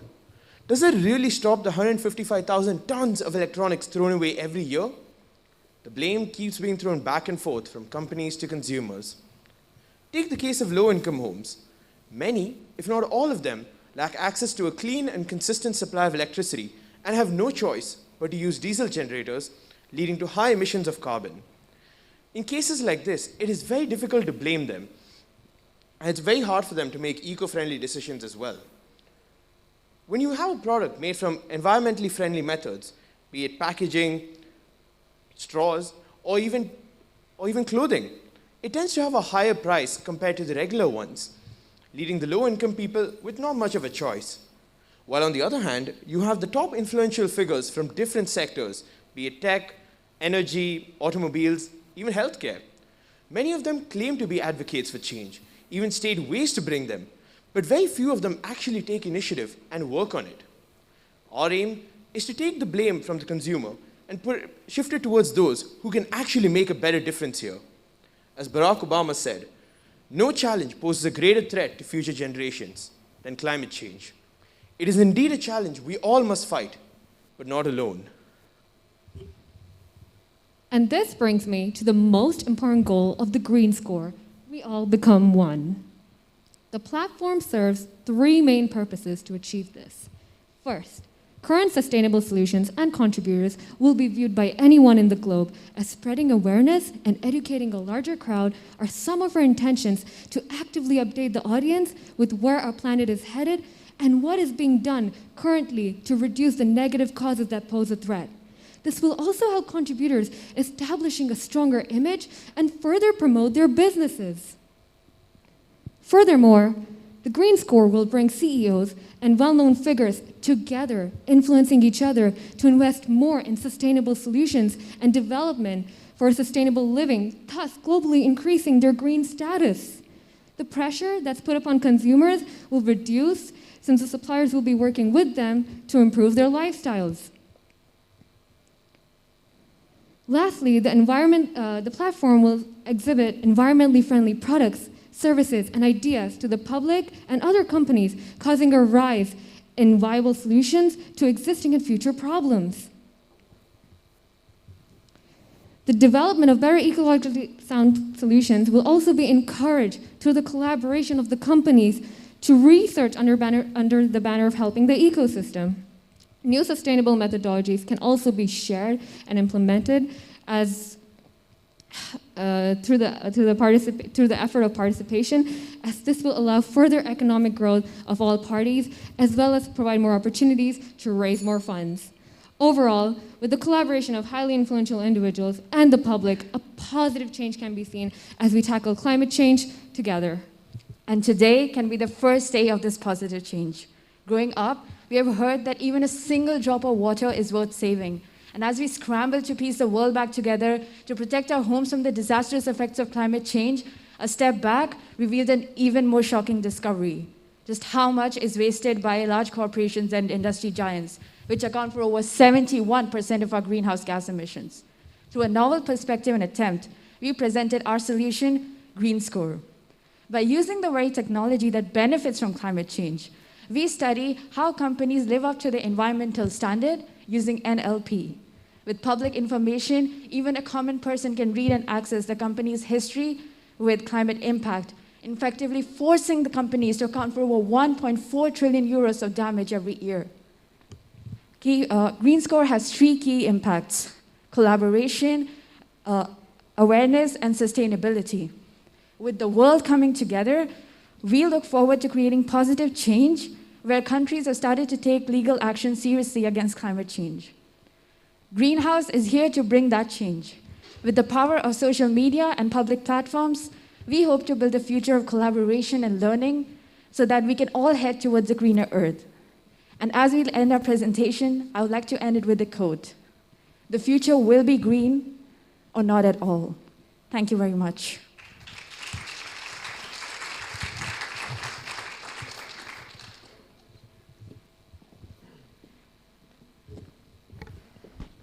All right, thank you, Harriet Watt University. Next, we have Higher Colleges of Technology, who will be presenting virtually. So guys, if you can hear me, please start sharing your screen, unmute your mics, and open your cameras. And guys, please, whoever came in recently, can you just keep our phones on mute because it'll distract the people performing.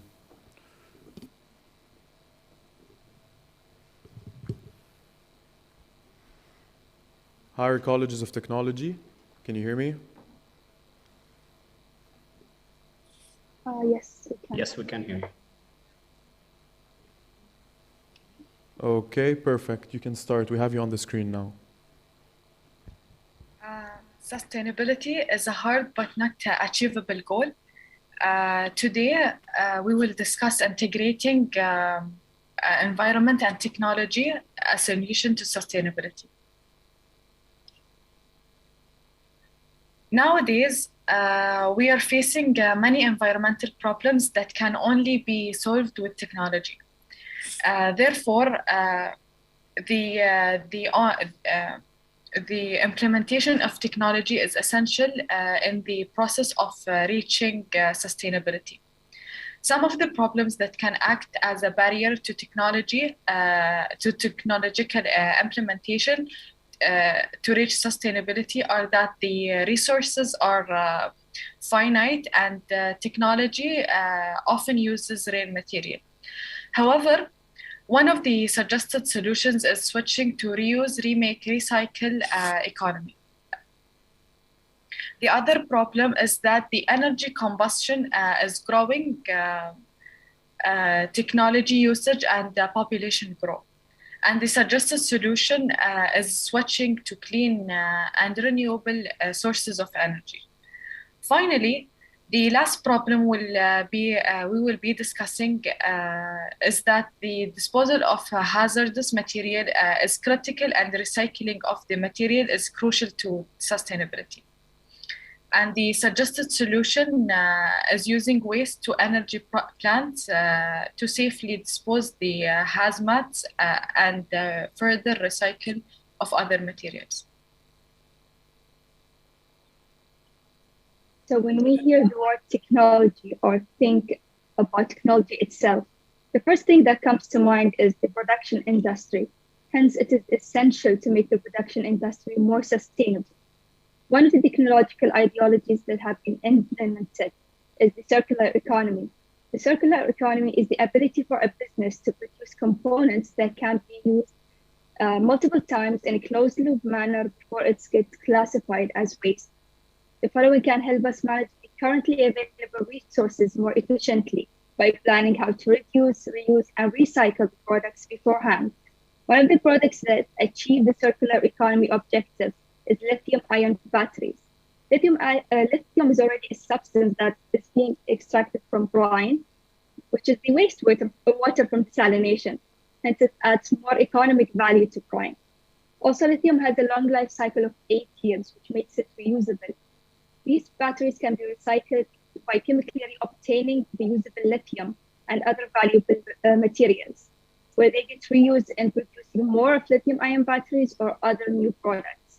From the following, we can conclude that a circular economy can play an essential factor in the technologies we use by helping us align our sustainability goals with the production industry goals.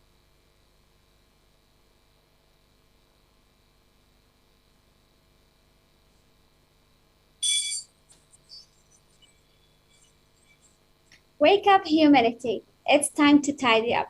Our planet needs a huge carbon reduction campaign, including shifting to cleaner energy sources and clearing the carbon accumulation from the atmosphere. The concept of sustainable energy is highly taken care of. The talks include sustainable energy sources such as solar and wind energies, and also cleaner energy such as nuclear energy production. However, the nuclear is efficient and it produces a huge amount of energy. However, it comes with the disadvantage of producing nuclear waste, which is hazardous for thousands of years. The electricity production capacity is different between the fossil fuels and the So the electricity production capacity difference between the fossil fuels and the renewable resources are still not comparable. Therefore, more technologies are required to be developed. Carbon capturing is a technology implementing methods where carbon is collected and reused in other applications.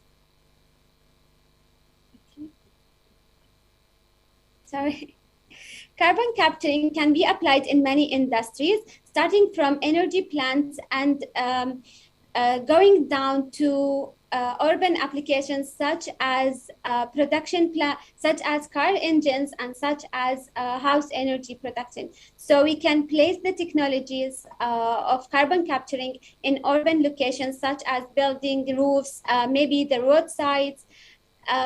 So now is the perfect time to focus. Now is the perfect time to focus on carbon capturing before it goes to nature. So as the industry of clean energy is developing and expanding. Thank you. Right. Waste and management. Recycling first and foremost reduces the amount of waste to be disposed of. Recycling also saves on production costs since you can reuse secondary resources instead of primary resources, which further reduces waste in the long run. Any non-recyclable materials must then be disposed of safely. This is what waste-to-energy plants are for. They're essentially facilities that turn waste into energy in the form of heat or electricity, using various methods, most commonly known as incineration. Other methods such as plasma arc incineration exists, but it's still under development and it's promising. Moving on. Landfills, the only other alternative to waste-to-energy plants in terms of waste disposal, produce more greenhouse gas emissions than waste-to-energy plants in the long run due to waste decomposition. Waste-to-energy plants reduce the waste volume by 90 to 95%, depending on the composition of the waste, drastically reducing the space needed for landfills. while also producing energy in the process. It can also safely dispose of organic hazardous materials. Furthermore, it is possible to further recycle the incinerated materials, as some post-incineration waste may still contain some ferrous materials that can be separated using magnets. The leftover materials can be reused in the construction industry, which leaves very little non-recyclable material that is then dumped into a landfill. Despite the higher costs compared to landfills, more and more nations worldwide, especially in Europe, are adopting waste-to-energy plants as a sustainable alternative to landfills. And newer methods are being explored to make waste-to-energy plants even more environmentally friendly and cost-efficient. That's it.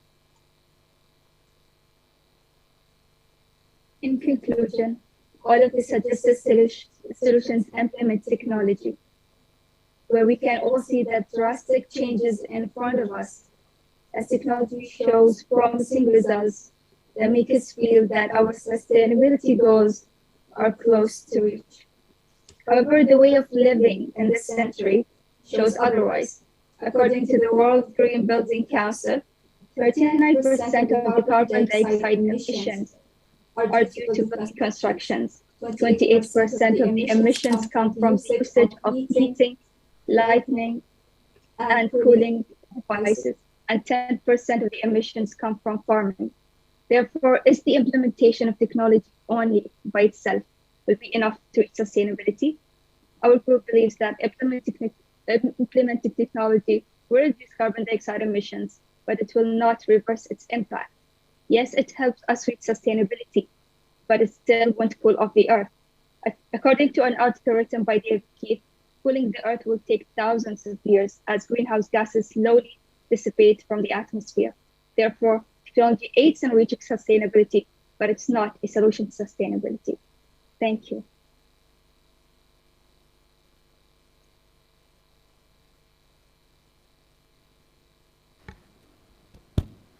All right, thank you, Higher Colleges of Technology from Abu Dhabi. Next, we have United Arab Emirates University, the College of Agriculture. So please make your way to the stage. And after them, we have also the United Arab Emirates University, College of Engineering. Thank you.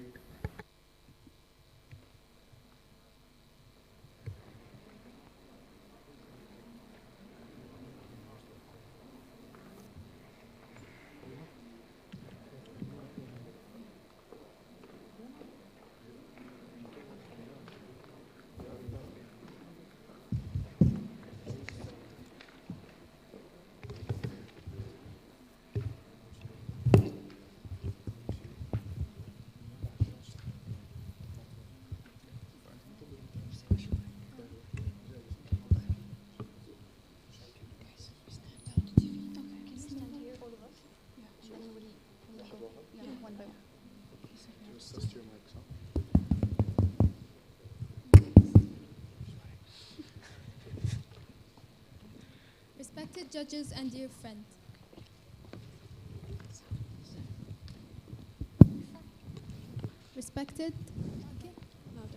Respected judges and dear friends, welcome. My name is Sheikh Al-Mazmi and we are from United Arab Emirates University, College of Agriculture and Veterinary Medicine. This is the only Agriculture and Vet Medicine Institute in the country. My team is here today to present fascinating global ideas under the title of Unlocking Food and Water Security in the UAE through innovative technologies and sustainable solutions. These are not just solutions and ideas that I'm presenting. These are a blend of unique solutions.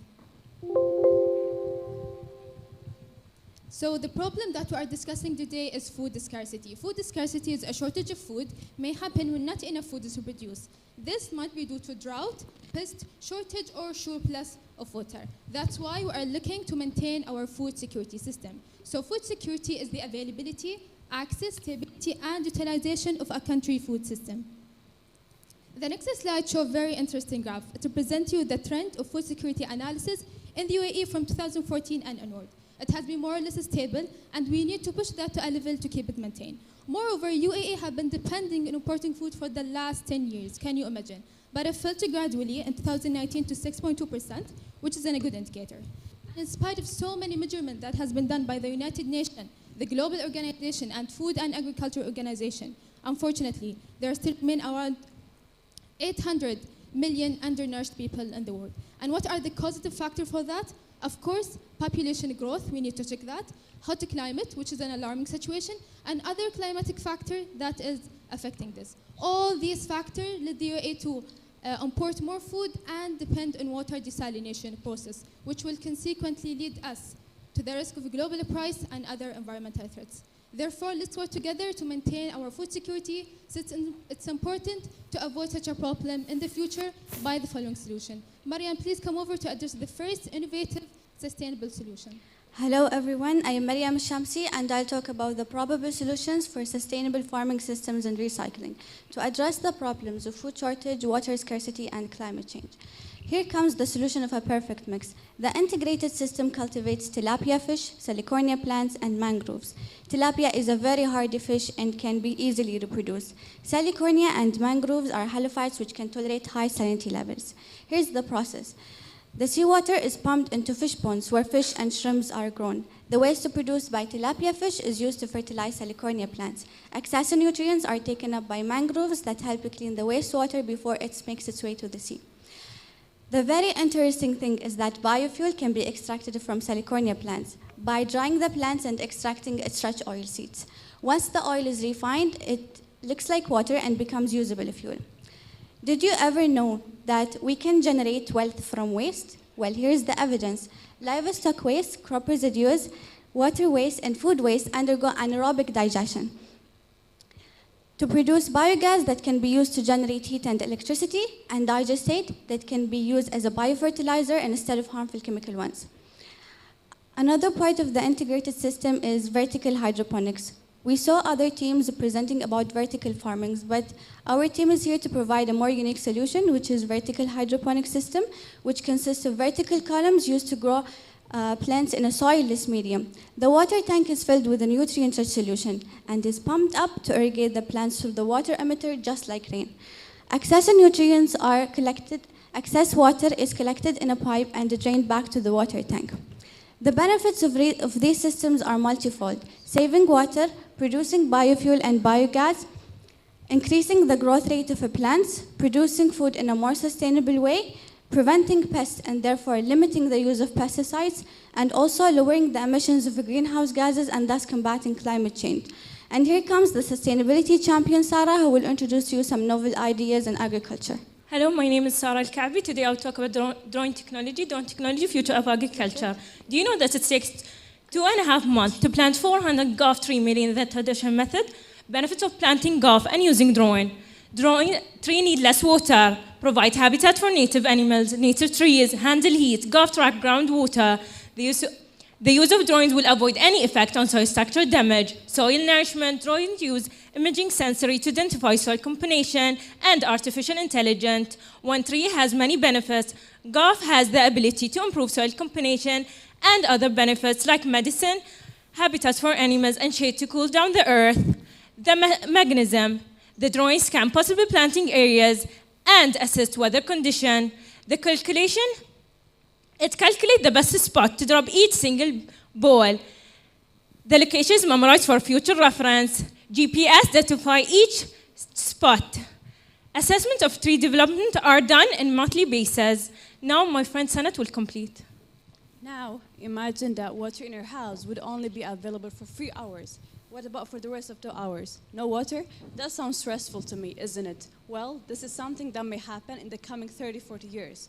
As of 2020 Global Report, the UAE has been marked as the country with the highest water footprint. This means that each of us sitting in this room consumes more water than any other individual in the world. Can you believe that? Yet it's true that we live in an arid land with a dry climate and a very limited precipitation. Together with this, there's a fast-growing population. And all of these factors have led scientists to estimate that by the end of 2050, the total availability of water in the Arab region could actually be halved. Thus, tackling this special condition and challenges, the UAE has adapted for decades unconventional water sources. I'm talking about treating wastewater and desalination. That makes up 40% of its water source. But however, I'm here today to talk to you about the water quality of groundwater. underground water still remains the major source, and it's the water that we use, and it's given to animal and plants. So we might all think that this is the cleanest form of water, right? Unfortunately, that's not the case. Over the years, it has been contaminated by man-made products like oils and chemicals that leak from the ground, that leak from the surface into the ground. And drinking this water could seriously harm our health. It could affect our socio-economical status, and it can also enter into our food chain. So now, my team proposes an amazing solution. We're talking about nanotechnology devices. This is the same device that we use in our phones and our computers. So why not use it to clean the environment, right? This is a very cost-effective, faster, and sustainable solution that will effectively clean up and improve the water quality. Therefore, ladies and gents, as the UAE moves toward a sustainable future, we are here to propose that the best strategy to achieve its sustainable developmental goals that have been established by the UN is to integrate technology and environment. Now I will leave with my friend Aisha, and she will brief you about our final solution. Now that you have seen our 3 solutions that will help improve our soil, water, and agriculture, allow me to introduce to you our final solution for today, which is engineered meat. Engineered meat, or sometimes called as cultured meat, is a type of meat that is grown in a lab and not from the farms. This type of meat tastes just like normal meat, but it doesn't require animals to be slaughtered in the same way as traditional meat. But why did we choose meat specifically? Well, this graph shows you how meat consumption has increased in the past 10 years, and this is expected to double in the next 20 years. Cultured meat is produced by taking a small biopsy from a healthy live animal, isolating the stem cells and growing it in a plant-based medium. After that, the cells would be manipulated and then finally processed into the type of meat you like. Cultured meat is considered superior to normal meat with less production time and a higher yield. Many companies have already started to make the switch. Cultured meat can be customized to your liking by ensuring the absence of antibiotic residue and replacing the saturated fats with healthier alternatives. This type of meat is actually good for you. With this new technology, we can save up to 99% of arid land, have less water and soil contamination, and 100 times less water consumption. We will also have 80% less greenhouse gas emissions. Isn't that amazing? Amongst many other environmental benefits, of course. See, focusing on food security is really important, and the UAE has always been a pioneer in solving world problems sustainably. And here we have brought to you our 4 all-inclusive zero-waste ideas, which will tackle the global and international problems of food security and climate change through the innovation or the use of the United Nations SDGs and our future research. Together for a more sustainable solution. Thank you. Okay.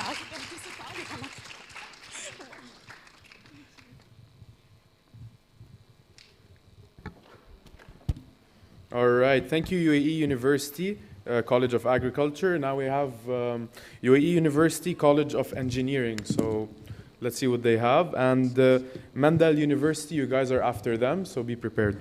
All right, thank you.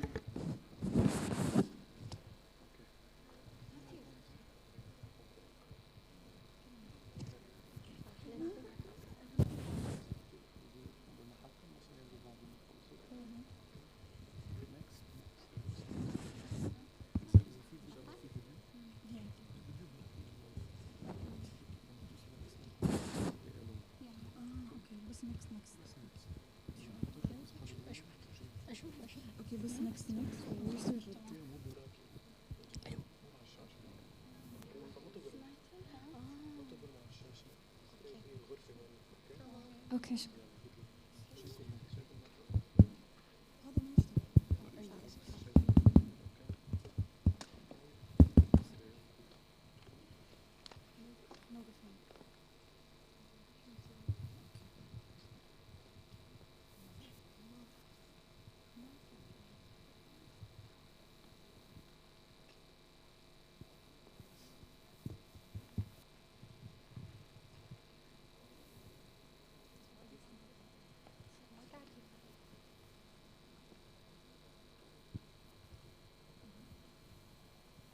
At this point, we all know what technology is, but have you ever heard or even thought of the idea that technology, from its production all the way to its disposal, is the main reason for environmental problems?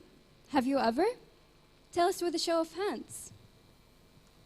If you rose your hand, this argument you're supporting is supported statistically. So, let's talk numbers. Since the beginning of the Industrial Revolution, roughly 700 species of plants and animals have gone extinct. Every year, air pollution caused by factories and cars kills 500,000 people in China and also kills an estimated 7 million in the world, and more unfortunate numbers, but wait. Don't get me wrong. We're not here to make you hate or cut off technology and go back to Middle Ages. We are here to flip the script. We are here to finally use technology in the favor of the environment as much as we do for our own favor. Just like how the suffering of the environment started with technology, it should end with it. Greetings to all the pursuers on behalf of environmental justice. Welcome. We are students from UAE University College of Engineering, and today we gather to make a change. From what the previous groups have clearly illustrated about how crucial it is to achieve the 3 pillars of sustainability, allow us to present the capability of technology in enhancing not only the environmental, but also the social and economic pillars.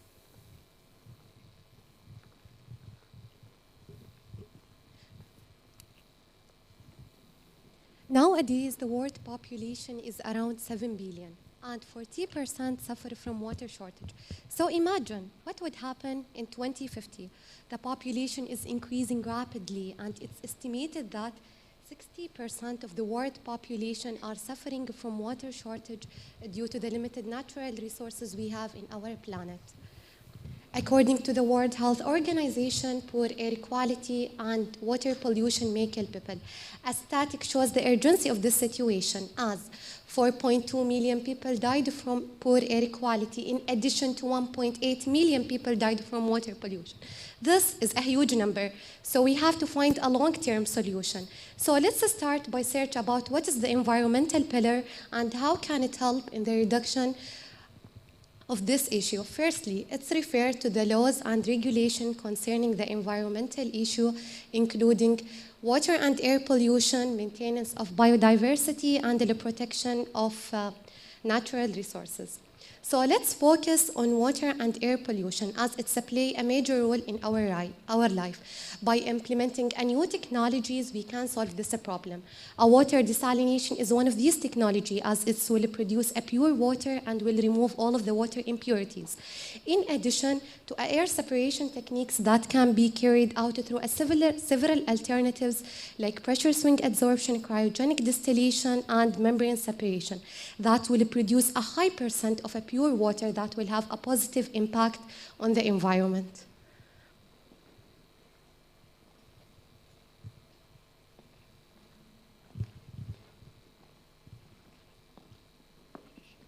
If we could all agree on one goal, it will definitely be finding a solution to the sustainability problem. And as much as the environmental pillar matters, the social is a major pillar too. Imagine yourself in a world where you stopped your education, poor healthcare system, in a crashed community. Would you think about the environment? I think it wouldn't even cross your mind. Therefore, a true solution to the sustainability problem must include all three pillars. When we talk about the social pillar, we're focusing about improving the quality of life, having a well-cared, healthy community, having sustainability in education, healthcare, basic resources. Also, we're focusing on equal opportunities, ethics, laws, human rights. Technology has been a valuable asset in our journey to reach sustainability. When the whole world faced COVID-19 pandemic, technology allowed us to continue our education. It made education more accessible. Another example, healthcare system shifting the records from paper-based to digital with websites and mobile application formed a faster, easier, reachable healthcare. In addition, multiple worldwide police departments allow citizens to report crimes like abuse, human trafficking, blackmailing, and so on through a website or a mobile application for the safety of the citizens. Let's all not forget how the proper use of social media is engaged to empower people to take actions toward their health, their environment, and the society, of course.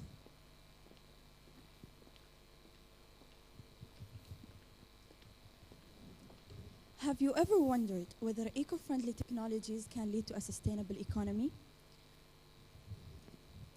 How many of you have switched off the light before leaving the house? Who can even remember to do that between the hustle and bustle of everyday's life? Do not fear. I'm not here to make you feel guilty about the light switch that you forgot at home. I'm here to let you know that there is a solution, and a great one in fact. A smart home system helps you not only by consuming the energy used, but also helps to cut the cost. This is not a challenge that you have to take on your own. Since 2016, UAE smart home market has been growing about 14.8%. Analysts predict the industry will see a 60% growth rate in worldwide. Driving up here, I have counted about 10 Tesla. Almost 5 years ago, there were none to be seen on the road. Electric vehicles are truly the future for an efficient and sustainable economy. Let's think of a future beyond, where our public transportation system uses no fuel at all. Adopting electric public transportation system won't only result in lowering air pollution, but also saves annually about $11.7 billion of car operating costs. On the top of that, 2 million jobs will be created. If you are still wondering about the economic sustainability if we adopt eco-friendly technologies, then you have nothing to worry about.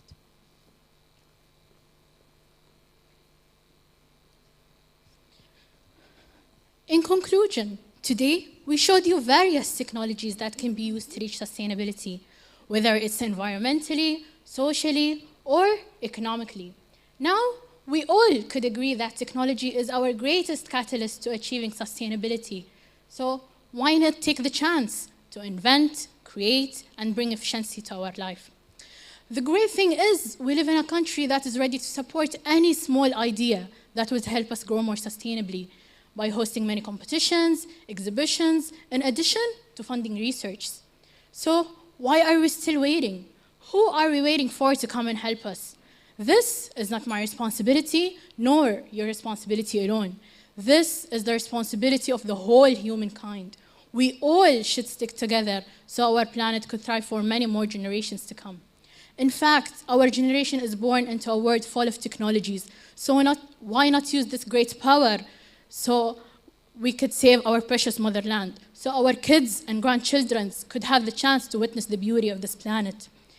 Our small steps will definitely lead to bigger changes in building a greener, more sustainable future. And we can surely do this by harnessing the great power of technology. I would love to end my speech with these great words of His Highness Sheikh Mohammed bin Rashid. Technology is an essential pillar in improving human life and enabling it to overcome the challenges to the opportunities of the promising future that we hope for our people, people of the region, and the world. Thank you.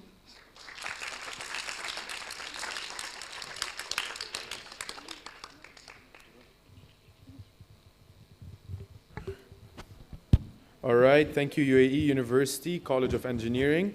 Next, we have Mendel University from Czech Republic. And just a fun fact, we have 2 students traveling from Socotra, which is an island off the coast of Yemen and Somalia. I don't know if you guys know it, just an interesting fact. So welcome them to the stage. And next up, we have American University of Kuwait. So be ready to present next, all right?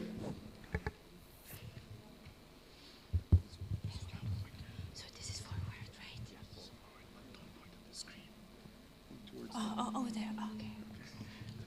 Thank you.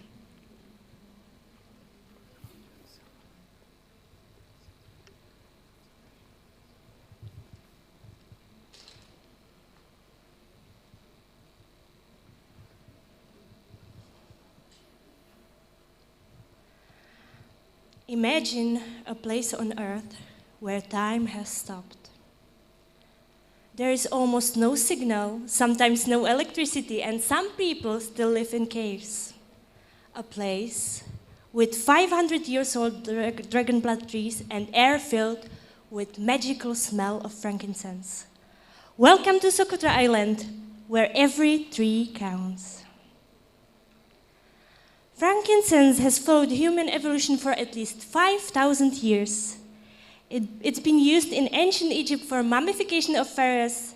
Legend says that 3 wise men gave it to baby Jesus, and it's probably the most famous Christmas gift ever given. Rulers spent fortunes and years of traveling in famous incense route in search for this scented treasure. But the healing properties of frankincense are well known around the world.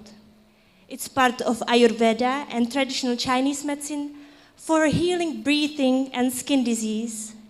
In fact, it has spread fast into Western culture for this very purpose. The purpose of enhancing the overall well-being as a superfood. The potential of miraculous healing properties rightfully caught the attention of many scientists. In present, extracts from frankincense are tested for anti-cancer activity in breast and pancreatic cancer and leukemia. So, could frankincense help to fight cancer? Yes, it could. We'll see in future. One important question still remains. Where does frankincense come from? It's a resin that emerges after Boswellia tree bark is tapped. This tree is kind of, if I could call it, weird beauty, which thrives in searching heat and wind, rooting to hot sand, or clinging precariously to desert rock where no other living thing can find purchase. That sounds beautiful, but there is big but. Like always, these beautiful, useful trees are on the edge of extinction. There is one huge problem, missing regeneration, and 3 possible causes of this problem. Firstly, humans.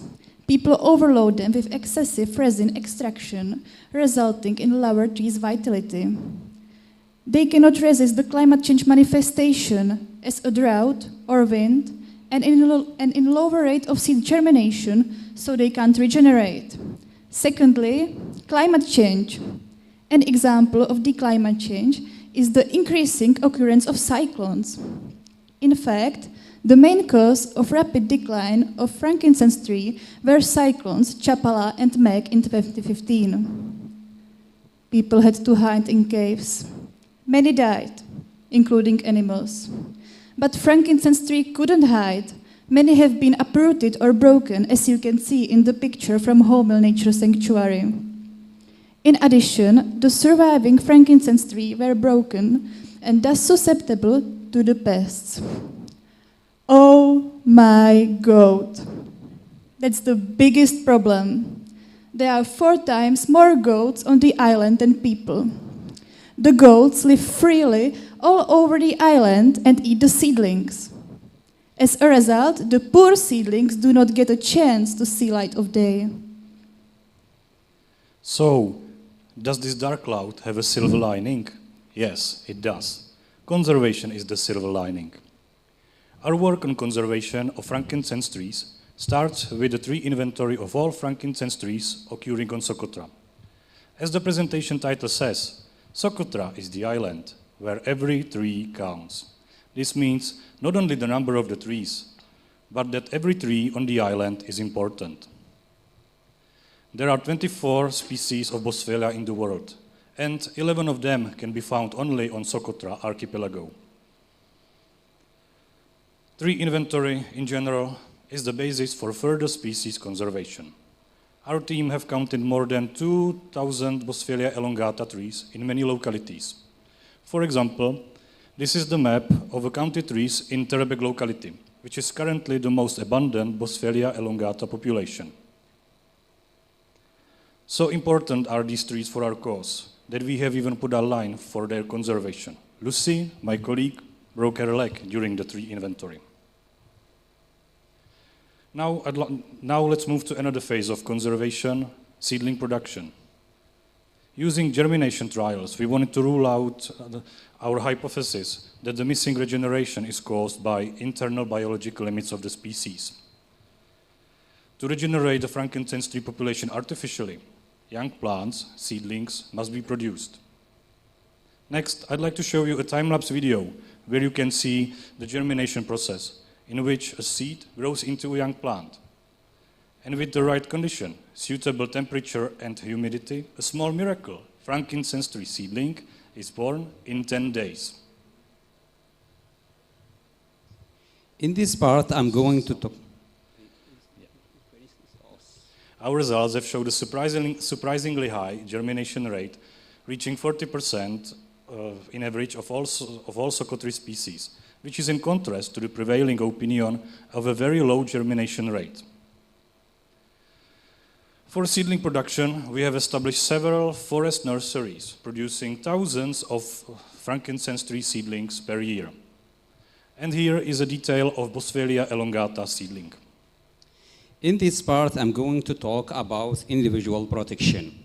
Seedlings need protection from grazing, either naturally when they are growing hidden in the shrubs, or artificially by installing metal tree guards. To test our hypothesis, if overgrazing has an impact of the natural degradation of frankincense tree. So we establish 4 sites, 2 or 3 adult tree in each site, and compare between fenced and unfenced areas. As you can see here in this slide, the fencing is protecting seedlings from grazing. The number of seedlings is much higher in the inside the unfenced areas. Another protection, another mean conservation is establishing home gardens. We supported the local communities with materials to build home gardens in several localities where they are growing vegetables and fruit together with frankincense trees. And lastly, awareness of the local people in land protection. For sure, Socotrian has lived sustainably in the past, but in the last decades, these traditions disappeared. Because of that and other factors, the land is degrading. So our team increasing awareness in sustainable land management at school, villages, and cities. For example, how to plant and protect frankincense trees. And can we see the results soon? Yes, we can see. This tree was planted by our colleagues 7 years ago. And this work, ladies and gentlemen, is our small but significant contribution to better tomorrows. Thank you for your attention.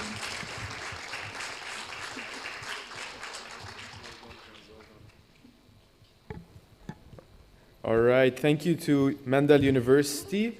Next up, we have American University of Kuwait, and that'll be the last one for the session. And after that, we'll take a break, and we'll continue.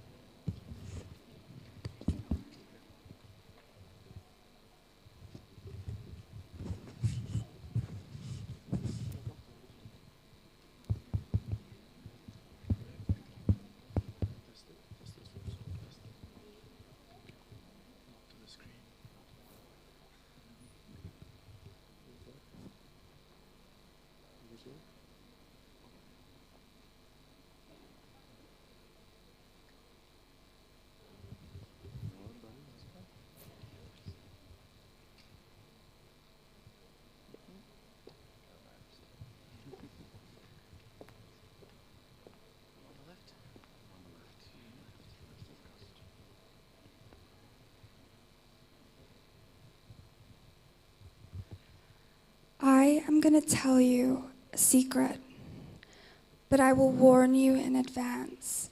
It will alter the way that you move, the way that you think, and the way that you live. You see, when I was younger, my mother told me that I had a bright future ahead of me, that the sky was the limit, because the amount of success that I achieved was directly proportional to the effort that I exerted. Despite my mother's best intentions, this turned out to be untrue. You see, there was an independent variable that was overlooked, because my future, our future, is not about how hard we work alone. It is about how hard we work together. So if we do not unite and deduce a resolution to sustainability, then there will be no future.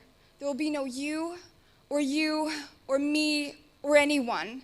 There won't even be an earth to call home. And let me tell you exactly why.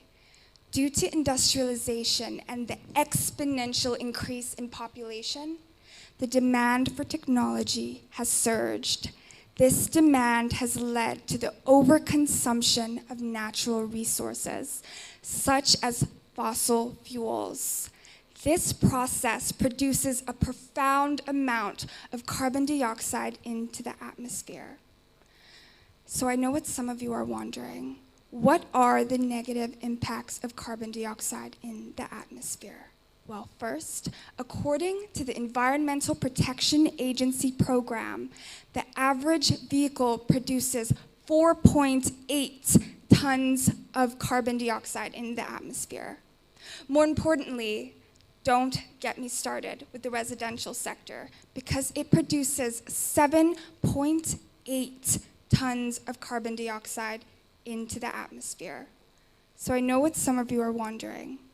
What exactly is the negative impact of carbon dioxide in the atmosphere? Well, according to statistics, it is potentially responsible for climate changes. So that means that it could be responsible for rising of seas, global temperatures, and melting of ice. That sounds frightening. So I know what you're wondering. Is there a way to reverse the negative impacts that we have potentially instigated? Is there a solution to sustainability? Well, that is exactly what we are going to delve into today.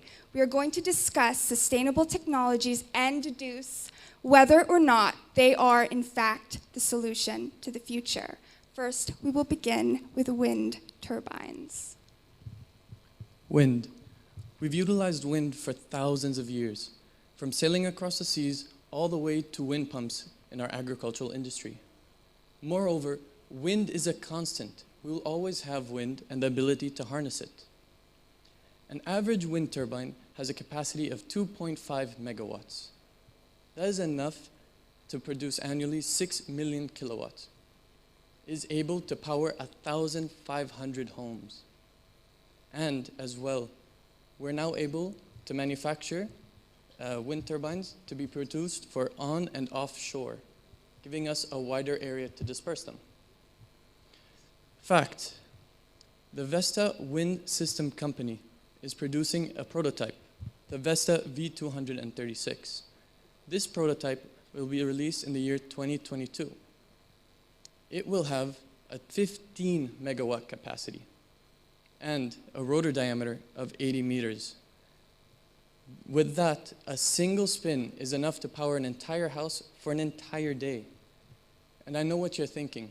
There are so many benefits to wind, and you're right, there are. However, there are quite a few drawbacks. The simplest of them is the noise and view pollutants that they produce. And the necessary materials to make them, steel and fiberglass, releases huge amounts of CO2 into our atmosphere. Well, it is true that wind turbines do have its drawbacks. However, I believe the future for solar panels also have a great future. There are numerous options for solar panels, but I will be focusing on photovoltaic solar panels, as the geographical location of the Middle East has a high impact has high potential for generating solar energy through these solar panels. The main advantage of these solar panels is that they can be installed in the residential sector as they can be placed on the rooftops. Moreover, as compared to the wind turbines, these solar panels don't cause noise pollutions. This is beneficial especially if they're used in households. However, the main disadvantage of these solar panels is that they depend on weather. Therefore, they are more efficient in producing energy during the summer months than the rest of the year. Although solar panels are a clean way of generating energy, the process of manufacturing these can have a negative impact. For example, the process of manufacturing metallic and plastic parts results in the emission of greenhouse gases. Also, the transportation of these solar panels, whether by air, land, or sea, results in the emission of greenhouse gases. So wait, you're saying solar panels are bad for the environment as well? Well, you see, to determine how sustainable this technology is, we must analyze its carbon payback. What's a carbon payback? A carbon payback is a period of time the technology needs to be in operation before it has avoided as much carbon dioxide as was released in its life cycle. So the wind turbines obtain carbon payback in 6 months, while the solar panels obtain carbon payback in 1 year and 6 months. But the question is, can we utilize energy produced from solar panels and wind turbines? Can we make a fuel with 0 carbon emissions? Yes, this can be done by curtailed solar and wind energy to produce green hydrogen. Green hydrogen turns water through electrolysis into oxygen and hydrogen. This hydrogen can be utilized as a fuel in both the transportational sector and in the residential sector for heating and cooling. It is easily transportable, can be stored in power cells, and very, very versatile. And on top of that, it produces 0 carbon emissions. So wait, I know what you're wondering. Have we discovered the solution to sustainability? Is green hydrogen, in fact, the option? But wait. According to statistics, as the population increases, so will the energy demand. So we may be able to sustain today's energy demand, but when the population increases, what are we going to do? Are we going to continue to build more and more wind, solar, and green hydrogen farms? Well, this is the problem, you see. So what we are going to do is we're going to realize that there's only one thing that could decrease the energy demand. Only we could do that. So perhaps we were overanalyzing this entire time. Perhaps my mother was right when she said that we have a bright future ahead of us because we are the solution. And together, we can make a difference. Together we can. Thank you very much.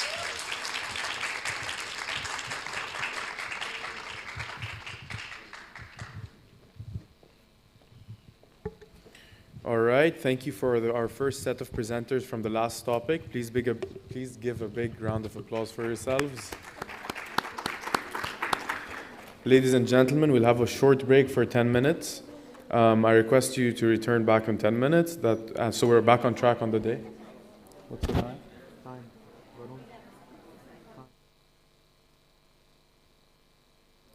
Be back by 2:40 p.m. to ensure that we're back on track. Please continue to wear your masks and practice social distancing.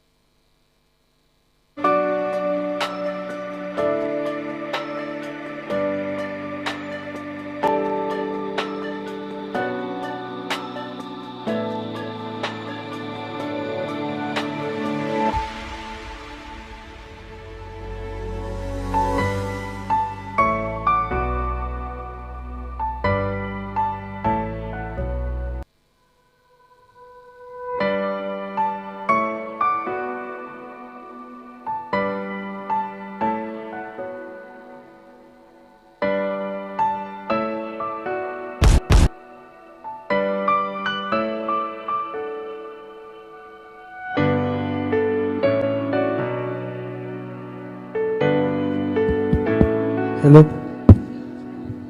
Check, check, check.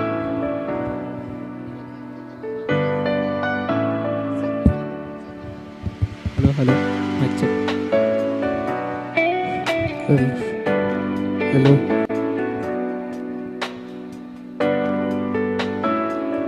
Mic check. 1, 2, 3. 1, 2, 3. Mic check. 1, 2, 3. 1, 2, 3.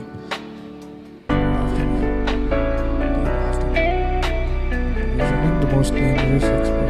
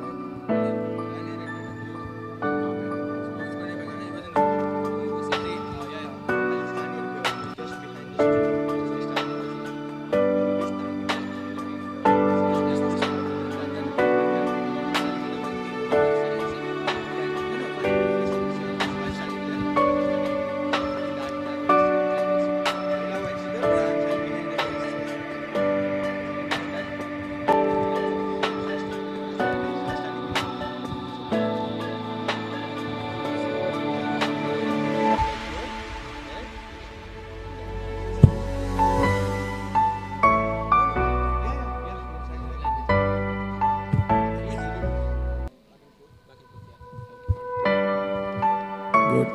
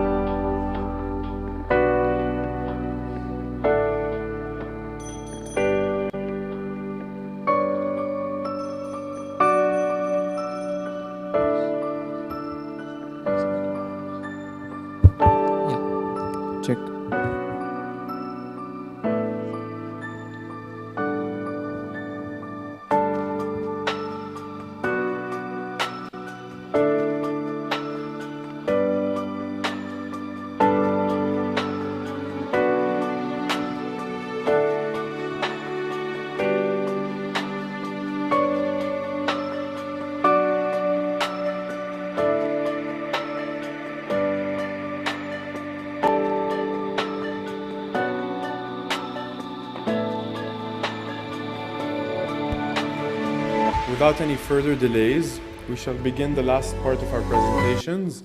Please make sure your phones are on mute again since you were just outside, and remain in your seats so you avoid distractions. There are 11 teams presenting the last one. From the first one is Gulf Medical University from Ajman.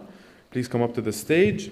And after it, we have University of Sharjah presenting virtually. So University of Sharjah, if you can hear me, be ready because you're presenting after Gulf Medical University.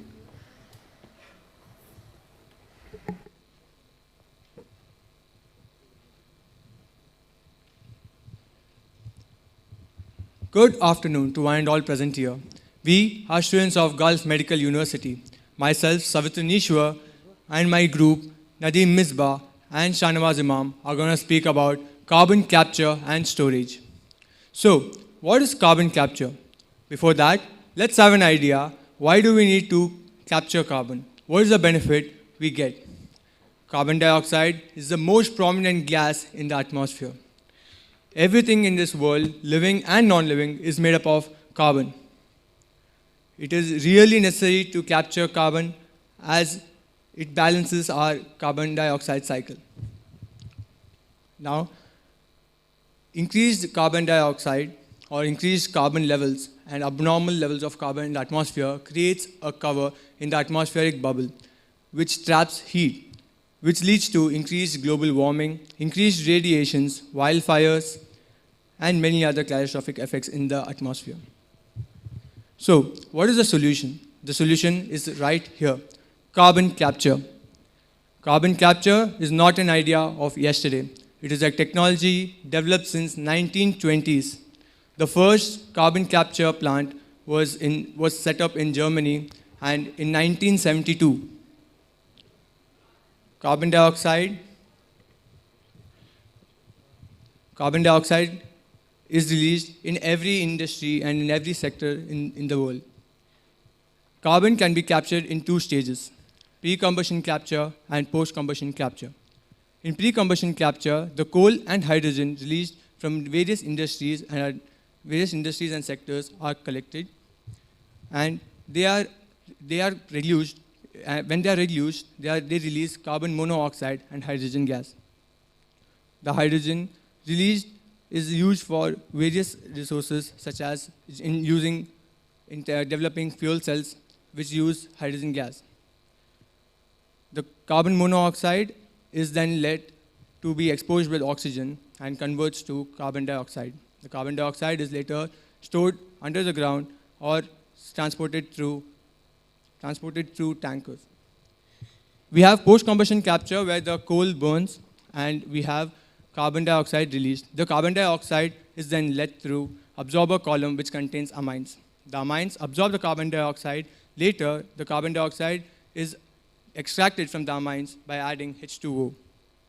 The release of carbon dioxide is captured and sent through the appropriate place for storage. Now, I would hand over to the next speaker, Nadeem Misbah, who would be explaining you more about carbon capture and its utilization. Now, I'll be explaining in detail about the entire process of carbon capture and storage. There are two applications of carbon capture and storage. Firstly, the application of carbon capture and storage in solar energy, and a process known as the calcium looping process. Firstly, I'll be speaking about the process of applications of carbon capture and storage in solar energy. NASA has developed a new technology that can convert carbon dioxide into fuels by using solar-powered thin film devices. These thin film devices are made of metal oxide and are fabricated to form a part of a photoelectrochemical cell that is powered by solar energy. By converting carbon dioxide into fuel, we can obtain the energy and convert it into other forms which are compatible with all fuel utility devices. Most importantly, it results in a zero carbon footprint in the environment. Now, I'll be speaking about the technology behind this. The technology consists of a photoelectrochemical cell made of metal oxide. It uses sunlight, primarily the ultraviolet and infrared radiations, and we use an inexpensive material such as titanium dioxide composites to perform the reaction. By converting carbon dioxide into fuels from industrial processes, we can convert it into usable fuels such as methane. Now, I'll be moving on to the second process, which is the calcium looping process. Calcium looping is a regenerative process which makes use of the ability of calcium oxide-based sorbents in converting carbon dioxide into fuels by means of continuous carbonation-calcination cycles. Now, I'll be explaining the entire process with the help of this flowchart. Firstly, we supply air and fuel, which is composed of coal, gas, and biomass, to the power plant. The power plant produces steam, which goes to the steam cycle, which produces electricity. The remaining flue gas from the power plant goes to the carbonator, from where the treated flue gas without carbon dioxide is separated. The carbonator produces steam, which goes to the steam cycle, which then produces electricity. The carbon dioxide remaining in the carbonator goes to the oxified calciner, and then the calcium oxide from the oxified calciner goes back to the carbonator. This forms a continuous cycle. We supply fresh limestone and spent sorbent to the oxified calciner along with fuel such as coal, gas, and biomass. The oxified calciner produces carbon dioxide, which goes to the carbon dioxide gas processing unit, which produces electricity. The remaining carbon dioxide is stored and captured. We also supply air to the air separation unit, which produces electricity, and it separates oxygen and nitrogen, from which the oxygen goes to the oxified calciner. This is the entire cycle of the calcium looping process, and now I would like to hand it over to the next speaker, Shahnawaz Imam. We are running the most dangerous experiment in history right now, which is to see how much carbon dioxide can we actually handle before an environmental catastrophe. Rightly said by Elon Musk, the CEO of Tesla and SpaceX. And carbon capture, as clearly explained by my teammates here, is one such solution that can help us overcoming this notion of environmental debacle. There has been a rise in the operations of carbon capture facilities. Since the year 2010 to the year 2020, there has been a 16% rise in the CCS facilities. That's in the past. Now let's talk about the future. If we start deploying low and zero carbon technology, for example, carbon capture, we enhance natural sinks, and we start deploying negative carbon technology, we can reach carbon neutrality, which is net zero carbon emission by 2050. In fact, ADNOC, Abu Dhabi National Oil Company, partnered with French oil company in order to reduce the carbon dioxide emissions and aims to reduce the carbon dioxide emissions using carbon capture by 25% over the next decade. Today, we came here with the problem of carbon and environment. And we provided you with a solution in carbon capture and its two various types. The calcium looping process, in which we see that the calcium oxide sorbent-based sorbents capture the carbon from the combustion gases before they're emitted into the atmosphere, and solar energy, in which we use thin metal oxide films and we convert carbon into fuel, and then it is emitted into the atmosphere. We provided you here today with statistics and facts about how detrimental carbon overloading is for our planet. And we provided you with a solution that can help us overcoming this natural disaster. We came here today to pass on a message to ourselves and to everyone who's listening to us that saving the environment is not an option. It's our #1 priority. In conclusion, consequences, or the reason why we are standing here, shouldn't stop our future generations from standing here at a pretty similar stage and boast about how the prior generation saved the environment and gave them, the future generation, a chance to live happy and healthy. We cannot rewind into the past, nor can we move into the future. What we have is now. And now is the time when we make decisions, take actions, and be proud of them in the future. This was Gulf Medical University. We thank you all for listening to us. Have a great day ahead. Thank you. Thank you.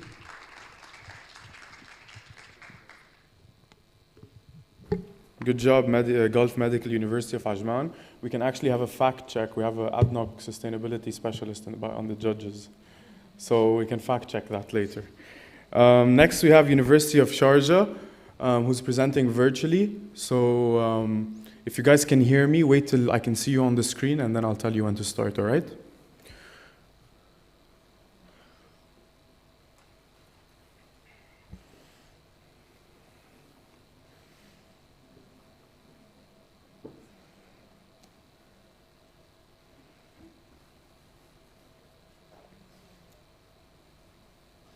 All right, I can see you. Just share your screen and put it in full screen. All right, you can start. Can you please confirm if it's audible?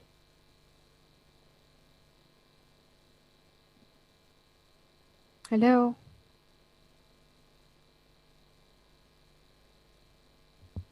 All right, Can somebody please confirm if it's audible?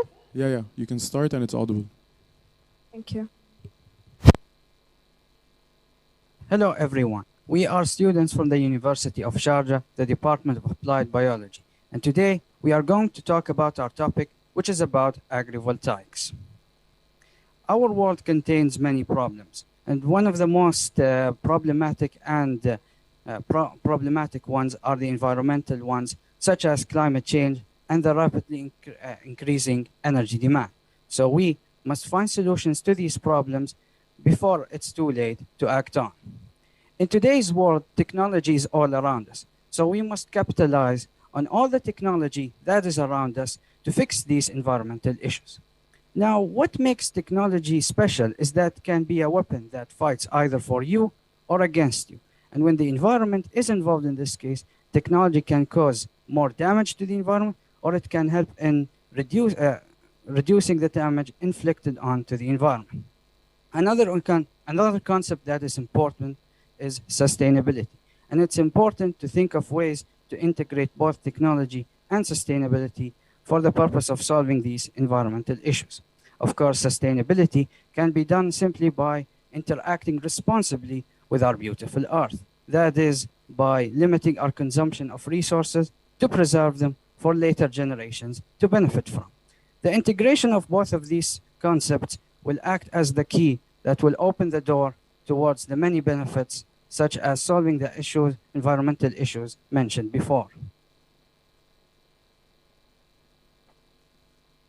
Ongoing projects in the United Arab Emirates include the building of such huge solar power plants.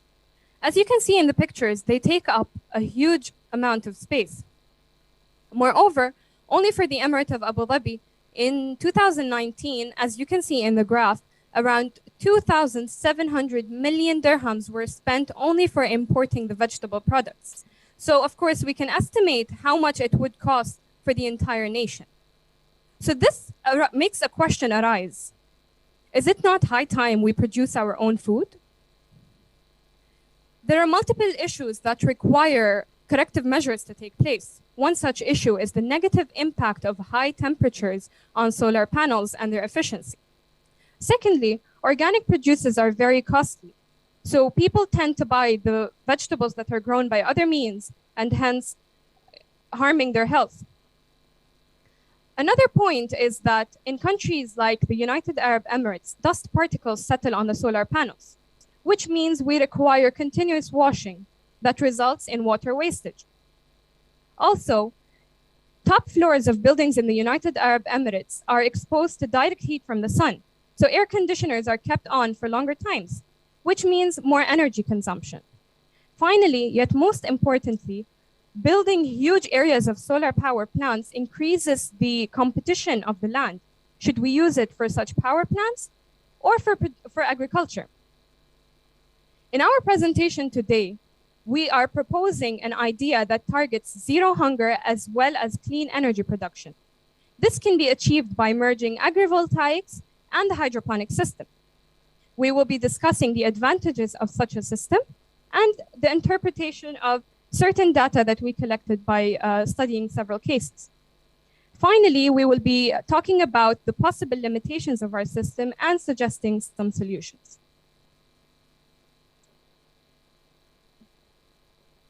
Agrivoltaics is the perfect combination of plants and panels on the same farmland. The concept involves mounting solar panels on top of The concept involves mounting solar panels on top with crops on underneath in order to produce plants and electricity simultaneously. Panels usually lose their efficiency, and this can be improved under agrivoltaic conditions. The plants create a microclimate which will improve the panel's efficiency, and in turn, the panels will protect the plants from sunburn and dehydration. The system should be designed using sustainable and usable material. Solar panels are usually made up of 3 materials: glass, silicon, and metal. All of these can be recovered and recycled. Due to the shading effect of the panels, the rate of evapotranspiration is reduced. As a result, water loss is also reduced. Cleaning of panels and crop irrigation. Due to sand and dust, panels must be cleaned regularly. And this can be done by using brushes, which will scratch the panels, or can be done by using water, which is impractical because of low water supply. Instead, rotatory brushes should be used to clean the panels along with water, and the system should be connected to sensors to evaluate the optimal ranges or the vital aspects for the plant's survival. We propose the design of a drainage system where the water used for washing the solar panels will be filtered and used in the hydroponic system for the crop's irrigation. Now let's talk about the advantages of the system. With crop productivity improvement, there is a reduction in food shortage and dependence on imports. There will be a drastic reduction in the net carbon output, which is really useful for the UAE's plan for net zero emissions by 2015. If solar panels are mounted on top of buildings, there will be a reduction overall in the energy input used in air conditioning because of agrivoltaics. According to a study conducted in 2018, there is a 328% in the water efficiency under agrivoltaics. The Saud will come and present a case study.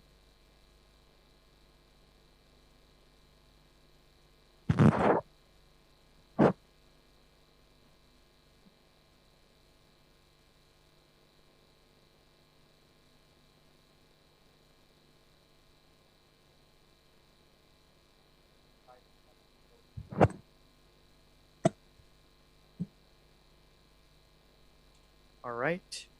The following studies are some previous models of sustainability that were chosen from the region of Saudi Arabia. We chose Saudi Arabia because of 2 reasons, mainly its high research output for the field and also its climate, which is very similar to the UAE. The first model is a good example of agrivoltaics because it combines agriculture and renewable energy. By a solar-powered water pump irrigation system, which delivers water efficiently to the farmland, as seen by these statistics, exactly 245 meters cubed of water a day. We aim to use a smaller scale version of this model for our system, where water is pumped from solar panels to crops and vice versa. The second model, as shown here, it involves a feasibility study for green roofs in the region of Tehran, Saudi Arabia, as a residential area. And so this showed important results, such as it showed that there's a significant drop in energy consumption, as seen by these statistics over here, exactly 24% to 35%. But they did have some limitations. Weather conditions, including sandstorms and soaring temperatures in the region, also pose an obstacle to this idea. To counter this, our system involves shading of plants, along with resulting water, which washes solar panels for our crops. Here are some crops that can be grown with our system, as Michael Lee can present.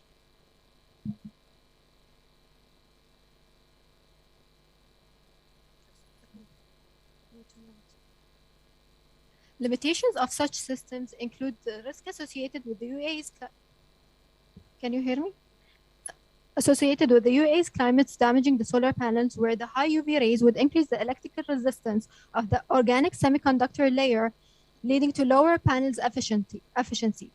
Additionally, high temperature and solar radiation would also affect the plants underneath. Furthermore, water and airborne diseases could also develop in such systems, like fungal diseases such as pythium, which affect the roots mainly. Moreover, constant Constant monitoring is required to track the pH, temperature, water levels, and water quality, as high levels of nutrients could be toxic to the plants, and contrarily, low levels could inhibit growth. Also, costs associated with solar panels, as CNBC stated that the cost for the photovoltaics modules has risen nearly 50% in the 2020 to the first half of 2021. Finally, limited species could be grown in such systems. Moving on to how these limitations could be overcome is through, first of all, creating an interconnected system in which the water that is used to wash the solar panels would be integrated into the hydroponic system for irrigation.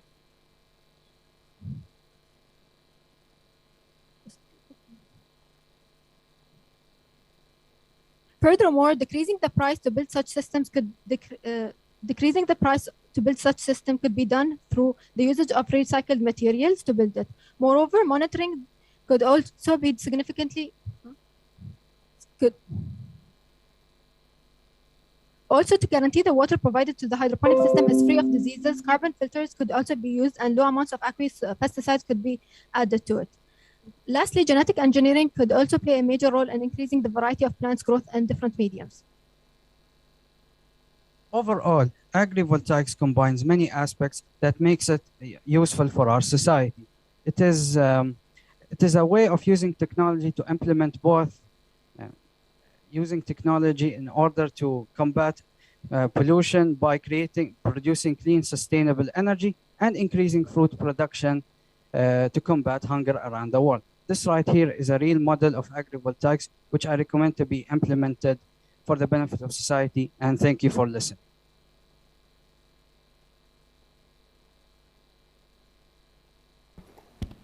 Thank you to the University of Sharjah. Next, we have University of Bolton Academic Center. Please make your way to the stage. And after them, we have University of Bahrain. And they'll be presenting virtually. So if you guys can hear me, University of Bahrain, be ready to present after University of Bolton. Thank you.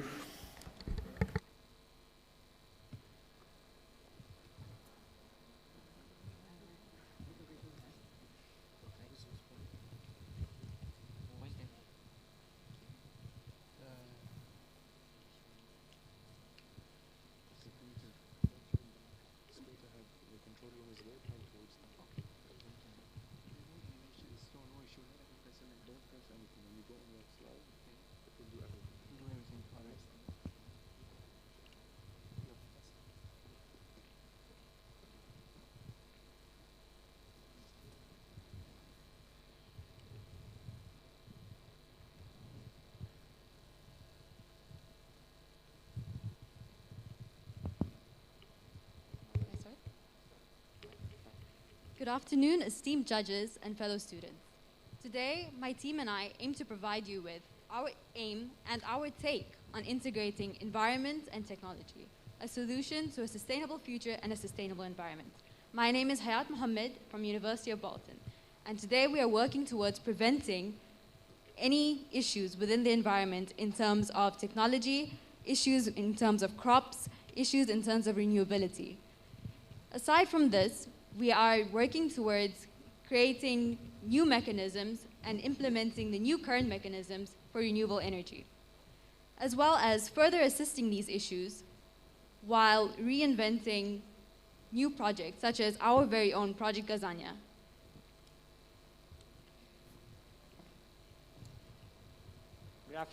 Good afternoon, ladies and gentlemen. I would like to introduce myself. My name is Lawrence. Now, I would like to start off with this segment with a simple question. What does everybody think here the biggest issue we have with fossil fuel? Sorry. I would like to ask a simple question. What here everyone think the biggest contribution to greenhouse gases are? I can already tell most of you who are watching through the live stream and here in the audience will be thinking fossil fuels, which are absolutely correct. The UN has already estimated by the year 2100, there will be a 40% increase in the global population. So now I'll give you a simple equation. The more people already here in the world, that means that will be the double of the amount of CO2 emission there will be. So now I would like to share to everyone here a vision of our team, we would also like to revolutionize the renewable energy industry. So we present to everyone Project Gazania. Project Gazania is based on an idea, a concept, which is our project will be based on this flower. The concept is based on hybrid renewable energy. Simply put, hybrid renewable energy is the mixture of two or more forms of renewable energy. It could be solar, wind, hydro. But for this project, we have initiated the idea for a solar and a wind-powered project. How the structure will work is simply that when the sun is at its peak, the solar panel will be exposed on each petal of the structure, which will be collecting solar energy. And when night falls, that's when the transformation of this structure will be a vertical axis wind turbine. So now I also like to share one of its great functionalities, which is ease of maintenance. Now we already know how maintenance is performed with wind turbines, where technicians would climb the heights of the entire wind turbine to perform maintenance, which is a really big risk factor. So I propose a solution which will eliminate the problem entirely, where the structure itself would descend to the ground. So there it could be performed at ease without any harm to the technician or to any surrounding areas. So there's one more functionality which will be further explained by my third speaker, Aqsa Khalid. Thank you. Good afternoon. I'm Aqsa Khalid. It's my pleasure to be here today. As Lauren spoke about Project Gazania, that transforms renewable energy. But the question is, how do we firm those renewables? That is, to ensure that they are available at all times. And our choice for this is energy storage. Energy storage. Even though right now, lithium-ion batteries are the main option for energy storage, but our choice is iron flow batteries. A flow battery is an electrochemical cell which contains two solutions separated by a membrane. When ions exchange across a membrane, they produce chemical energy and electricity. Iron flow batteries are highly sustainable and environment friendly, as they are made using only salt water and iron, which are both non-toxic and highly abundant, and they are also non-flammable, making them much safer compared to other batteries like lithium-ion batteries, which are flammable as well as contain electrolyte which are toxic. Iron flow batteries are also 100% recyclable with easy disposal. Not only that, iron flow batteries also have a lifespan of 25 to 30 years with no capacity fade at all, compared to lithium ions 4 to 5 years of lifespan with capacity fade over time. 1 unit of ESS iron flow battery produces electricity of 50 kilowatts. That is enough to provide an area of one neighborhood with electricity for 6 hours, which is huge. Now I would like Malahim to proceed with the benefits of the project. Hello everyone, my name is Malahim and I'm really glad to be over here. Okay, so let's begin. So as we already discussed about the energy storage, now let's look at some benefits of having Project Gazania. As we know that wind turbine and wind which takes a lot of spaces and solar panel which wastes a lot of valuable resources. What our project does is it combines both of them into one and creates a hybrid form which will waste less space and create a really more efficient way of creating energy with less carbon footprint. By combining both of our projects, we are creating a most efficient and easiest way of energy supply. For example, solar panels, which are not as much useful at night and cloudy days. What our project does is that it turns into a vertical axis wind turbine at night, which will provide energy more efficiently. The environmental benefits will be less energy wasted, less space wasted, and less space wasted, less energy wasted, and less pollution created.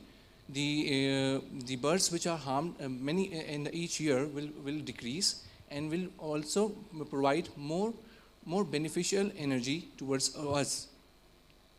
What our project will do, it will revolutionize the future through present perspective. We see very less error and issues in the future upcoming. If this project comes, we will be not only declaring a new style and a new version of energy supply. Thank you. At times, the only way to move forward is to create harmony through fusion. In applying Project Azania, we are expected to reduce significant amounts of negative emissions stemming from day-to-day processes.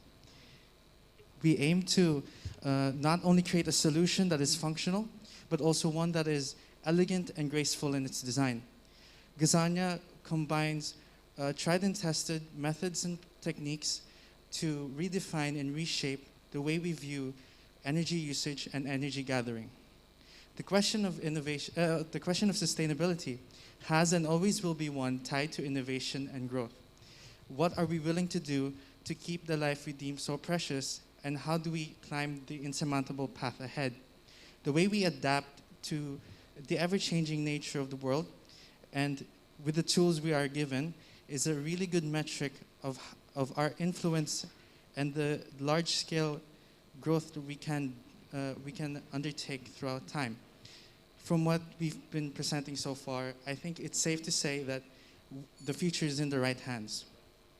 So long as we teach those hands to keep growing and keep nurturing future generations. So we invite you, all of you, we invite you to experience and grow with us a new and cleaner way to experience energy, and that is very far from the current messy powers that are in our current cities. We invite you to a world powered by Gazania. Thank you.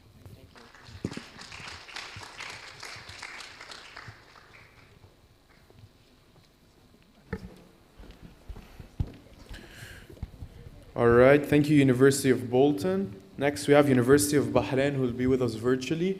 So if you guys can hear me, please turn on your cameras, unmute yourselves, and share your screens. And don't start until I give you a confirmation that we can see you.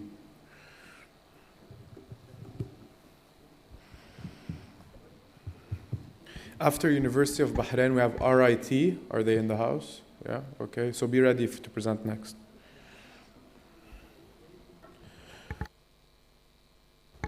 Okay, University of Bahrain, I can see you, but I just want you to put the slideshow in full screen, and then you can start, okay?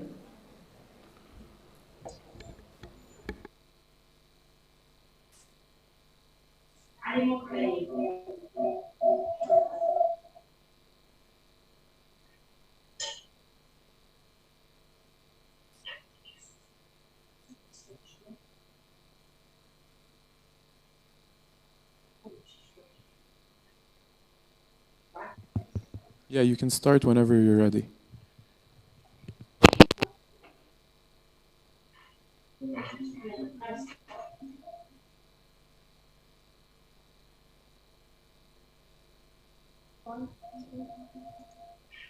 Once upon a time, this hopeless planet was occupied with diverse kinds of magnificent creatures that filled the globe with joy and happiness. Its landscapes were covered with millions of gorgeous plants, forests that are homes of thousands of wild animals, deep oceans that hold stunning marine organisms, and glacial polar regions with marvelous Arctic animals. Once, people thought that this planet was heaven. Until it all went down. Those colorful regions were destroyed, from global warming to an endless list of causes. Deforestation, poverty all over the world, natural disasters, extinction of species and populations, even us, planet Earth, year 2165.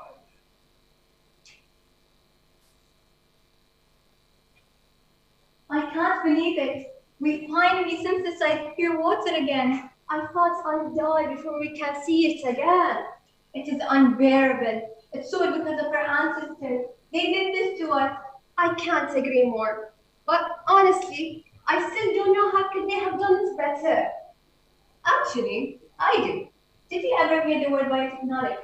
Although it's a non-technology with great potential, not many people knew about it. It's the technology of organisms. You use them or what they produce to create solutions. You basically use life to save life. Super cool, right? Oh, too bad. It's too late now.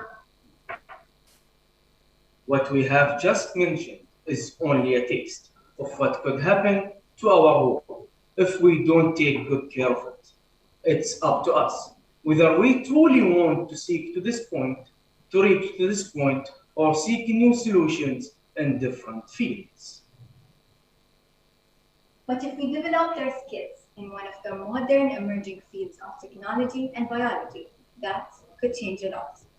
To this day, biotechnology has shown over and over again that it is a technology with great ability to make the impossible possible. My name is Jinan Hussein, and I'm a biology student from the University of Bahrain. Now, when I think of the Sustainable Development Goals, I spontaneously think about biotechnology and its ability to achieve them by 2030. More than 100 countries, including the Gulf, have signed in order to provide sustainable life for their citizens, and we need to work on them as soon as possible. We, the biologists, believe that we have the key to save the world from further extinction. My name is Mariam Al-Leif, and I am a senior biology student at the University of Bahrain. Biotechnology is involved in various regions in which many issues such as xenobiotics and greenhouse gases get solved. However, do you think that the biotechnological tools are capable enough to solve all the environmental challenges at the Kingdom of Bahrain? Of course, biotechnological tools are capable not only in solving environmental challenges. Red, green, blue, and white. Those are not just random colors, but are the fields of biotechnology that counters different sectors, including medicine, agriculture, marine, and industry subsequently. My name is Ali Jaffas, and I am a student at the University of Bahrain. Many of these biotechnological tools could be utilized to serve an essential role in many of those biotechnological tools could be utilized to serve an essential role in achieving the sustainable development goals, starting with no poverty and zero hunger. Agricultural biotechnology aids farmers to increase their income and narrow down their vulnerability to climate change. Hydroponics serve an important role in the agricultural community of Bahrain. Many farms located around the country uses vertical farming as a way to increase the yield to area ratio. Treated wastewater are also used in hydroponics to irrigate the plants, allowing the growth and development that eventually reduce the amount of waste and water pollution. The next goal is good health and well-being. In September 2021, a study regarding physical and mental well-being during the COVID-19 pandemic in the Kingdom of Bahrain has been established. This research paper showed that the COVID-19 pandemic had a significant impact on the lives, physical and mental well-being of the Bahraini population in several ways. The best example to demonstrate the biotechnological solutions is the perfect way in which Bahrain team handled the pandemic situation. Bahrain is one of the countries with the highest vaccination rates per 100 people in all the 3 doses. Who knew that most vaccines were made using biotechnological tools? By the way, I'm curious. Did you guys take Sinopharm or Pfizer? Moving on to the quality education goal. Developed courses that support the biotechnology in order to encourage sustainability should be considered. Students at the University of Bahrain are provided with several opportunities in order to gain knowledge and skills. Furthermore, students use these knowledge in their summer training courses in order to guide them throughout their career. Another desired aim is affordable and clean energy. Another desired aim is affordable and clean energy. A study in Bahrain was made regarding the environment, and one honorable mention was although ground and air transport decreased those past 2 years, which should have decreased the carbon footprint, a slight increase in energy consumption requiring a slight increase in natural gas production partially offset the improvements in air quality. But the Kingdom of Bahrain acquires a Dubai-based biofuel producer that focuses on the production of 100% pure biofuel under the name of neutral fuels. Moreover, our university's College of Science has established labs that focus on creating sustainable energy. But is that really enough? I myself am working on bacteria isolated from garden soil. This bacteria has the ability to degrade cellulose from waste papers that usually end up in landfill and emit methane, and instead produce costly raw materials and biofuels like glucose and methanol. Although the world is leaning towards although the world is leaning towards replacing energy from fuels and gases with electricity, we believe in anaerobic digestion of wastes. They both reduce landfill volume and produce biogas. So it's basically a win-win situation. The last one we tackled is life on land. It is the most complicated in our opinion, but it also holds the largest amount of biotechnological solutions. Now, pollutants play a significant role in biodiversity loss, and our attributions towards them are various. A student at our university succeeded in applying biotechnological methods to break down oil spills in agricultural soil by isolating and multiplying bacteria found in the soil next to the roots. Another student prospered in isolating bacteria that could biodegrade a decent amount of plastic waste. Now, there is a lot more that can be done with biotechnology. Biofabricated textiles are made from living microorganisms, including algae and fungi roots. These microbes can be spun or grown in mold to produce a material that can be collected with zero waste. We believe it is the future of fabrics. Biodesalination is crucial, particularly in our nations due to lack of fresh water supplies. We could utilize a low-salt biological reservoir inside salty water that may function as a cheaper ion exchanges. The goals tackled in this presentation represent a drop in the ocean of biotechnological ways in saving and sustaining planet Earth. Let's join our hands together to provide a sustaining life now and after, leaving no one behind. Let us be the hope for a better future. Let us be the solution. Let's modify life using life. Thank you all.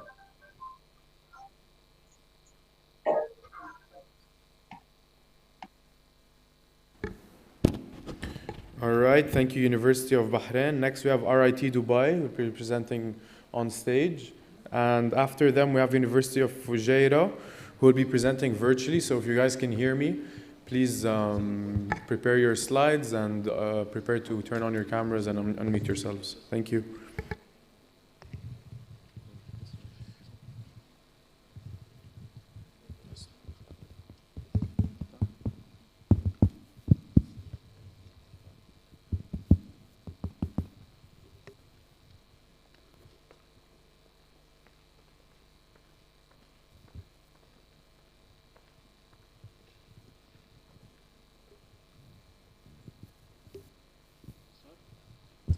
Good afternoon, my respected judges and my dear colleagues.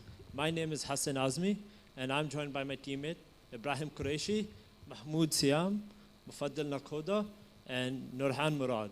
And we are fourth year mechanical engineering students, so hopefully we should be joining the job market soon. And we'll be representing RIT University.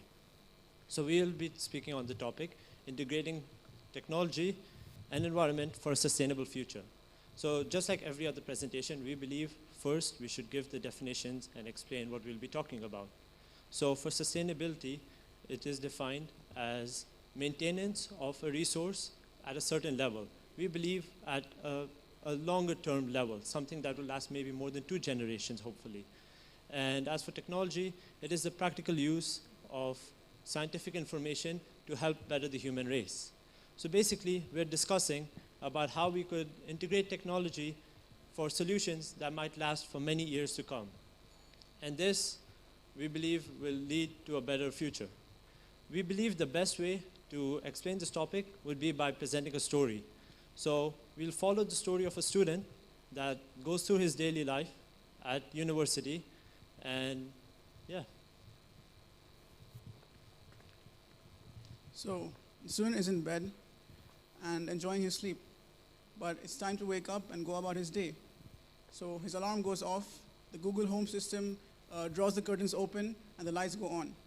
The student arises from his slumber and then goes to the kitchen to get his meal of the day. Now he opens the refrigerator and sees there is no milk.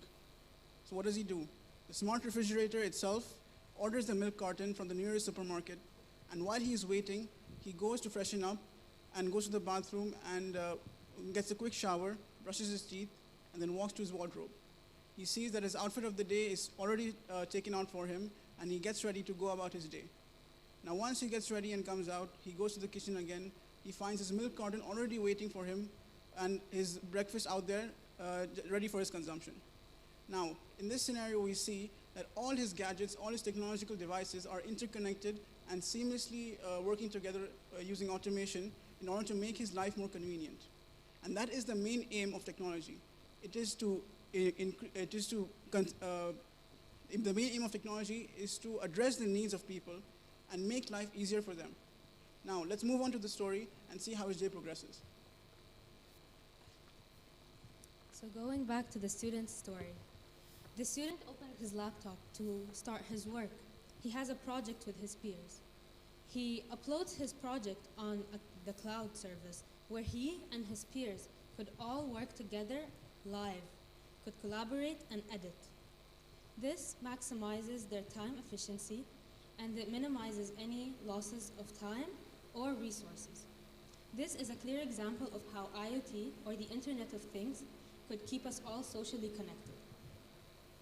He continues his project and he is done, and then he gets a schedule that is generated for him based on his tasks that he needs to complete during the day and his detected productivity that has been analyzed by artificial intelligence. By having a schedule generated by artificial intelligence, all human error that could have occurred is eliminated, as it is calculated, data is calculated and analyzed not by a human, but by a program and a machine. So let's take a quick break from the story and answer some of the questions that you might be thinking. So obviously you'd be wondering, well, this technology sounds really advanced. Would it really be sustainable? And our answer to that is, well, we believe with automation, it would be. See, automation from research shows that it increases the production. So we are more efficient, we produce more of the product, while at the same time keeping the quality level maintained, and most importantly, reducing wastage, which affects the environment. So we would be able to produce more, while at the same time helping the environment. So this way we believe every student could have access to such a thing. Then the next question that would pop up, obviously, is, well, if we're giving our jobs away to machines, then, well, what will we do? And that's a good question, honestly, because I plan to work someday, and my parents work somewhere. So jobs are important, right? Well, from the research that we've found, we've seen that actually automation for now has not led to decrease in jobs, rather increase. So we believe that it does not remove jobs as much as it moves jobs. And what I mean by this is that, well, it's shown that automation, machines plus humans blended together lead to better efficiency in the end. So if we basically had machines and humans working together, we'd have higher efficiency and we would basically get closer to better sustainability and integrating the future. So now we go back to the story. Now, the student finished all his work and decided to go have dinner with his friends.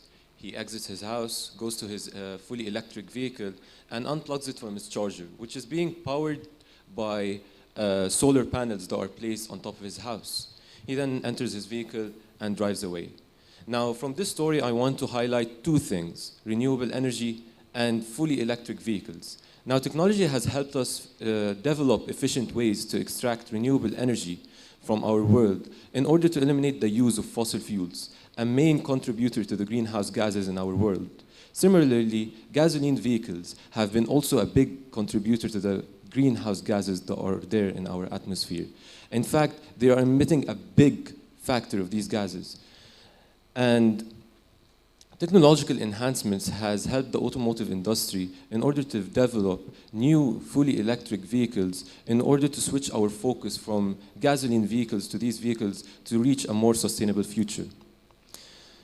Fossil fuel extraction has been linked directly to the environmental degradation that is happening in our world. And our switch to use renewable resources will help us to stop the damage that is happening to our land and to give it time in order to recover from the way we abused it for our own benefits.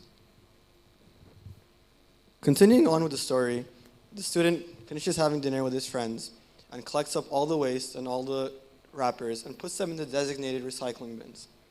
As he continues to speak with his friends, he sees a truck pass by and collect the waste from one of the now filled recycling bins. With the use of technology, we can make our waste management more efficient and more sustainable.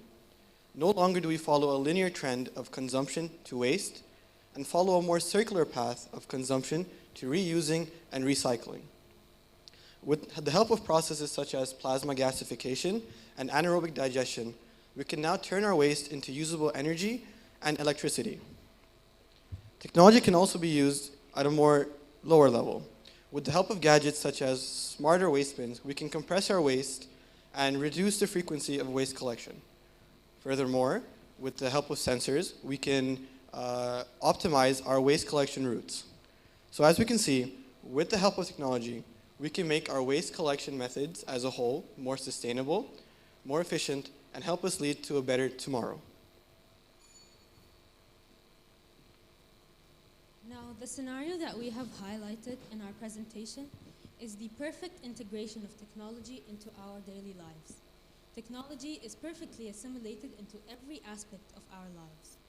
Sustainability options are utilized so that both society and the environment are flourishing. Life is optimized, efficiency is maximized, and losses are eliminated. This is what we strive for. Therefore, we believe that we could further integrate our technologies into our daily lives as we are the leaders of tomorrow. Thank you. Thank you. Thank you. Thank you very much.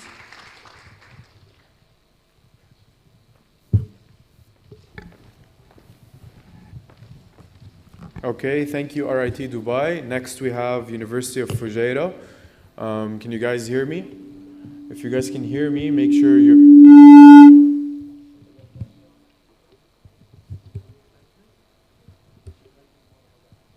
Okay, if you guys can hear me, University of Fujairah, just make sure you share your screens, turn on your mics, and open your cameras. And just wait for me to give you a confirmation of when to start.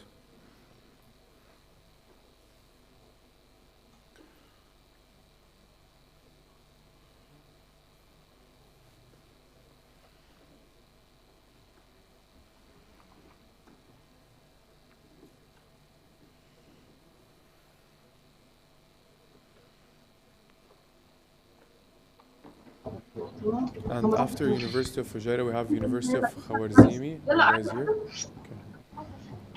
Okay. Khawarizmi. Yes.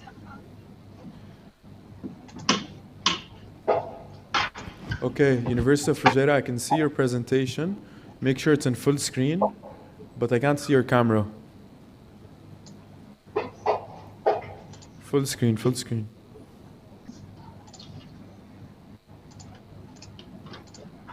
Just okay. Okay. Can I start? Yeah, بس ما في كاميرا. The camera is open. نعم. الكاميرا مفتوحة. مش مبين عندي. بس فينا نحطها كمان فول سكرين للباوربوينت. مكتوب شوف الكاميرا. Okay, let's open it again. No. Is it open? It's open.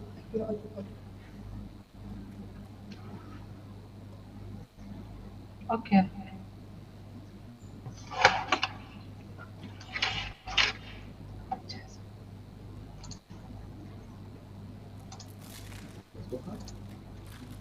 Okay. الكاميرا So بعد I ما will start. اشتغلت بس. اوكي مش هي الحال. تبين مفتوحة عندنا. اوكي كاميرا Can شغالة. we بس full screen and you can start. We have to open the camera. Can you just refresh, please? The camera is open. I can see you now. Just you can start Okay, once you full screen. Okay, let's start. Sorry, okay. Hello everyone. I would like to introduce to you my team members. Maryam Ibrahim, Yara Abu Shabab, Noor Madi, Abdurrahman Shaban, and Ahmed Hourani. The presentation covers the topic overheating buildings. Nowadays, the phenomenon of urban heat island is an extant issue of concern in many cities of both developed and developing nations of the world. The graph shows the projected number of Sorry. the Can you just Yes. pause? The camera is lagging. Can you refresh من عندكم? Okay, let's refresh the camera.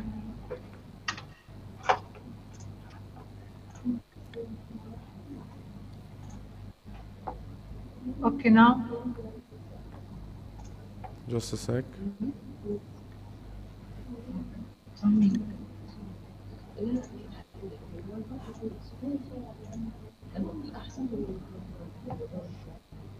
Is it still freezing? It's still not showing. Just waiting on it. Okay, now it's showing. Now it's showing. Okay, it's not Oh, lagging. okay, so- Okay. Just full screen. Just try to full screen. Yeah, there we go. Okay. Yalla, start. Okay. The graph shows the projected number of deaths per year, averaged over a 3-decade period around 1975, 2055, and 2085 for the city of Chicago under low and high emissions. So what are the causes of overheating?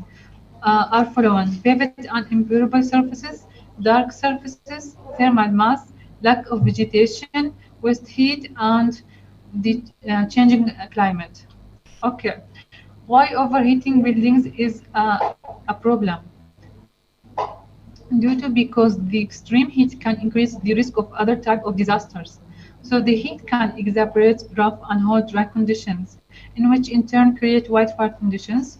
While in cities, buildings, roads, and infrastructure can be heated to 50 to 90 degrees hotter than the air, while natural surfaces remain closer to the air temperatures. So the heat island effect, it's the most intense during the day, but this slow release of heat from the infrastructure overnight, which can keep cities much hotter than the surrounding areas. So rising temperature across the country poses a threat to people, ecosystem, and economy. What will happen if we leave this problem without a solution? The following will happen. So one, increase electricity demand, heat stress for livestock rises when animals are unable to cool off at the night. Some crops require cool night temperatures, and the light is spread human diseases. And here is the end. My colleague Abdurrahman Shaban will start.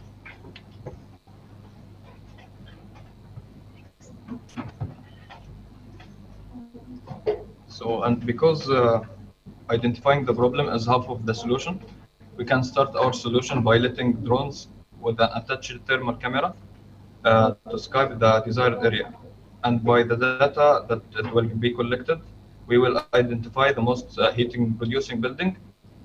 According to our research, the best drone that can achieve this is M300 RTK because M300 RTK enables transmission up to 15 kilometers, and it has an encryption that secures data transmission. Also, it has an enhanced flight performance, and we can mount up to 3 cameras on the drone, and it will be easy to control, along with the other features that will be helpful and make the control much easier, such as AI spot check, live mission recording, and smart track. Now the thermal camera, best option will be VUE TZ20R. It is light in weight and records at high resolution and can take detailed data from a large distance and produce detailed data. Those are gonna be our data collector, or in other words, soldiers in our war. Okay, now I will let you listen to my colleague Yor. And to complete the picture, aka for our solution, of course, those drones and camera will need electricity and some sort of energy to fully function. That's why we decided to use a clean, reusable source of energy, our sun. So we decided to build a drone and thermal camera charging stations. Those charging stations will have solar panels that will help them charge. And according to our math, we will need 1.6 meters of solar panels and around 6 to 7 hours of sunlight to fully charge both our drone and thermal camera to the fullest. Those charging stations can be different according to the designated area that we want to scan, which means those charging stations can either be fixed in one place, not movable, or it can be movable if we are planning to scan multiple cities, for example, in one day. So those charging stations can move along with the drone, so it's prepared whenever it needs it. And the last point, those our fixed charging stations are also gonna be updated to have USB charging ports for the public to use them in case there is excess amount of energy. And now I'm gonna let you with the actual solution with my colleague Noor. Hi. We can reduce the emission, the carbon emission. Therefore, by that we can lower the temperature by planting the trees. Okay, one tree can absorb between 31 to 48 pounds of carbon emission per year. We searched about the best solution for cooling the building, and those solutions are suitable for our local environment. The first solution is the discrete cooling. It depends on a central cooling station that cools the water and pumps it into a network of insulated pipes underground. And it's the ideal solution for cooling the huge buildings such as the campus and residential and commercial towers. The discrete cooling system contributes in reducing the energy consumption by 50%, and that contributes in protecting the environment by reducing the CO2 emissions. The other way for cooling the building is by using the environmentally friendly insulation material. One of the best insulation material is the cellulose insulation. It's made from the recycled paper products, primarily the newspaper. The cellulose insulation costs about 4.5 dirham per square feet. And now I will let my colleague Ahmed to discuss what if.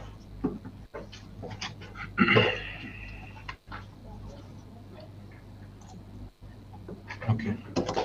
So, failure is always there.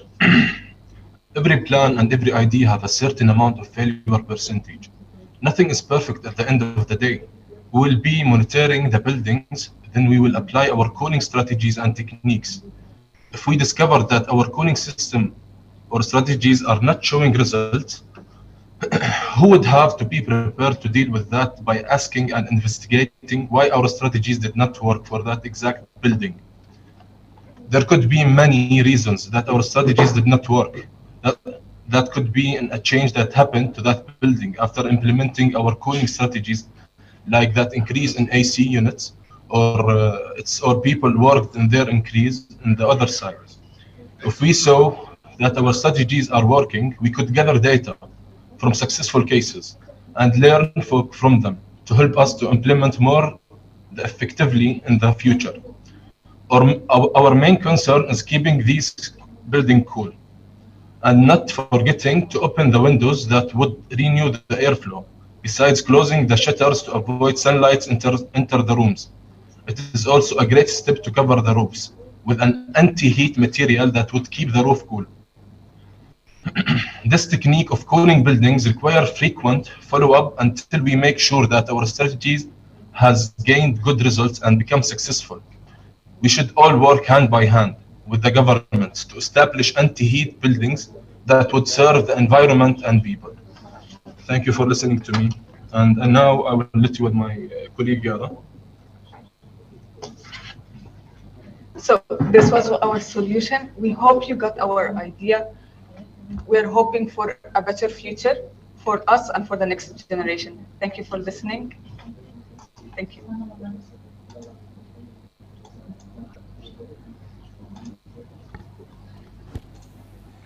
All right, thank you, University of Sharjah. Next, we have University of Fujairah. Khwarizmi University.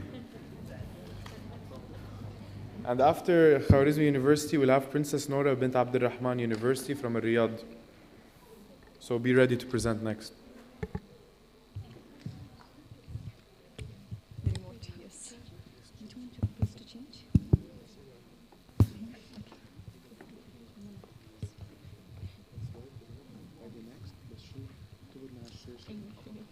Don't turn towards the screen.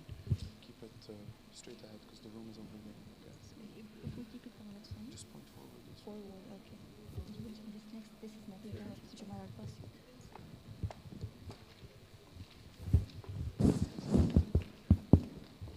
Hold it closer, okay, Mike? Hold it closer.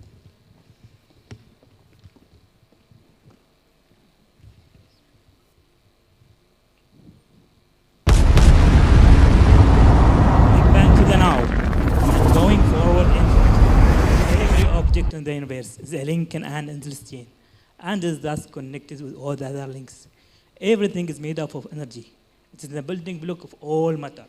The same energy that composes in your body is also the one that makes up your cars, phones, animals, trees, you name it, are all composed of energy. Let us see what former UN Secretary General Ban Ki-moon has to say. Energy is the golden thread that connects economic growth, increased social equity, and an environment that allows the world to thrive. Development is not possible without energy, and sustainable development is not possible without sustainable energy. The first law of thermodynamic energy can neither be created nor destroyed. Energy can only be transferred or changed from one form to another. Energy plays a ubiquitous role in our life on Earth. Ladies and gentlemen, in the next 8 minutes, we will delve into how technological innovation in energy sector can bring about exponential gains in all aspects of economic and social activity to achieve the overarching goals of carbon neutrality, hence limiting global warming to 1.5 degrees Celsius by simultaneously restoring the ecosystem. Let us see some basics. How energy powers Earth. All energy sources like fossil fuels or food actually comes from the sun. Sunlight feeds microorganisms like phytoplankton, which through photosynthesis converts the sun's energy into sugar molecules. Phytoplankton is consumed by zooplanktons like krill, a major food source for fish, and fish in turn is a major food source for humans. Thousands of years ago, tons of phytoplankton died on the ocean floor, which due to high heat and pressure were converted into crude oil. On land, the sun shines on trees and forests, and thousands of years ago, forests were buried and covered by earth to produce a fossil fuel called coal. Sunlight also feeds corn and other types of crops, which feeds livestock like chicken and cattle, and we consume those animals as well. We are on the verge of the most rapid, profound, and far-reaching revolution of human civilization in history, one that will be every bit as significant as the shift from foraging to cities and agriculture 10,000 years ago. The observation that quantum computers are gaining computational power at a doubly exponential rate is called Nevin's law. Hartman-Nevin says, it's not one company versus another, but rather humankind versus nature or humankind with nature. A great wisdom indeed. Technological disruptions in the energy, transportation, and food sectors, driven just by 8 technologies, are already creating enormous implications for climate change. In the energy sector, by 2030, a 100% solar wind battery system will deliver the lowest electricity system conceivable. Like internet, by lowering the marginal cost of information to near zero, it will create trillions of dollars in new value. In transportation, autonomous electric cars will provide transportation as a service. Key cost factors will drive up 10 times higher vehicle utilization and lower associated costs such as maintenance, finance, energy, and insurance. In the food sector, precision fermentation and cellular agriculture will disrupt meat, milk, and other animal products. Modern foods will be cheaper and superior to animal-derived foods. Nutritional benefits could have a profound impact on health, both in a reduction in foodborne illnesses and in conditions such as heart diseases, obesity, cancer, and diabetes. The 2.7 billion hectares of land freed up from animal agriculture can thus be utilized for reforestation or agriculture. Technological innovations in the energy, transportation, and food sector will directly mitigate 40% of global emissions by 2030, over 70% by 2035, and over 80% by 2040. Power of possibilities. We will now take a look at some astounding energy-based technologies that are either implemented or in process. Now, these technologies will interplay and complement one another in a universal link to create our sustainable Earth. Solar. Well, did you know this amazing fact? Every hour, an estimated 430 quintillion joules of energy is delivered to Earth from the sun. And that's the equivalent of 1 year's worth of global energy consumption by us humans. The Shams 1 solar power plant in Abu Dhabi is generating electricity to power 20,000 homes and has a capacity of 100 megawatts. It displaces around 175,000 tons of carbon dioxide per year, which is equivalent to planting 1.5 million trees or removing 15,000 cars from the roads. A number of solar PV applications are now coming into play, such as solar roadways, space-based solar power, and hybrid power plants. China's Bishan Space Solar Energy Station is developing orbital power stations that can harvest energy from the sun and beam it directly towards Earth. Solar Dome. A British startup, Solar Waters, in association with UK's Cranfield University, developed Solar Dome, a concentrated solar power desalination plant that is combining various technologies to provide a sustainable approach towards seawater desalination, but by using only the sun as the energy source. It is planned to be used in Neom, Saudi. Being first of its kind, this technology will have lower costs, be 100% carbon neutral, and will change the future of seawater desalination for good. Hydrogen fuel. Heavy industries, cement, manufacturing, long-distance transportation such as trucks, shipping, and aviation will use hydrogen fuel to bridge the gap where batteries have limitations. Siemens Energy has collaborated with DEWA. Dubai launches region's first industrial-scale green hydrogen plant. Masdar has partnered with Siemens Energy to develop an electrolysis facility to produce green hydrogen for the transport industry. Nuclear fission.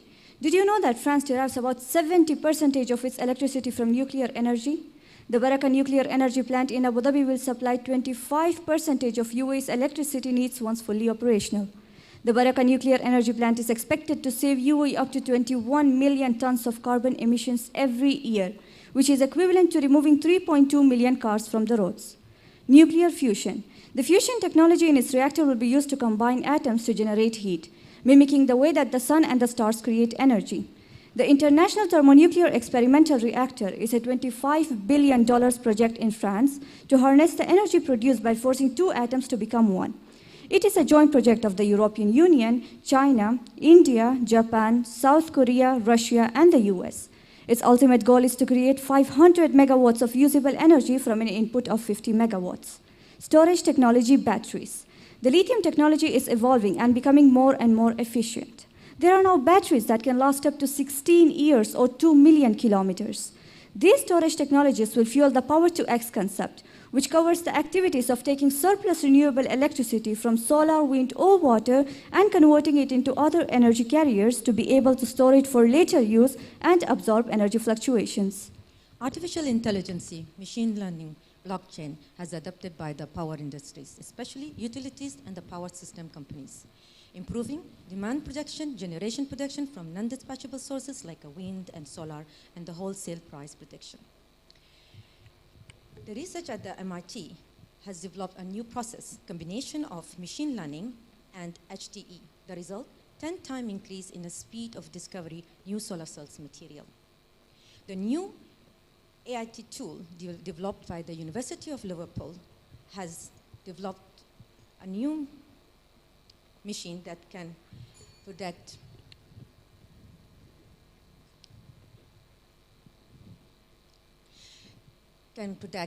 four materials, including solid state material that can use for the lithium. Alphabet DeepMind machine, Alphabet DeepMind has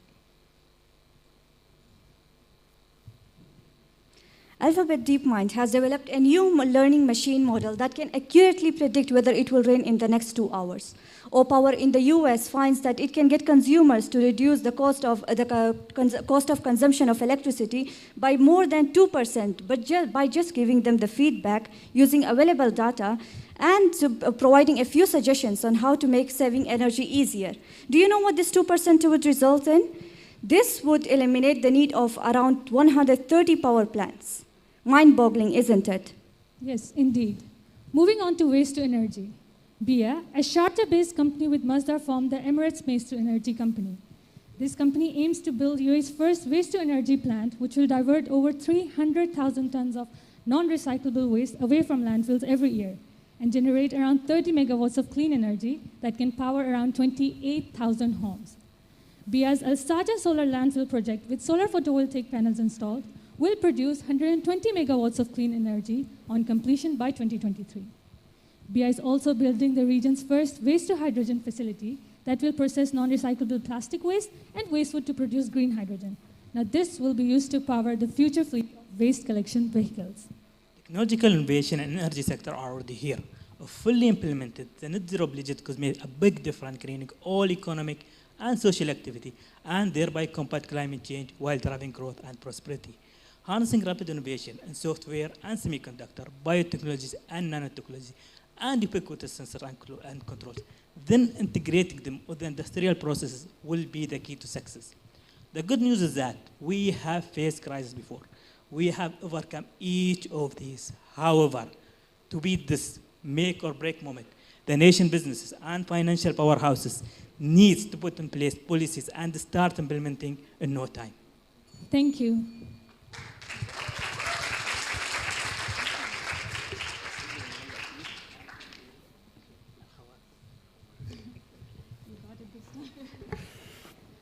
All right, thank you, Al Khawarizmi International College. Next up, we have Princess Nora bint Abdul Rahman University from Riyadh. Thank you.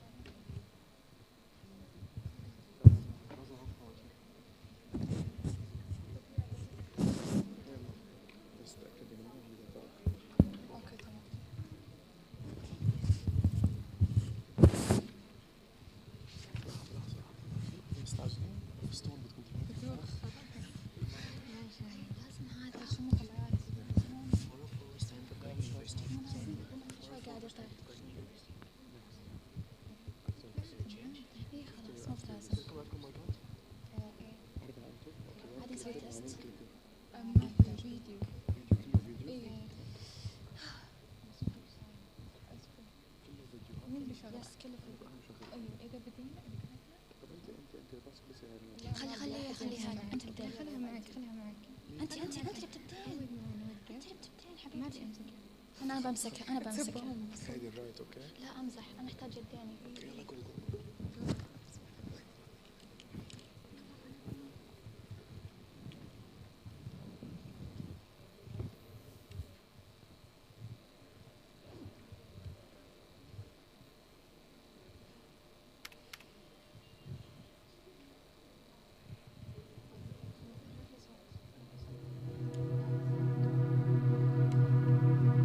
استخلاص طاقة كهربائية من النفايات النووية.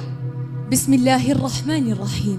الحمد لله رب العالمين، والصلاة والسلام على أشرف الأنبياء والمرسلين نبينا محمد وعلى آله وصحبه أجمعين. أما بعد، الطاقة النووية أجمعنا من صغيرنا إلى كبيرنا على أن الطاقة النووية هي اختراع فاد البشرية، بل نقلهم نقلة نوعية في التطور والمواكبة. فالدولة الآن تصنف من حيث القوة والتطور بناء على قوتهم العسكرية والاقتصادية، التي من أهم مقوماتها الطاقة النووية. فالدول كلها تكرس طاقاتها للابتكار النووي، ولكن هل أخذنا باعتبار ما ينتج عن الطاقة النووية؟ والمقصود هنا المخلفات النووية. لنفترض أو لنتخيل معا في يوم من الأيام استيقظتم صباحا بأمر إخلاء للمنطقة بسبب تحويل ما يقارب عن 100 كيلومتر إلى مدفن للمخلفات النووية. نعم، لقد تم تشريدكم، وبالطبع تم تدمير آلاف الكيلومترات السكنية بسبب هذه المخلفات النووية. ثم ماذا؟ هل ستهتمون وقتها بأهمية الطاقة النووية أو ما يمكن الاستفادة منها، أم ستحضرون لأسوأ العواقب التي عاقبنا بها أنفسنا يا بني البشر، وهي المخلفات النووية؟ ففي هذا المكان لا شيء يبعث على الفخر، ولا يضم هذا المكان رفاة أي شخص يحظى بمكانة مرموقة أو أي شيء له قيمة تذكر، بل إن هذا المكان يحتوي على مواد خطرة ومنفرة، فهذه الرسالة هي للتحذير فقط. تبدو هذه الرسالة كما لو كانت نوعا من التعويض المتوقع أن تجدها على مدخل مدفن من العهد الغابر، لكنها في الواقع وضعت لتحذير البشر من الاقتراب من المحطة التجريبية لعزل النفايات التي توجد على عمق أكثر من 2000 قدم عبر الصخور الصلبة أسفل صحراء نيو مكسيكو. فخطر المخلفات النووية لا يقتضي فقط على البيئة، بل هو يدمر مأكلنا ومشربنا، ويحد من مناطق عمراننا، عوضا عن الاحتمالات المخيفة التي قد تحصل، مثل التسربات الإشعاعية التي تخلفها الطاقة النووية. لحظة، هل تم ذكر مصطلح إشعاعات؟ بمعنى إشعاع يمكن لنا الاستفادة منه؟ صحيح، هناك آلاف الإشعاعات التي تنتجها المخلفات النووية، إذن لماذا لا نستفيد منها باختراع يفيد البشرية؟ فنحن البشر لا يمكن لنا التخلي عن أحد الرفاهيات التي وفرتها لنا الطاقة النووية، إذن لماذا لا نستفيد من المخلفات النووية؟ فمثل ما ذكرنا سابقا، الإشعاع النووي هو حل للحلقة المفقودة، بل يمكن لنا تسميته بإشعاع المخلفات النووية، حيث متعارف على حقيقة أنه يمكن تحويل الإشعاع الضوئي إلى طاقة كهربائية متجددة صديقة إلى البيئة. إذن ما أنواع المخلفات النووية؟ وما هي طرق معالجة النفايات النووية لاستخلاص هذه الإشعاعات؟ وكيف يمكن لنا إنتاج طاقة كهربائية متجددة صديقة للبيئة؟ فسنتطرق إلى أنواع النفايات النووية، وهي 3 أنواع. بداية، النفايات النووية قليلة المستوى، وهي قليلة النشاط الإشعاعي، وتتكون خلال مراحل دورة الوقود النووي، وتتضمن هذه المواد الملوثة بالمواد المشعة والعناصر التي تكتسب خاصية الإشعاع. ومن ثم نفايات نووية متوسطة المستوى، وهي تحتوي على كمية أكبر من النشاط الإشعاعي بالمقارنة مع النفايات المنخفضة المستوى، لذا فإنها تتطلب حماية خاصة للتخلص منها. وتتكون هذه المواد الملوثة بأجزاء من المفاعلات النووية والطينة الكيميائية. ومن ثم نفايات نووية عالية المستوى، وتتكون بعد عملية حرق الوقود النووي وإزالته من المفاعلات النووية، وتحتوي على كل من منتجات انشطارية عالية الإشعاع وعلى أشعة متباينة كثيرة وبكميات خيالية ومهولة، وإنها تنتج أيضا أشعة ألفا وجاما. ولذا يمكن لنا استنتاج أن خطر النوع الثالث من المخلفات النووية هو المقتضي في بحثنا هذا، وهو الذي سنتضمنه وسيكون أساس بحثنا، لأن الإشعاعات التي تنتجها هي الأقوى والأكثر على الصعيد الفيزيائي والكيميائي. أما بالنسبة لطريقة معالجة النفايات النووية لجعلها مأمونة، ويشمل ذلك جمعها وفرزها والتقليل من حجمها وتغيير تركيبها الكيميائي والفيزيائي عبر 3 طرق. فأولاً تجهز النفايات التجهيز التمهيدي لعملية المعالجة، ويشمل ذلك جمعها وفرزها، ومن ثم عملية التجهيز والتي تستهدف تعزيز أمان النفايات النووية وتقليل تكاليف مراحل التصرف الأخرى.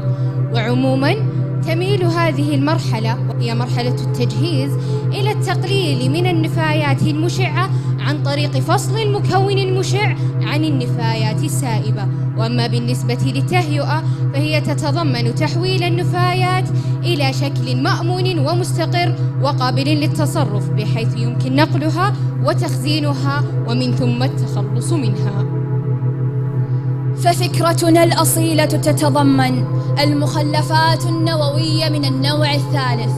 يمكن لنا زيادة إجراء بسيط لها في المرحلة الثانية من المعالجة وقبل النقل، وهي فصل الإشعاع المتأين عن طريق محول أو مفعل الآيونات والذرات الغير مستقرة، ومن ثم استخلاصه وإنتاج طاقة كهربائية شبيهة بطاقة الرياح. فاضطراب الآيونات المتباينة وحركتها ستنتج لنا طاقة مهولة وحركة في السطح. في الإشعاع المتأين المستخلص من أشعة ألفا وجاما المتواجدة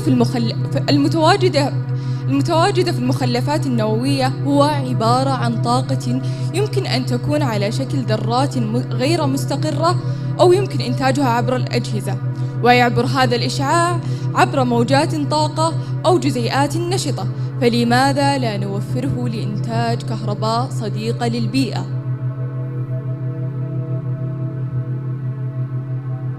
ختاماً، ربما البعض سيفضل حل دفن النفايات النووية، وربما سيتعجب من فكرتنا الأصيلة، ولكن ألا يجدر بنا التفكير بماذا أو في كيف سنحذر الأجيال القادمة التي ستأتي بعد آلاف السنين؟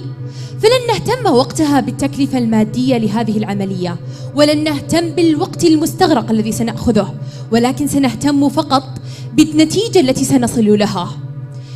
فهل سنعلق على تلك المناطق لوحات تحذيرية تتضمن في هذا المكان لا شيء يدعو للفخر، بل هذا المكان يضم لوحات تحذيرية ومواد خطرة ومنفرة؟ فكيف ستتطور البشرية؟ وكيف ستدوم الأرض بلا حلولنا الابتكارية التي تدعم التكنولوجيا وتتضمن الاستدامة وتحل مشاكلنا البيئية؟ وشكرا لكم. كان معكم طالبات جامعة الأميرة نورة بنت عبد الرحمن من المملكة العربية السعودية، رؤى الخليفي، الغلد داوود، شوق الشاوي، وشموخ التميمي.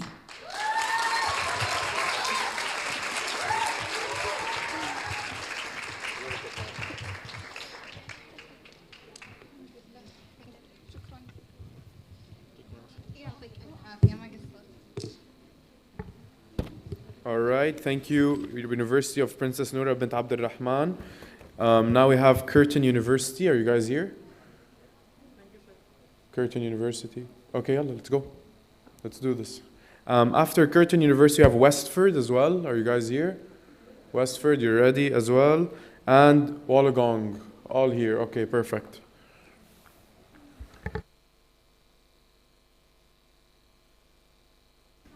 So for the judges, this is Curtin. هلا أول شيء.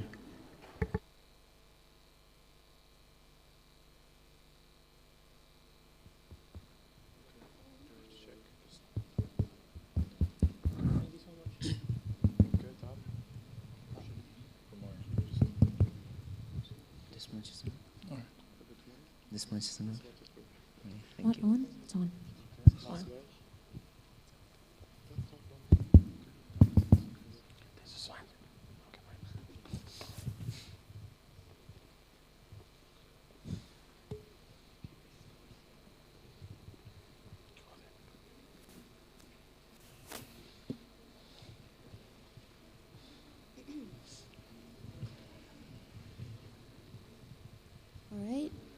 Everyone can hear us? Yes? Okay. Good evening, everybody. Thank you for still being here. We know it's been a long day, so we'll make this as much worth your while as possible. We're from Curtin University, Dubai, and before we start, we just want to ask all of you, raise your hand if you love your phone, love technology, and think it's helped humanity in many ways. That's nice. Okay, but there are two sides to this coin. Raise your hand now if you think technology like cars and machinery in industries has kind of brought us to the climate crisis that we're at now. That's fair. You see, the beauty of technology is that it can be used both ways. So today we'll be talking to you about how we can integrate technology to help the environment. For the next 10 minutes, we're going to talk to you about when is tech used for sustainability, where it should be used the most, how it can be used for that particular problem, who benefits from it, whether it's sustainable or not, and then we'll draw some conclusions from there. So let's start. Right now, when and where is technology used for sustainability? First, when we create a product, that's where machineries and software is used to make sure that the least amount of energy is being used while the product is being made. And there's software that tells manufacturers what is the most sustainable material to use at that point. After that, when a product is being used, technology has been integrated to make sure that that process is sustainable as well. Now, every time Apple releases a new iPhone, we all think, okay, it looks the exact same as the last one. But one thing Apple does without fail is that every time their new chip is more efficient than the last one. That means that your phone now uses less power, which means you don't have to charge it all the time. You don't have to use electricity, which is coming from fossil fuels. That's how they make that process sustainable. Then lastly, when your product gets disposed, how do manufacturers make that more sustainable? We'll keep the example of Apple going. Apple makes their products so that once you're done with them, you can trade it back in. They can reuse the metals they use. They can reuse the glass. They can reuse every single part. So far we've told you how is technology used right now for sustainability. But where should it be used the most, Heather? As my colleague mentioned, technology can be used to either destroy the environment or to help it thrive. And we, as responsible citizens of the UAE, of course, want to help the environment as much as we can. When we look at the world problems today, we find that water crisis is something that not only affects all of us, but is something that has been steadily creeping up on us to the point where World War III is expected to be fought not over minerals or oils or gases, but instead over the possession of clean water resources. So, how can technology help with this crisis? I'm so glad you asked that because that's exactly what we're going to talk about today. First of all, we can use steps like smart taps that help us know how much leakage is being used in our taps whenever we're using water and how much water we're using, so we're more mindful of our consumption. But more important than that is the fact that 100% of the water that we're using in our houses, in our industries, is being drained after a single use, without any reuse. And 60% of that water is grey water. Well, what is grey water? Grey water is the relatively clean wastewater that comes from places like our sinks, our baths, our washing machines. And it can be reused if it's purified, yet not a single thing is being done about it. So therefore, we have designed a product that is simple to use, easy to implement, and it's cost effective. The purpose of this is to purify grey water and to reuse it. It's a 4-step purification process, which we will go into detail right now. The first step is the steel mesh layer. This layer helps to filter out the suspended solids like hair or lint that are available in grey water, which we're expecting to see. This part filters those out, and the water goes down to the second layer. The next part is slow sand filtration. Slow sand filtration follows the principles of biomimicry because we're inspired by nature to see how people got clean water before the invention of technology. So what we found was that places like lakes or rivers and natural bodies of water, they have slow sand filtration naturally occurring in them, which purifies the water every single time since the beginning of humanity. And therefore, we have incorporated that into our design as well. The water passes from that down to the third layer, which is chlorination. Why are we chlorinating the water? Well, you've been to swimming pools, you've been to fountains, you know that chlorine is available there. Yet, Public pools are a breeding ground for germs, for viruses, for bacteria, yet we don't get sick when we go there. Why is that? Because, well, they're chlorinating the water. That means that the chlorine available in the water is killing almost 100% of the germs, viruses, and bacteria available, so we don't get sick. That's exactly why we're having it in our process as well. We're using an automated process which adds chlorine to the water, and that kills the germs. Then the water is passed down to the last layer, which is activated carbon. Because chlorine is a bit harsh on the skin, that's why to avoid things like rashes or burns in the skin eventually, we added activated carbon, which basically converts harmful chlorine water into harmless chlorine ions and makes it basically harmless to the user. Then the water can be collected in a separate tank or a separate layer, whatever the user wants. And this is how we want to purify the grey water so it's available for reuse once again instead of being wasted. Now, you may ask, where can this be implemented? Or you may not, but I'm going to explain anyways. So there's two basic types of implementation of this tech, and there's small scale and large scale. Small scale advantage could be, let's say you want to go camping and you want to wash your hands. So instead of wasting that water that you use for washing your hands, you can have a portable water tank with you with this tech fitted inside, and it can be instantly be ready to be reused and purified again.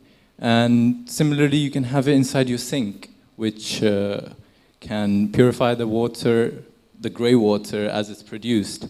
And let's just enlarge the design we just showed you, and that can be implemented on a large scale. So like large residential areas and industrial areas to deal with high volume of water. And that's why it would save a lot of money to many businesses as well as residential people, because it's cheap, as well as it will save the world. So who will actually benefit from this technology? Well, the first people who will benefit are the residents, like all of us here. Did you know that most of the water that UAE desalinates is actually used by residents, and 60% of that water becomes grey water? Now, with the help of our technology, we can reuse all of that water. Next, this tech will benefit industries. Industries can use recycled water as an input, and they can also purify their own grey water.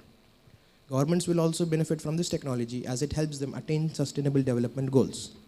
Lastly, businesses can use this technology to get higher sustainability ratings and CSR. Now, the main aspect of our project is it sustainable? Let's look at UAE's goals for sustainability.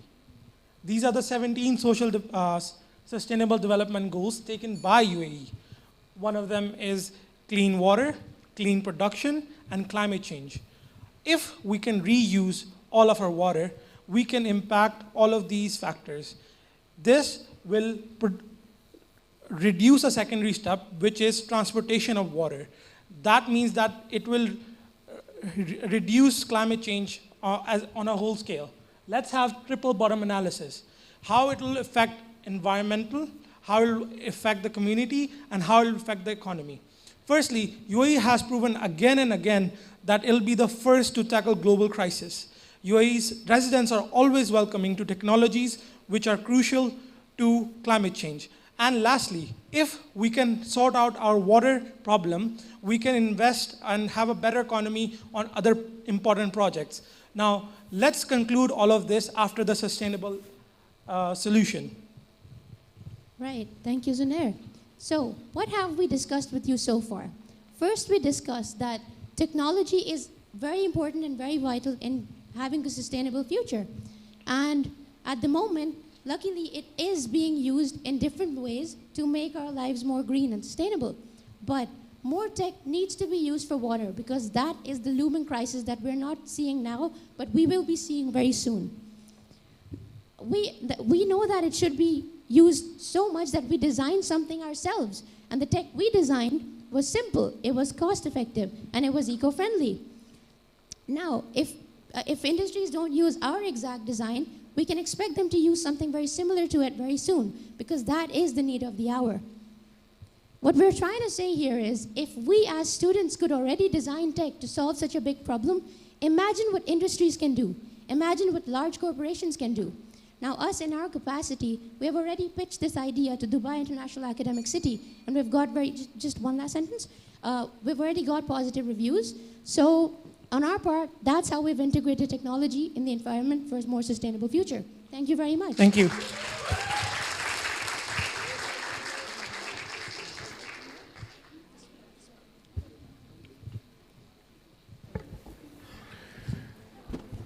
All right, thank you, Curtin University. Next, we have Westford University College. Get ready to present, please. And after them, we have University of Wollongong.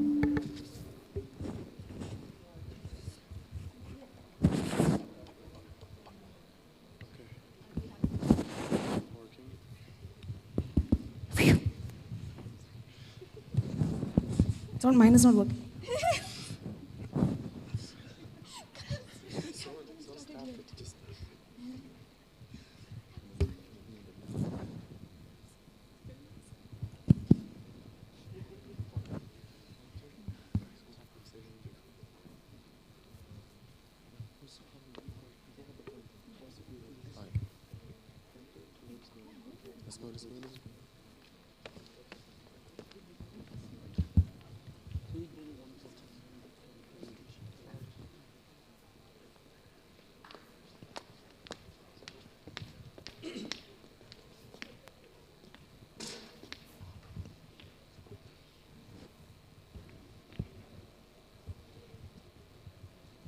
As Jane Goodall once said, whatever we do in this world makes a difference, and it's up to us to decide what kind of difference we want to make.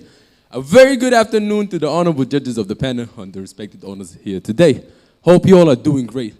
Unlike our environment, I am Muhammad Yusuf. My teammates and I are representing Westford University College, and we're here to enlighten you on the topic, integrating environment and technology, a solution to sustainability. Today, we're here to show you how a few simple steps taken in that direction can make a huge difference. Coming up next are my teammates Samir and Deborah, who will enlighten you on environmental technology and UAE's contribution on the same. So what is environmental technology? It's a paradoxical ideology that while the impact of technology has always been negative on the environment, the same concept could be used to save our environment. So did anyone get what I said? I cannot see any hands, so it means no. Let me explain it better. It refers to clean or green technology. Technologies are developed to reduce, to monitor, conserve, and reduce the consumption of resources from our planet, hence reducing the negative impact of technology on the environment. Over to you, Deborah. Now, I will talk the impact that technology has on the environment, starting off with renewable energy. Renewable energy is clean energy that is collected from renewable resources that are naturally replenished by sources such as sunlight, wind, tide, waves, geothermal heat, etc. Secondly, we have smart technology. This is a tech development that connects devices such as linking sensors to home appliances that can be remotely monitored to be energy efficient and to cater to the needs of their users. So what has UAE done to help the environment through technology? Has anyone heard of CAS? I don't think. Oh, it's good. So it's a carbon abatement strategy in which UAE is trying to reduce the greenhouse gas consumption by 16% before the end of this year. Also, before the end of December, they're trying to ensure that 7% of their energy needs come from clean and renewable energy such as solar power. Okay, thirdly, we have hybrid and electric vehicles. These are a very sustainable transportation alternative which reduces the emission of toxic gases from vehicles, which in turn pollute the air and the overconsumption of petrol. Fourthly, we see that UAE has been developing appropriate infrastructure, all the same, while preserving the environment. This actually forms the third priority area in the Abu Dhabi Economic Plan 2030. Now, Ariba and Sanaz will talk more examples on the same. One of the biggest initiatives taken by the UAE to integrate technology and environment is Masdar City. Masdar City is the first attempt in the Middle East to create a truly sustainable city. The city aims to reduce the use of water as well as energy and also reduces the generation of waste. How does it do this? It does this through multiple technologies and architectural designs. The city is also the test bed for various green technologies. These research projects include recycling, material sciences, sustainable mobility, as well as sustainable farming. Over to you, Ariba. So, just like my team member Sanaz mentioned, Masdar City is just one such example of how UAE has involved technology into integrating it for the betterment of the environment. Now, another example of this is the Sustainability Pavilion. Okay, so how many of you have not been to the Expo 2020? Okay, guilty is charged. I am guilty as well. So if I do end up going, I will make sure this will be the first pavilion I go to. Mainly because the Sustainability Pavilion is one of the most iconic pavilions in the Expo 2020. Reason being that Terra, the Sustainability Pavilion, has over 130-meter wide canopy, which has over 4,912 solar panels. And not just that, guys, it also has 18 energy trees, which generate up to 4 gigawatt hertz of alternative energy per year. And this energy can be used to charge up to more than 900,000 phones. To add up to this, we also have an innovative grey water recycling system. Now, what is that, you ask? It's basically like the previous team mentioned, reusing water in a very efficient way, which aims at reducing water usage to up to 75%. And lastly, the Sustainability Pavilion is also introducing new global projects in order to involve the public and the environment in order to preserve the resources for the future generations.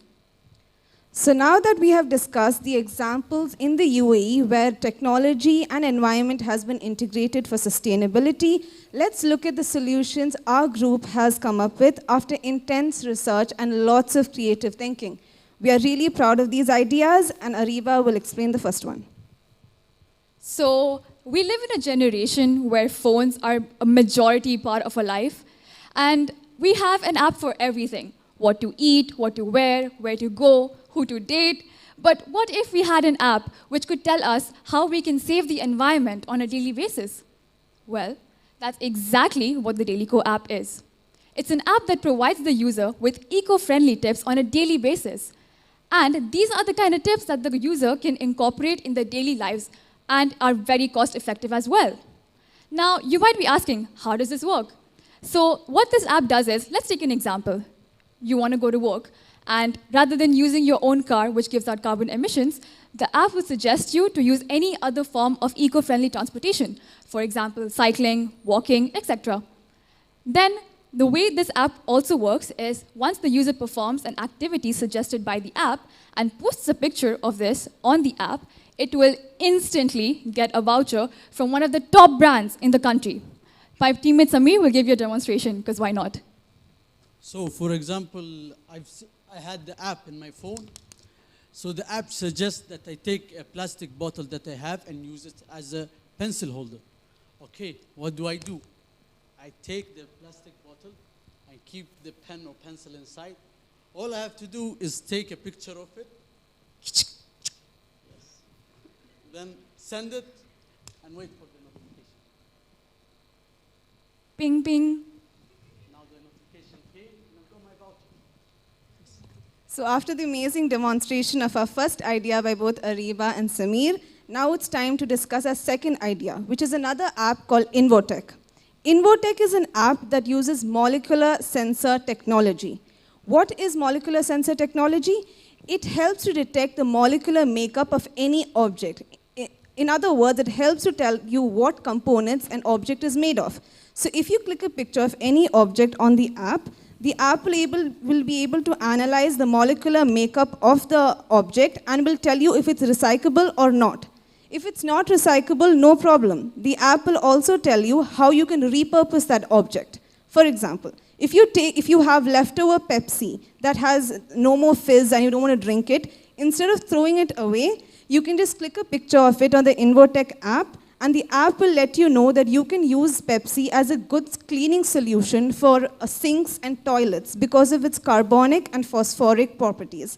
So in this way, you're reducing the generation of waste by using both the principles of reusability and recyclability.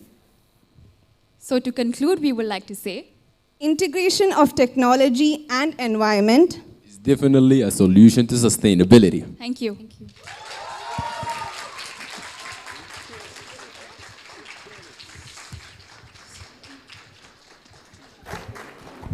All right, thank you, Westford University. Next, we have Wollongong University of Dubai. And it'll be the last one, and then we can get to the fun part.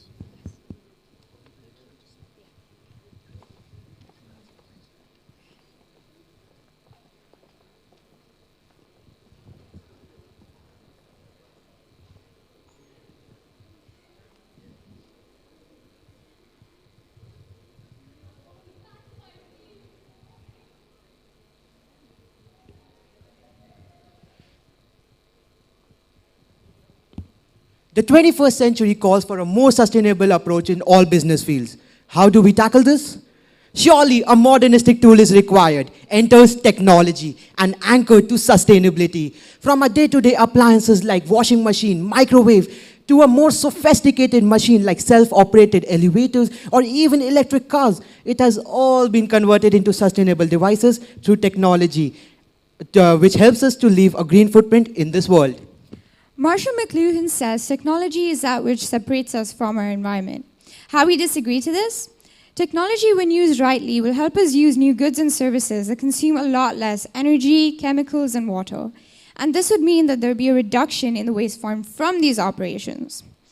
Well, we all know the essential tools of sustainable development are hardware, software, and other technologies that will make sure that people live in a less toxic and more stable environment.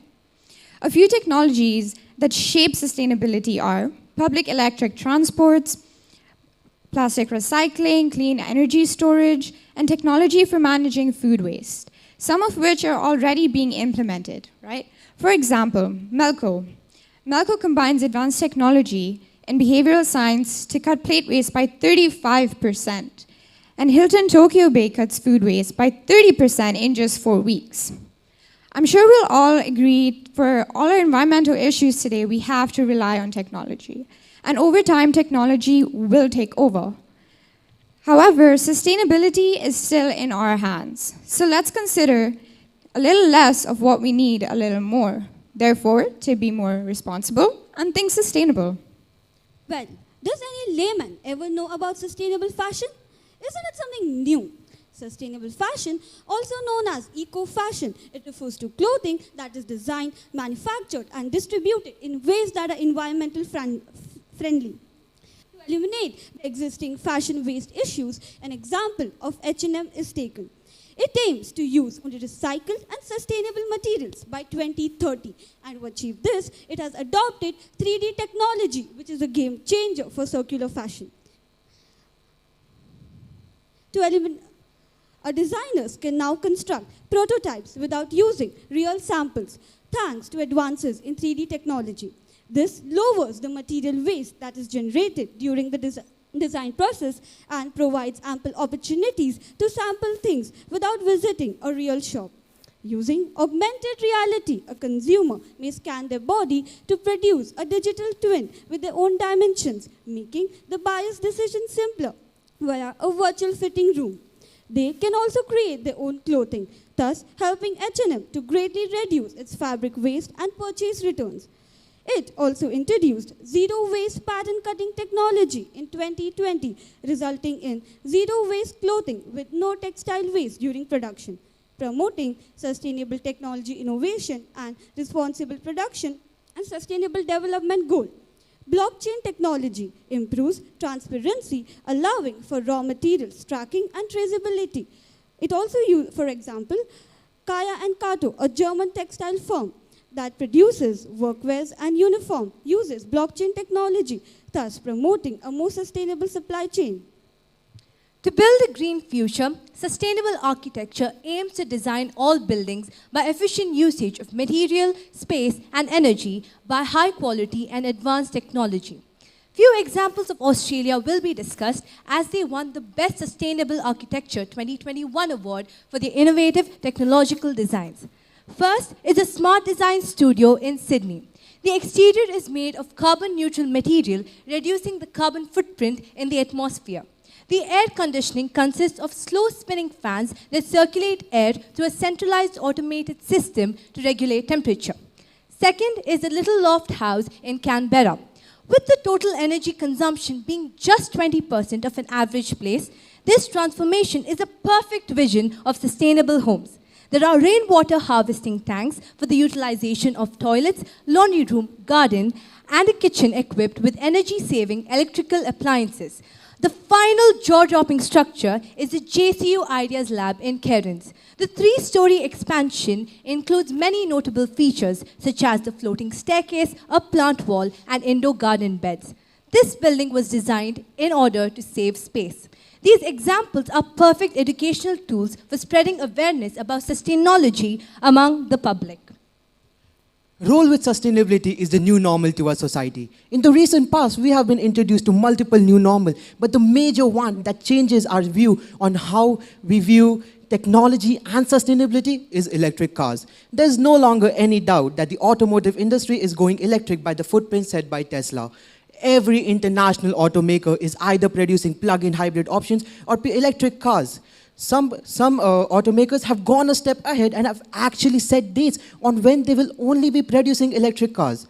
There are 3 levels of electrification, but the most sustainable one is electric cars that runs 100% on electricity. Hydrogen fuel cells can also create electricity for propulsion, and the automotive company Honda has already planned its way out. Few examples of company that is going electric very soon is Nissan, that says by only 2023, they will be having 8 electric cars to their product line. Mercedes-Benz, Jaguar, and Land Rover, that says by 2030, the full product line will be electric. The commitment of the automotive industry is very specific towards its goal on a global level in a very short span of time.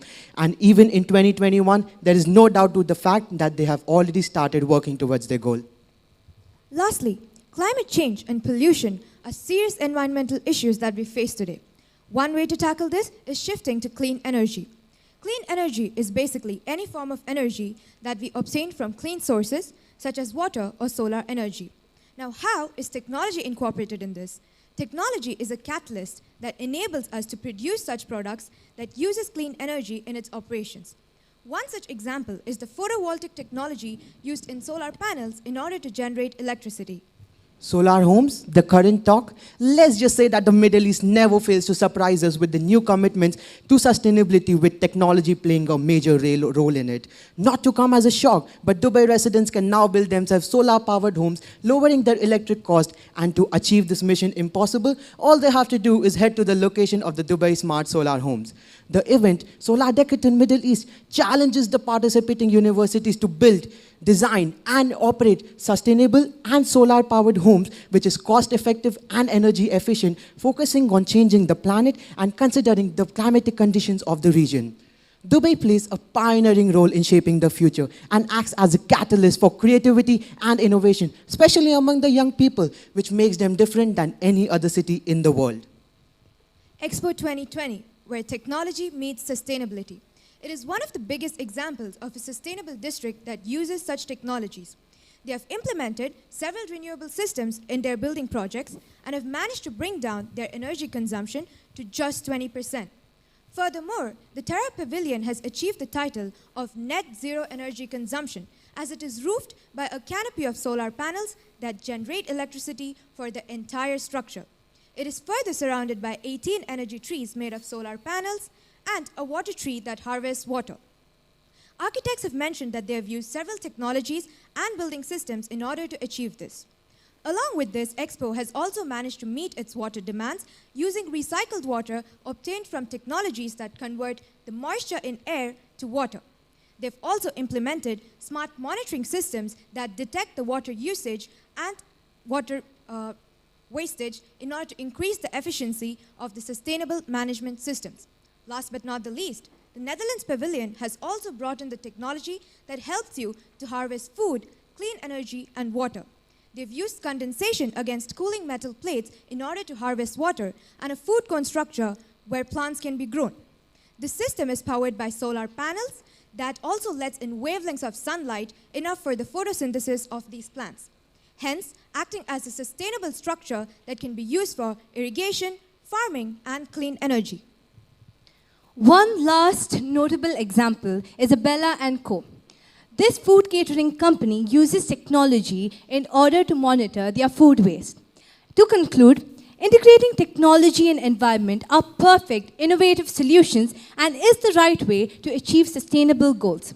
These technologies mentioned in all the industries are true living solutions that have been or are to be implemented in the near future. Thus, as a society together, act smart, think green.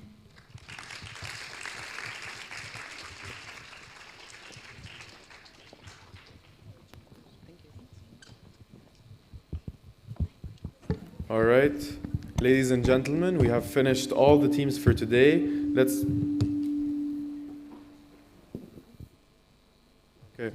give a round of applause, guys. Thank you. You've all done an incredible job. Now we'll take a 20-minute break until the final scores are tallied. And then we'll begin the closing ceremony. A reminder for all the accompanying academics to fill the feedback forms. It's an important part of the program. Please return by 5:08 and we will announce the results and winners. Thank you.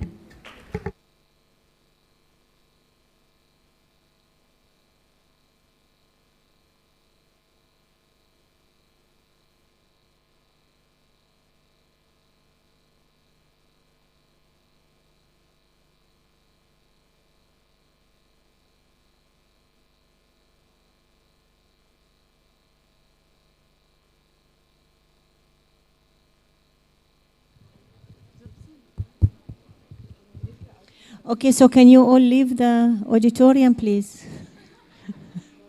Give us some privacy. When we wanted you in, you were all out. Now we want you out, please.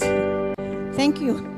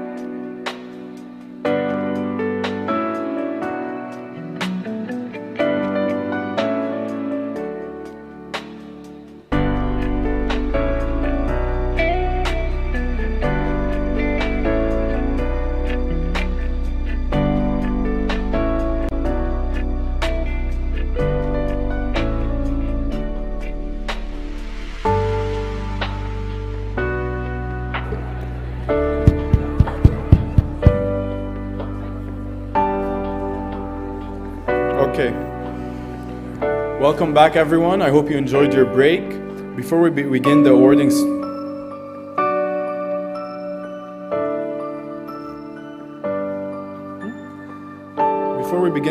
ceremony, let me just go through a key.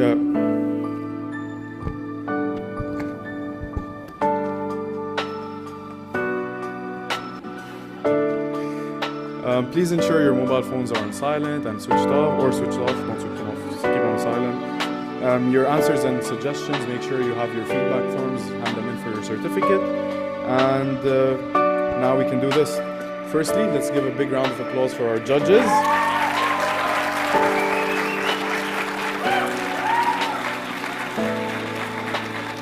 I'm sure we all agree they had a tough day today, choosing the winners. So may I please call upon our judges one by one. Let me just go through the order. First, we'll have Dr. Rashid come to the stage, please. Rashid, sir.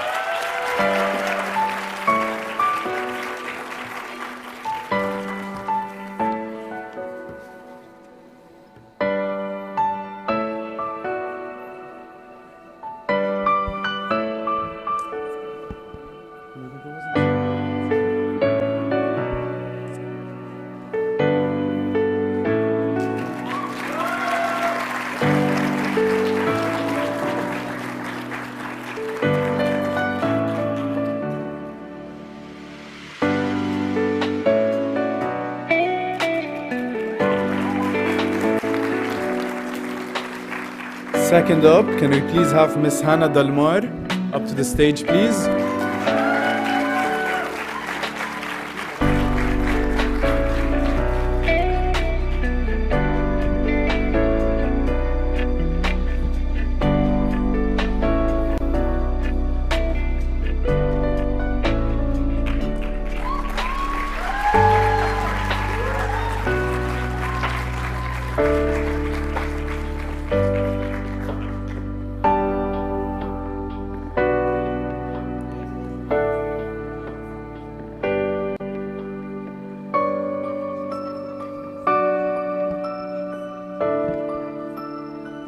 Next up, can we please have Mr. Majid Naim Fayyad up to the stage, please?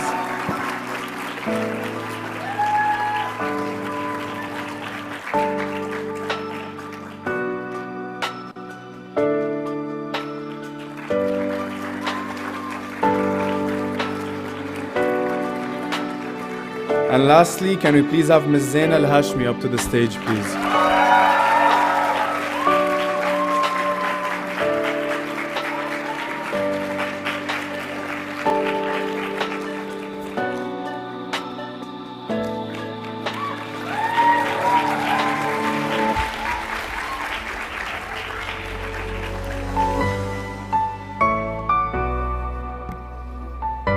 Yalla, everyone, take a photo.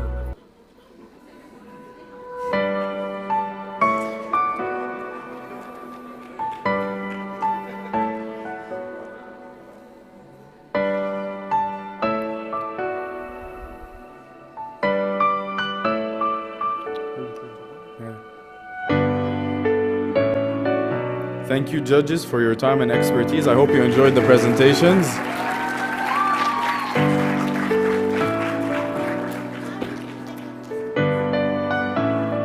Okay, Emirates Environmental Group would like to extend its biggest thanks to DP World for coming on board for this year as our main sponsor. This event was made possible by your sponsorship, and for that we want to extend our sincerest gratitude. May I please call Mr. Isa Tawakkul on stage to receive our token of appreciation.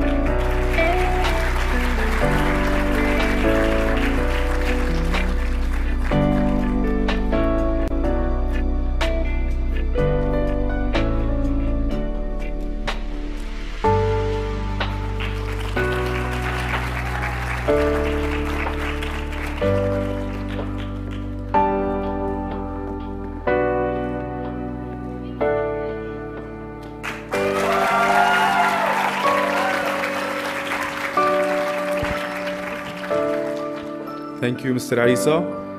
Emirates Environmental Group would also like to extend its special thanks for Dubai Knowledge Park for its continuous support throughout the years, providing the venue for this annual competition. May I please call Dubai Knowledge Park representative to join us on stage, Miss Iman Al-Hamli.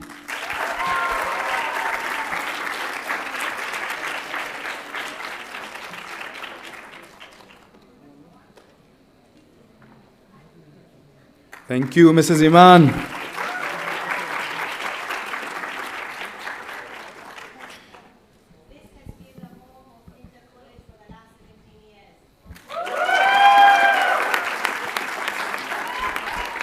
A special thanks to Abella & Co. for the unending support by providing catering for the event. May I please call Abella & Co.'s representative, Ms. Satya, to join us on stage to receive our token of appreciation.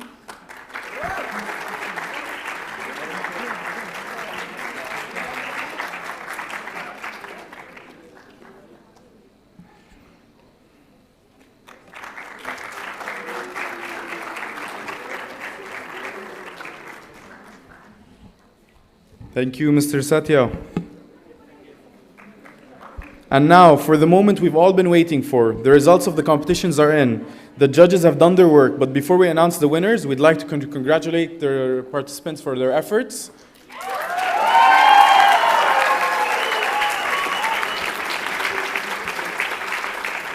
Okay, the judges are already on stage, so we can just skip ahead.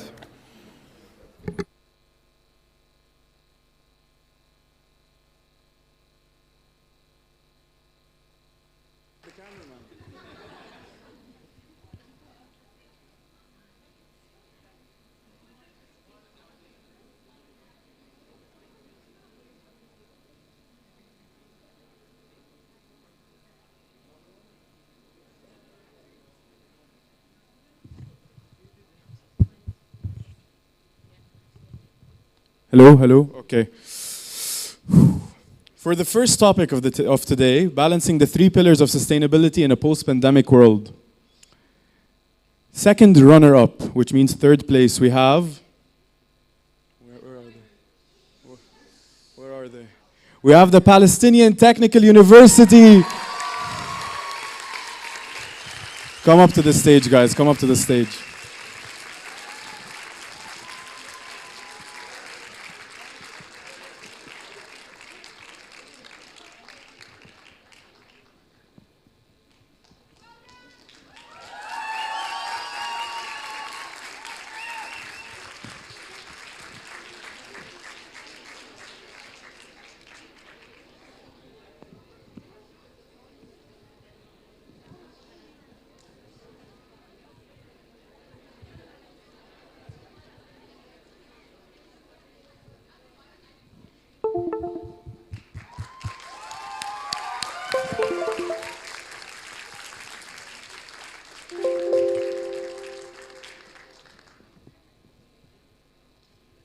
Thank you. One more time for Palestinian Technical University. And now for second place. Second place, the first runner-up, University of Science and Technology in Fujairah. Make your way to the stage. They won yesterday as well. They came in the top 3 yesterday as well.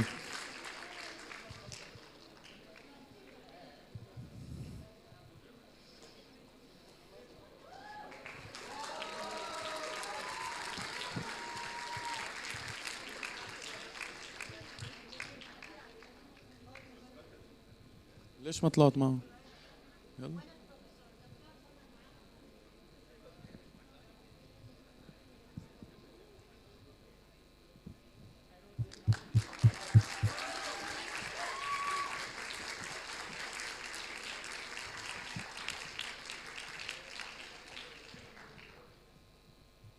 All right. And finally, the winner for the second topic is University of Sharjah. Make your way up to the stage. Let's go.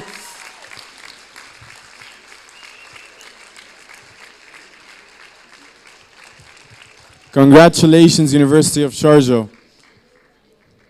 Don't fall. Try not to fall. Okay, it's fine. It's fine. Nobody saw it. It's fine. Nobody saw that.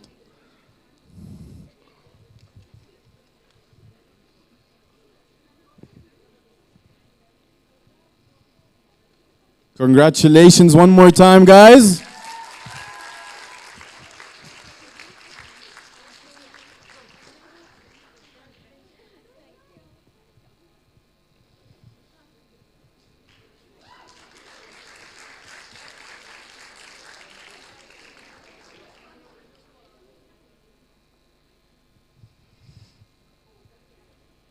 All right, congratulations to the winners of the first topic, which is the third topic, the first topic of today. Now let's find out who are the winners for the second topic, integrating environment and technology, a solution for sustainability. Okay, so third place, Dubai Medical College. Make your way up here.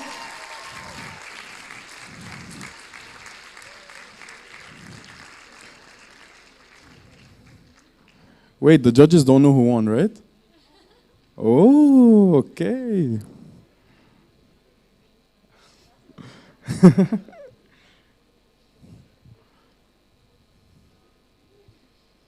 All right, one more time for Dubai Medical College, guys.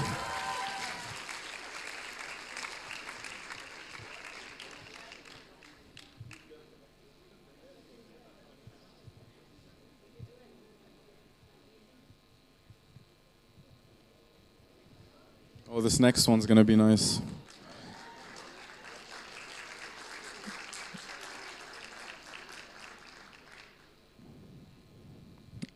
All right, one more time for Dubai Medical College. And now, the first runner-up, which means second place, is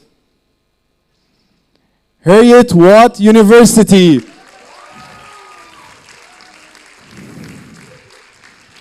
Make your way up here, guys. Congratulations.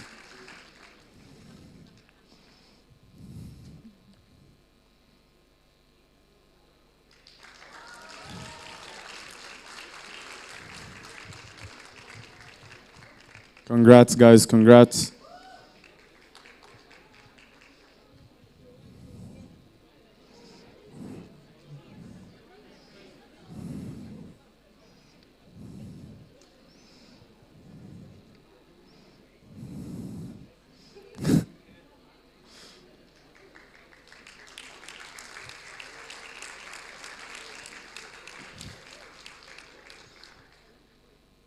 All right.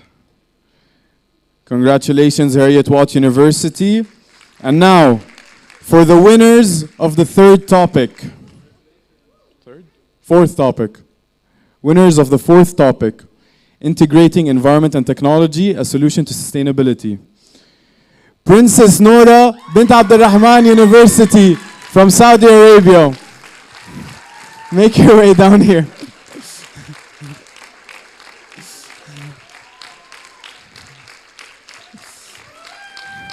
Make your way down here, guys. Yellow.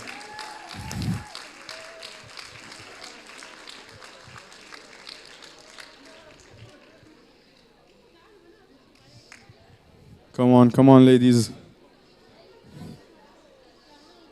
Congratulations one more time, guys.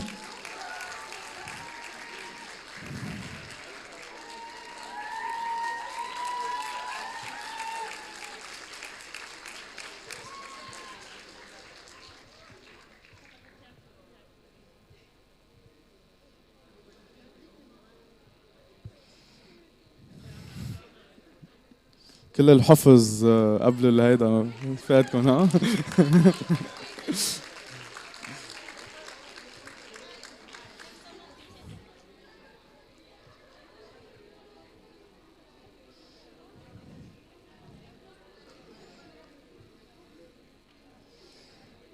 All right, guys. Now we move to the overall winners, which means the highest point from a single, not the team university, not the whole university, a single presentation, the highest 3 points, highest 3 scores. Second runner-up, which means third place, don't get confused. Manipal Academy of Higher Education, where are you guys? From yesterday, had the third highest score of the whole competition.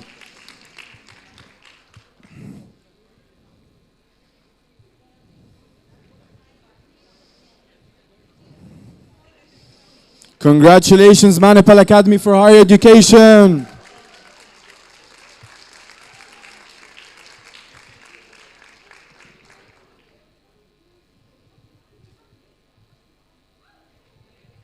All right. And now, second place in the whole competition.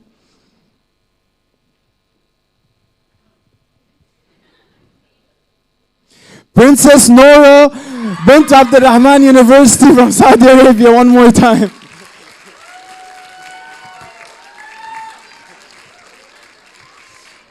Guys, شوي.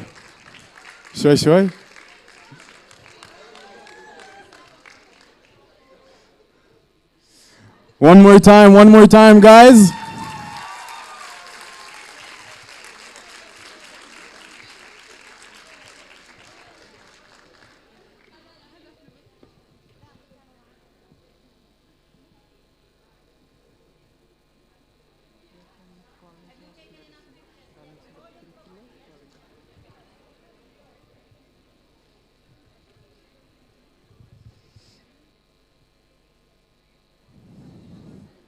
All right.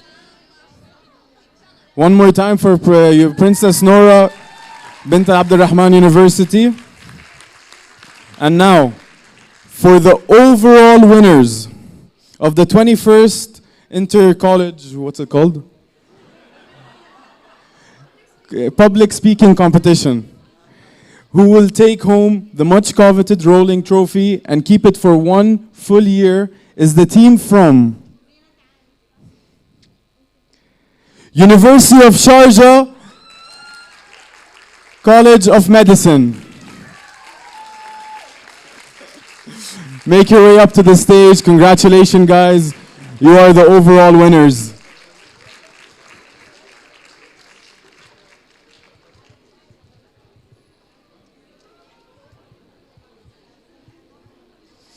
One more time for the University of Sharjah, guys.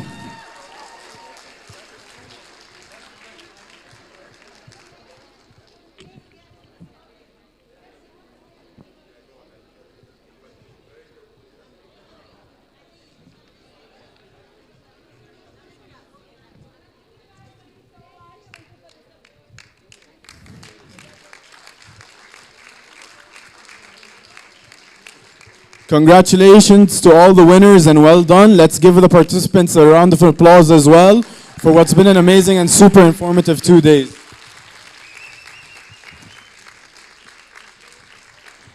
With this, now we'll display the scores for the rest of them to see how close you guys were to top 3. Yeah.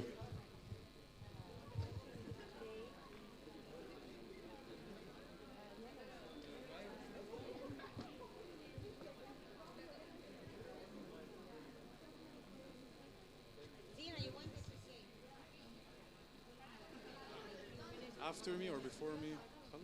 No, it's okay. You said you wanted to say a few words?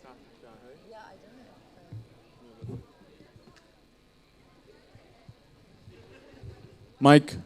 Mike.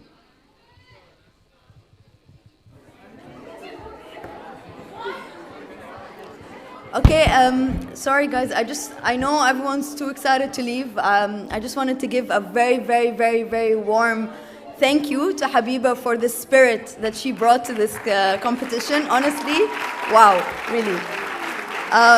Another big wow to all of you participants. I'm so proud of you. I wish I had the courage at your age to do what you guys are doing now. You touched on a lot of points that are super dear to my heart and my values, such as like waste and behavioral change.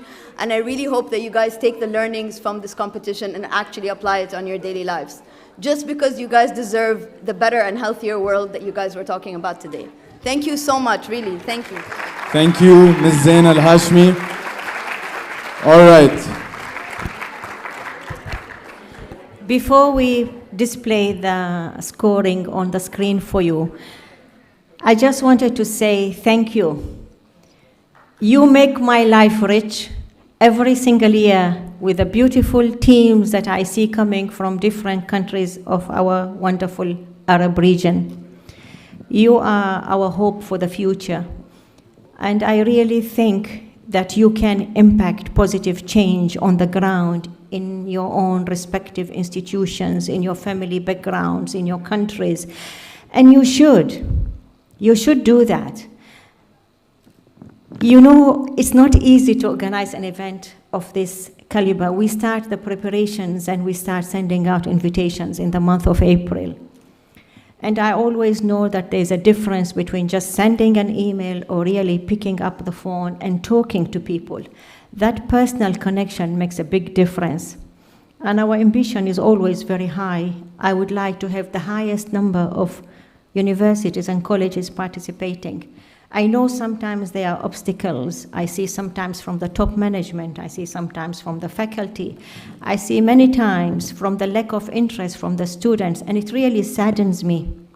So my personal request to each and every one of you who have attended this magical program and you have seen the positive energy that floated throughout the 2 days, take this with you. Tell your colleagues, the younger ones and the younger ones, I want to see the ballroom with this auditorium full next year. I know this year we had restrictions of COVID, but inshallah next year we will not have. And I want to see the glory of this program continues. I would love, one of my dreams is to see this competition being held in every single Arab country as national competitions. And then the winners to converge to the UAE, whereby we have the full-fledged pan-Arab competition. Nobody has disappointed me, particularly you, the students. You give us hope that our future is bright. If we are managing to impact you, and if you understand the role that you have to play, and if you have taken science as a career path, believe me, you will not regret it. It will open for you so many avenues, so many doors. And today, science and environment and sustainability are the future path. So why not you become the torch carriers in your countries and take it forward? This should not stop here. This should be just the beginning for each and every one of you to take it back and fly with it, really fly with it. That is my dream, and I hope that you will really realize it for me. Thank you very much.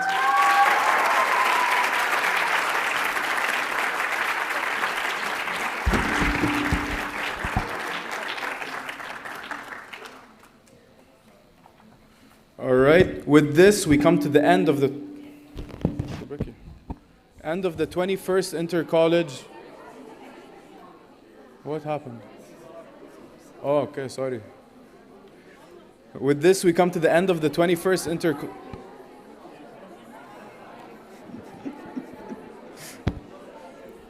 With this, we come to the end of the 21st Inter-College Environmental Publics Competition.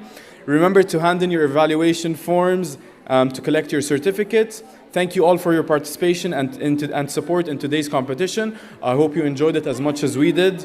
And we look forward to seeing you next year and in our future events. See you all for the 22nd cycle of the Inter-College Environmental Speaking Competition. Thank you and have a good day.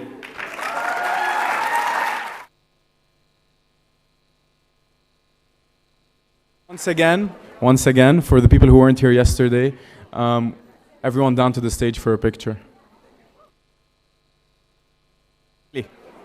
Quick, down to the stage.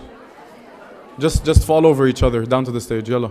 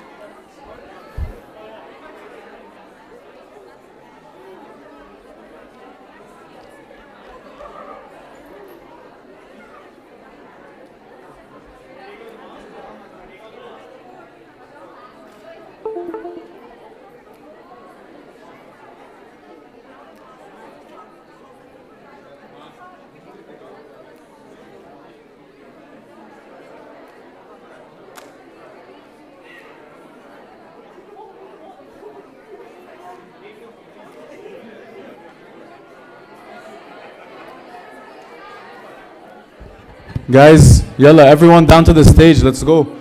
University of Sharjah, شو شايفين حالكم يعني ربحتوا؟ يلا down. down up كله رح يوقف وين ما كان. يلا. Guys, top right.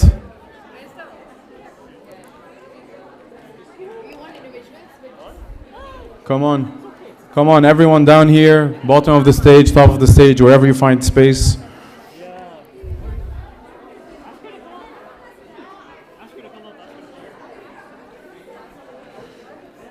University of Sharjah want to bring their trophy with them.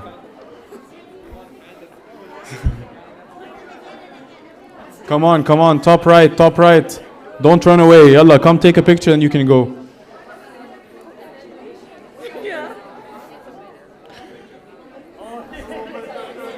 Come on.